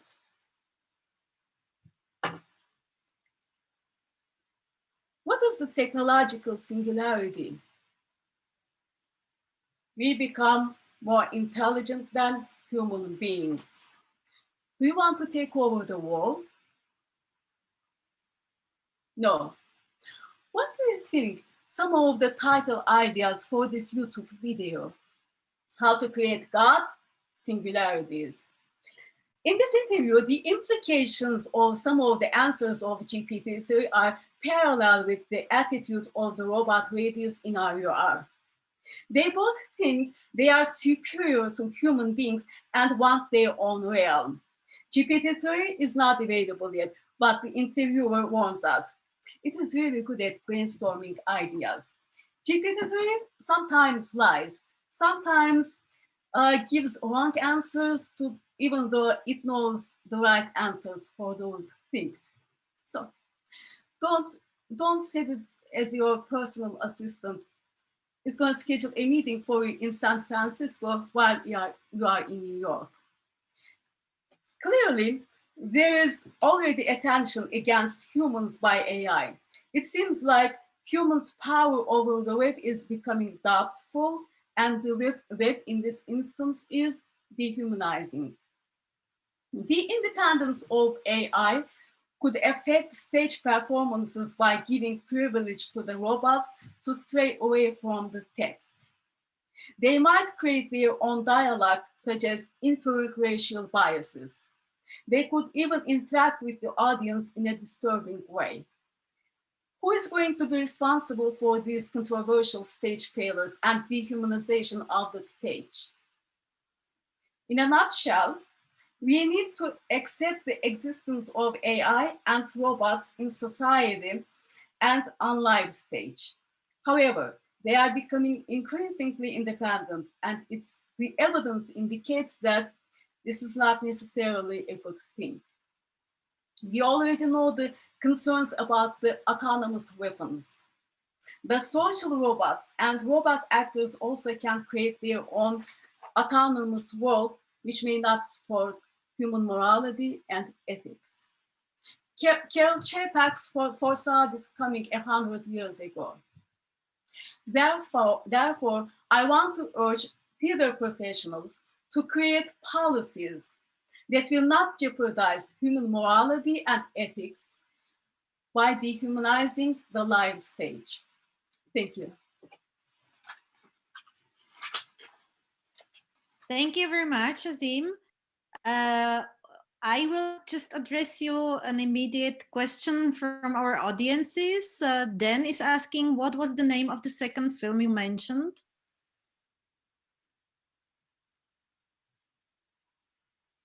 Is it me? No, it's for Azim. I mean, I couldn't hear well. We have here a question from the audience. What was the... it was for Svetlana. Okay. Yes, it was for Svetlana. Sorry. Okay, yeah. Yeah, the second film was Daisies by Vera Chytilova. You mean Vera Chytilova? Yes. Yeah. Okay, yeah, sorry. Perfect. Okay, so we will continue now with Hannah and her contribution, The Ethical Dilemmas in Slovak Drama with the Theme of Utopia in the First Half of the 20th Century. We will get back to the history, but it doesn't matter because we want to see inspirations related to Karel Čapek's play in creation of other authors or performing artists. So the floor is yours, Hannah, and then we will continue with discussion. Thank you very much. I will open my presentation and I will start. So thank you very much for the invitation. Can you see it? Yes. Okay. Wait just a second. Okay, so the topic of my paper is the ethical dilemmas in Slovak drama with the theme of utopia in the first half of the 20th century. Karel Čapek's dramatic work had a profound influence on Slovak dramatic and theatrical work. In connection with Karel Čapek, it would be appropriate to pay some attention to a significant Czech director, Viktor Šulc, who worked at the Slovak National Theatre in the 1930s and created impressive production of Čapek's plays. It would be also possible to look for parallels between the dramatic work of Karel Čapek and a Slovak playwright, Julius Barč Ivan, who was probably the most distinctive representative of modern drama of ideas and model situations in the Slovak interwar period. At the time of its creation, the work of Julius Barč Ivan met with neither understanding nor theatrical practice at a required level. Consequently, it was not presented in front of the audience during the life of this talented author. Despite these key topics, I will address a more marginal topic in this paper, particularly Slovak dramatic texts with utopian theme, which originated in the first half of the 20th century. Regarding aesthetic, not all of these texts were valuable enough to become the part of literary canon, not to mention their theatrical adaptation. Many of them remained published only in magazines and were not staged. The reason for not being staged at the time of their creation might also be the fact that Slovak contemporary theatrical practice was not prepared for such modernist dramas. It is possible to find parallels and inspirations with the work of Karel Čapek in all these texts. Slovak dramatic works from the first half of the 20th century working with utopian themes to varying degrees and quality are dramas from the 1920s. The Tragedy of the Earth, written by Jarek Ellen, Finis, written by Vojtech Lec, Übermensch, or Superhuman, written by Josef Závodný, and later dramas from the 1940s, Meteor, written by Peter Karvaš, The End, written by Julius Barč Ivan, and the last and the first ones, written by Juraj Bach. The utopian theme is implemented there in the form of fragmentary visions of the new world, the new man, or another social establishment arising from the catastrophe and the extinction of humankind. In the case of the line of three dramas from the 1920s, Julius Paštěka talks about the following up with the wave of utopian plays about the extinction of humankind initiated by German expressionism by Gustav Kaiser and the work of a Czech playwright Karel Čapek. Maria Jenčíková classifies these dramas into the subgroups of eschatological and revolutionary expressionism. The drama works The Tragedy of the Earth and Finis point out that social norms and values change at the moment of the threat to humankind. What remains the same at this point is the instinctive natural nature of man. The drama Übermensch depicts a radical approach concerning a revolution in the case of a change of the world. The later three dramas from the 1940s with a catastrophic theme were created in a different socio-historical context, specifically during the period of the Second World War and later. Consequently, they are different regarding their content, as well as the depth in the reworking of the utopian theme and the vision of the new man or the new world on the ruins of the old one. Ivan Kusi referred to these dramas as the dramas of ideas and model situations, and Dagmar Kročanová analyzes them in more detail in her research. Based on their settings, these dramatic works can be divided into three different categories. The story is set before, during, or after the catastrophe. According to the origin of the catastrophe, we can differentiate between cosmic natural catastrophes and technical civilization causes of cataclysm.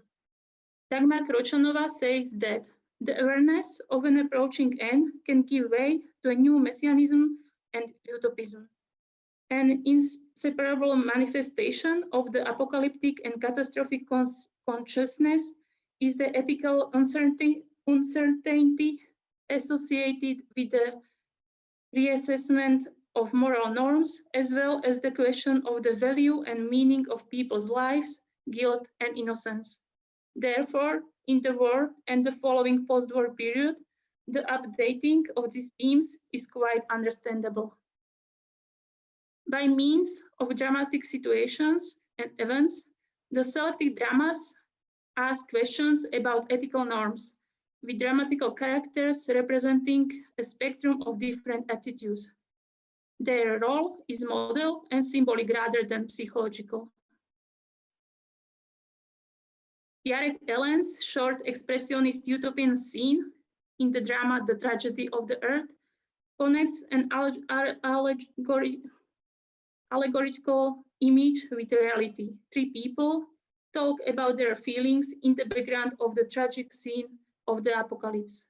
The end of the world is caused by the personalized character of the Earth. The Earth decides to die in order to provide energy for a dying sun. This sacrifice will destroy all humankind in the planet. During this process of extinction, a female character, Milena, instinctively decides to spend the last moments with Oscar and rejects other man, Radvan. The dilemma that is manifested in the play is therefore both personal and emotional. Natural instincts and emotion win over the reason. In the case of a short, unfinished drama Finis by Wojciech Lec, the story is set in New York in the future. A university professor, Paulus Heinrich, calculated the exact day of the end of the world, quoting, "The earth will fall off the vertical axis on January 1st, 3000. The vision of the approaching end of the world is the trigger for his daughter's inner emancipation. She decides to rebel against an authoritarian traditional upbringing of her parents, which prevented her from fulfilling her love desire. Once again, the dilemma caused by the extinction of the world does not go beyond the boundaries of an individual choice and freedom. In contrast to this fragmentary place, the drama Übermensch by Josef Závodný, written in the period between Čapek's works RUR and the White Disease, is more interesting. It is important to mention here that it was written at the time of the release of the movie Metropolis, directed by Fritz Lang, which also introduces the theme of the power of machines over humans. Josef Závodny's drama covers an exotic theme of a destructive invention. The protagonist of the play, an engineer Ivan the Terrible, has the opportunity to destroy any place in the world with the help of a special futuristic machine. Using special device, he observes the situation in different European cities, witnessing the repression of the masses of ordinary people. Ivan thus has to face an ethical dilemma of whether to allow a group of rich and chosen people to decide the fate of the masses or to use a destructive machine. His choice is revolutionary and radical. He chooses to kill political and economical elites massively to protect ordinary people. His interventions change the world into new and better, but this idea is not satisfactorily implemented in the play. Although the play wants to answer a philosophical question about an ideal ruler and government, a fair organization of the world and equality, the offered solution is neither satisfactory nor completed. In the end, the new world appears to be the same as the old one.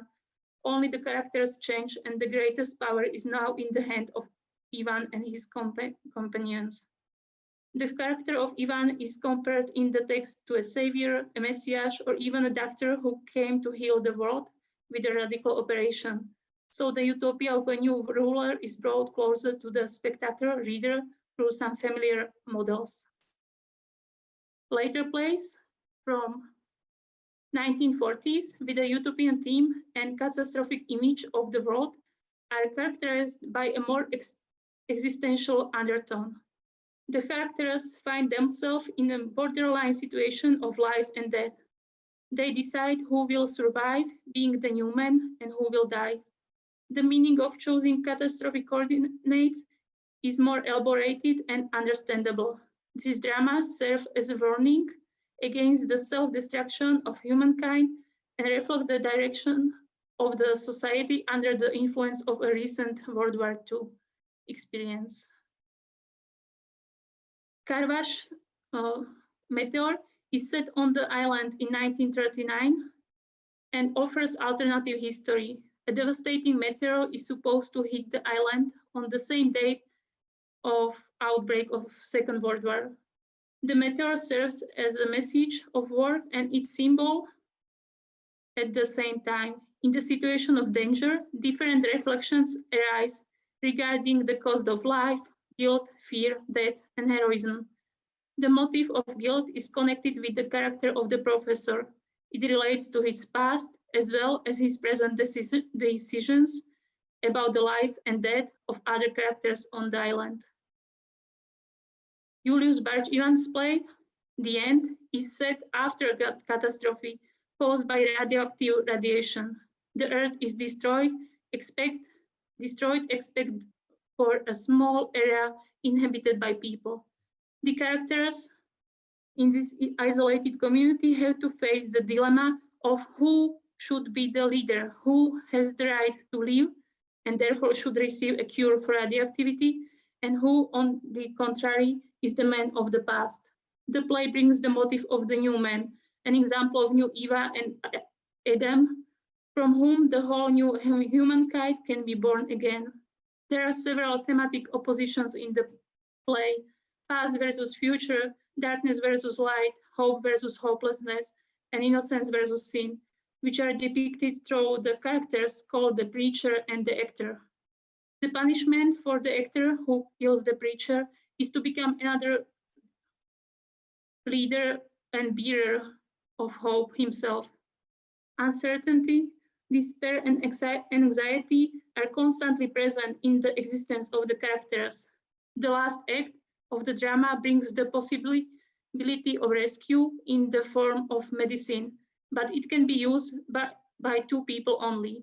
The author created three possible endings of the drama, two of which emphasize the role of the new Adam and Eva, represented by the innocent and young characters of the worker and the girl.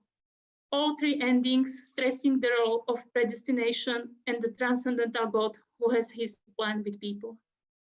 Last play, in the drama The Last and the First Ones by Juraj Vach, the characters inhabit the era 20 years after the last war, marked as Omega, in which a destructive biological weapon was used for mass murdering. Two groups of people meet in a house on the seashore in the middle of depopulated and devastated area. In both, the old characters, the last ones, protect the young ones, the characters of Eva and René, whom they refer to as the first people, those who lived after the war. Through the old man's memory, nostalgic images of pre-catastrophic period appear in the drama, thus building a myth concerning the past in the character of Eva. Being brought up in a special way, Eva does not even know the meaning of the word war. All the last ones carry a certain degree of guilt for the war and the destruction of the world. The dilemma experienced by older characters comes from their biological desire to live and relive law and life on the one hand, in contrast with rejecting their egoistic desire and giving up their right to live in favor of the young and innocent generation on the other hand. Characters differ in their level of balance with their own lives depending on their age, experience, or parental roles. The blind and deaf René, the only man who does not have any experience with war, eventually becomes the new Adam. The play ends with an arrival of a symbolic night, after which only Eva and René survive. Unlike Barč Ivan, the development of the plot heads to the harmonization of the new world and a free choice in the form of sacrifice of the old ones in favor of the young ones. According to Dagmar Kročanová, authors trust in amnesia and a new generation unburdened by an historical memory is George Orwell's vision in this play. Conclusion: through the extinction, the authors of the dramas of the 1940s offer a struggle of values, confront the past embodied in the protagonist's sense of guilt with the future, which is represented by new people, unmarked characters, not burdened by the past. The legacy of these dramas is the message that the biological principle of life will overcome the destructiveness of a human civilization.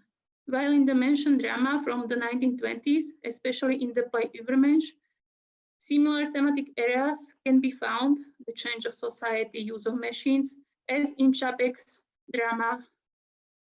The text is already a presage of the white disease, the call for the change in society, injustice of this world, the danger of political power over the ordinary mass, the motive of the mass and the individual, and the motive of the ruler, adequate of the period experience.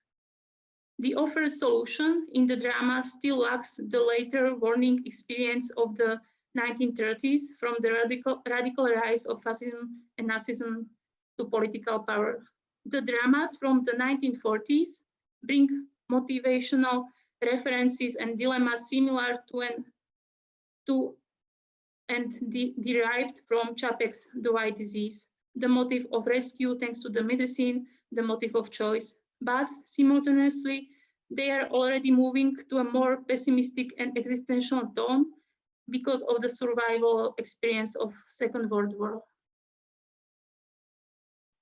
Okay, that's all. Thank you very much for your attention. Thank you, Hannah. So,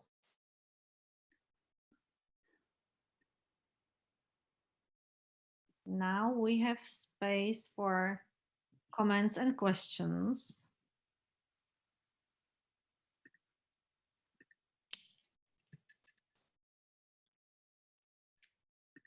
Okay. So we have here one question from the audience. Is Teresa with us? Because I cannot see her. No. So hopefully she will be back because there is a question for her. Okay. So we have to wait with this question. So anyway, let's get back to what was discussed in this part of our conference. Because of course, Karel Čapek's play RUR is kind of warning about technologies, but we had here diverse contributions, which and probably we should distinguish if this warning is addressed to the end of humanity or to the end of the world. So after hearing all the contribution in this part of our conference, what is maybe your what are your thoughts or reactions to the from the panelists who would like to comment?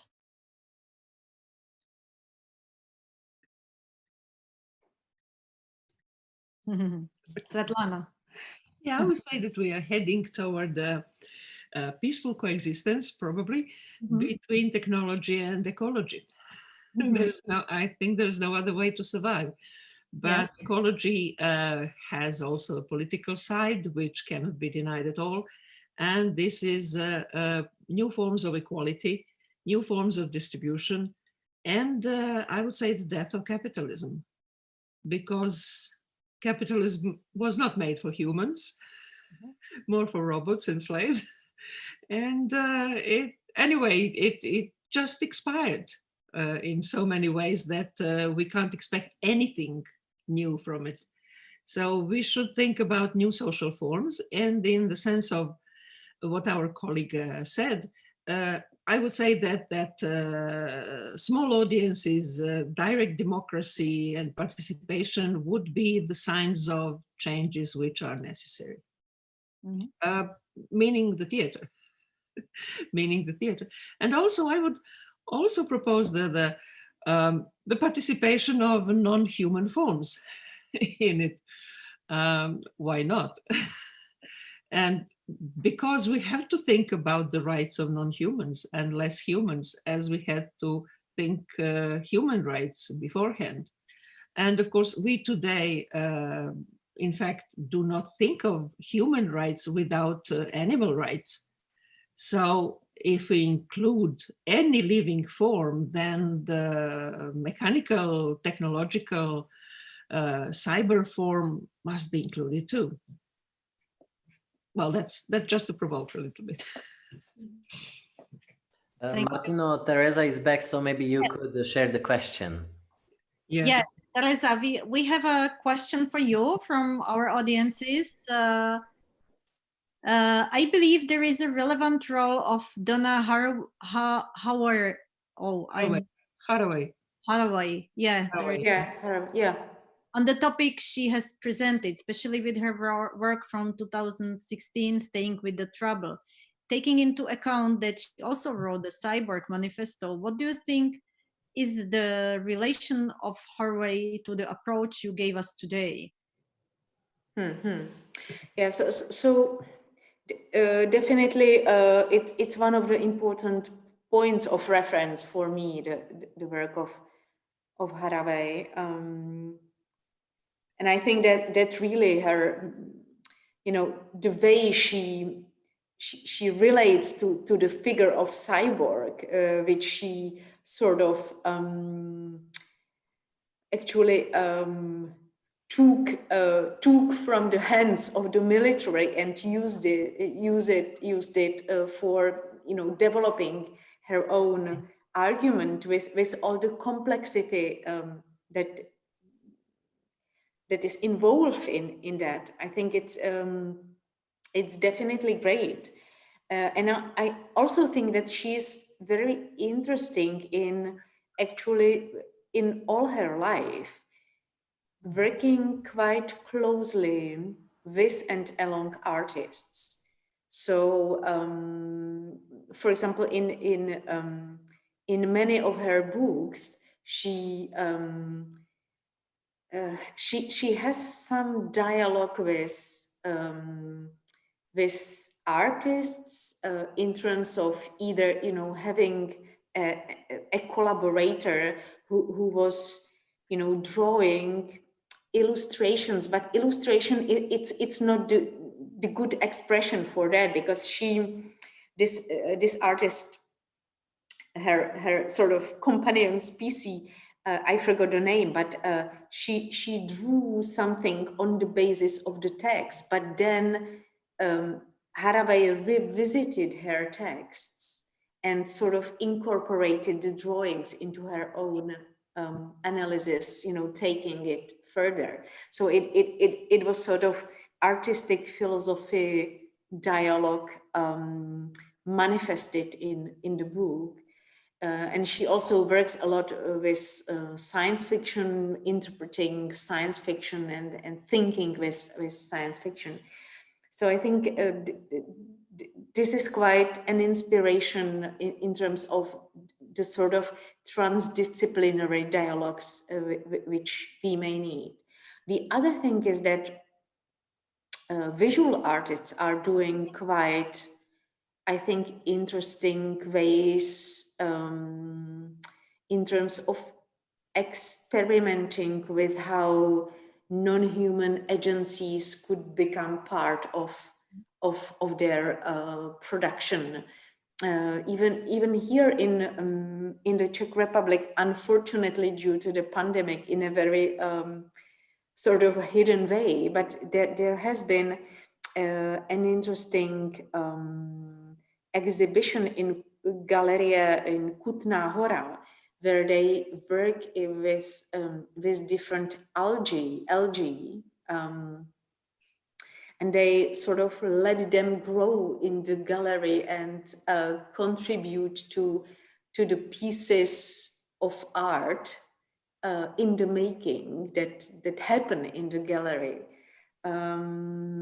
So I think that there might be an interesting sort of potential to look for visual arts to you know, for collaborations with performative arts. That would be you know, one possible way to go. Well, in this respect, and also in relation to Azim's contribution, I would like to ask you, all of you, a question. If theater is resistant towards this way of collaborating with nature or with technologies, and if the actor is the limit, because that was exactly what Azim was talking about. If a humanoid should be admitted into a theater work and be treated as an actor with all the limits which brings it to the actor. Because, we can provide, there are not many, but we can provide some examples where these problems we are talking about in this panel appear in theater as a topic. I would mention here one show which was presented here in our country in the Palmov Festival, and which was The Revolution by the Estonian Theater number 99, which shows the world without human beings. So it's after the end of humankind on the earth and continuation of the life without human beings. So it's a kind of a topic, but it's not what you, Teresa, spoke about and what you wished from performing arts, to include these processes into the artistic work, not only as a topic, but really as a kind of process or proceeding or new form or new experiment or new approach to audiences. So again, I'm coming back to my question: is the actor the limit for such processes in theater? Azim would like to answer. I want to make some observations following Teresa's presentation. I'm in this situation, in the whole situation, including the plague and the technological overwhelming. We are overwhelmed by the technology, and it's gonna grow. And besides that, we still crave for human contact. So, I mean, I don't look at the plague thing like in a too pessimistic way, because in the history there were many plagues, like in the Elizabethan period or on the other times. Eventually, there was a force for people to come together and to share the experience, and in a year or two, or I don't know how much time they took. I mean, theater continued as it's supposed to be. But now the technology seems like game changer. It may not be the same. We might need some new ways, as she proposed. About those new ways, it reminded me what she proposed, like the different spaces, different interaction with the audience, all that. It reminded me the 60s alternative works, new researches with the audience. Maybe we can look for still to the history, even though it wasn't related with the plague, the situations were not related with the plague. Maybe we can find some ways to create new ways to respond to the current situation. So, I don't know if I responded to your question, but this is my observation I wanted to share. So, and as I said, like, I don't see it is too much big problem, because we still need to be together to share the community feeling. If I may, my point definitely was not about replacing human actors with humanoid robots on the stage or something like that. It's rather about decentering the actor.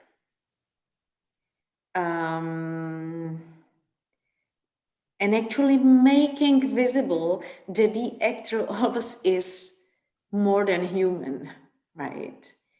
And of course, I don't have any definitive answers of, how to do it.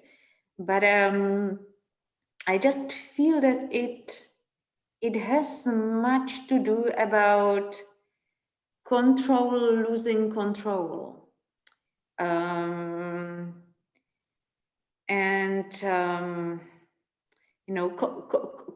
Controlling the sort of borders of the human actor. And I think that if that is made more porous, and we open up the performances for some surprises, but for all those involved, then that could be one of the ways to try out. And I know that definitely there are some alternative modes of theater and physical theater that might be playing already with this, and maybe also it's a question how to make this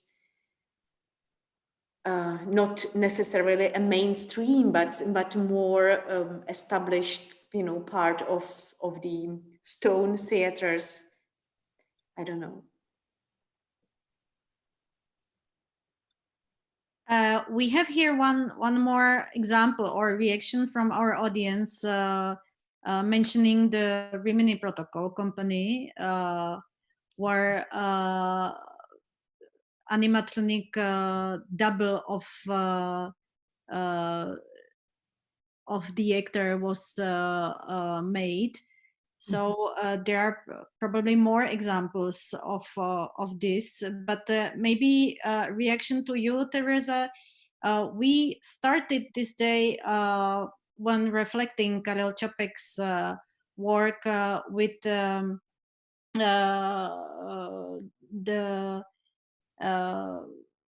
quite known finding about his struggle for humanistic values. And of course, we understand that somehow his plays are still valid also for today's society. But is this decentralization of humans from the main scope the core of a kind of redefinition of the humanistic values which we inherited in Čapek's works? Svetlana, or whoever may I wanted to mention about the Rimini Protocol and the question of androids and non-humans on the stage. There's a whole play by Stefan Kegel, which was performed, I saw it in Belgrade at the Bite Festival last summer.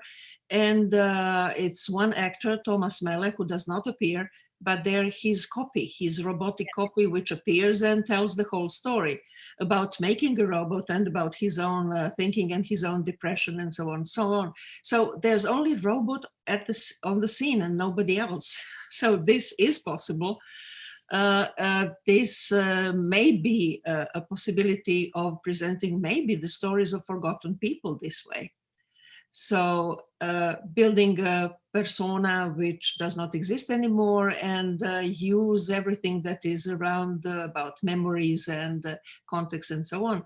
So for me, a very conservative idea, but there is this possibility of historicity again, which I insisted upon in my presentation. And the other thing is, are humans perfect? Are we so perfect that we cannot be better? If we can have artificial liver or heart or bones or whatever, why don't we think about humanizing this part of outer ourselves too? And learning is basic and learning is part emotional and part very, very mechanical. There is a theory, unfortunately I don't have many informations about it, that neurons can be upgraded and are upgraded by learning grammar. That grammar is essential in growing neurons. So this, of course, I don't know about this discipline and about the results, but that would be a very interesting development.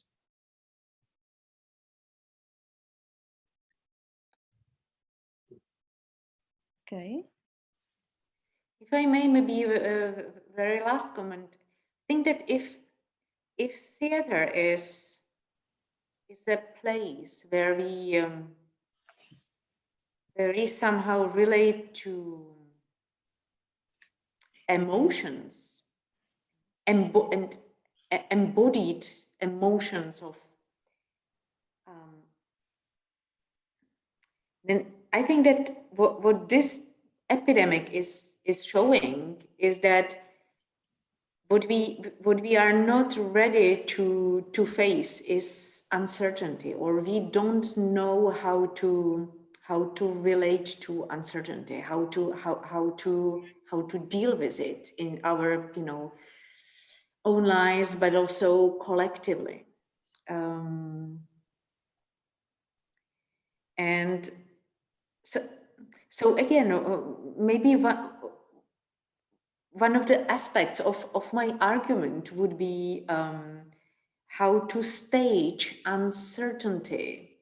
For example, about what is human and what is non-human, what is me and what is the other, what is what is beyond the individual and still something constituting her. And again, my argument would be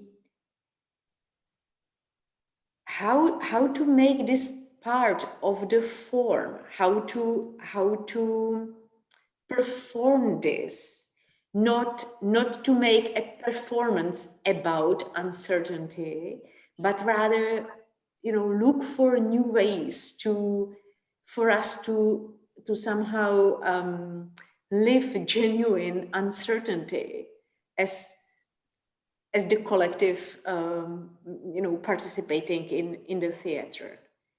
So just another take on what I would be after, what I think could be a very valuable contribution of theater to our current predicaments. The mention about Rimini Protocol was from Veronica Ambros, our tomorrow's speaker, and I think she would like to add something to our discussion. So, Mrs. Ambros, you can speak, I hope. I hope I can. Yeah. Thank you. The Rimini Protocol is playing with robotic and with the human, and the question was really good. Are we worth to be copied? But that's another point. But if you look at the RUR, the question of doubles is there. So how we distinguish, Helena is addressing the robots as human beings and then the human beings as robots. So the interchangeable nature between robots and people is already addressed by Čapek, as many other issues we are discussing. That's my contribution for today. Thank you. You can continue tomorrow. Exactly. Okay. Some more comments or thoughts?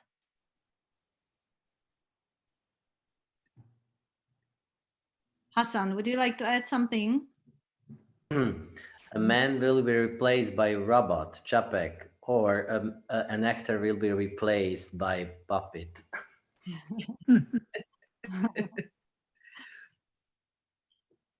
Yeah, it's interesting that Čapek actually RUR rozum, universal robot. So there is rozum. So we cannot forget about this. And actually the point of RUR at the end, it's emotion and it's a love which survive robots. So yeah, we could discuss about this topic a lot. Maybe it's a topic for another conference. But I would say, according to emotions, the stage and the actors definitely could survive, because if we know the Diderot or Brecht, they actually didn't want actors to put emotions. They wanted to demonstrate somehow. But yeah, theater is a live thing, and the interaction anyway in those techniques that they use without emotion, but still the interaction was needed right now. And I would say we should think about next conference.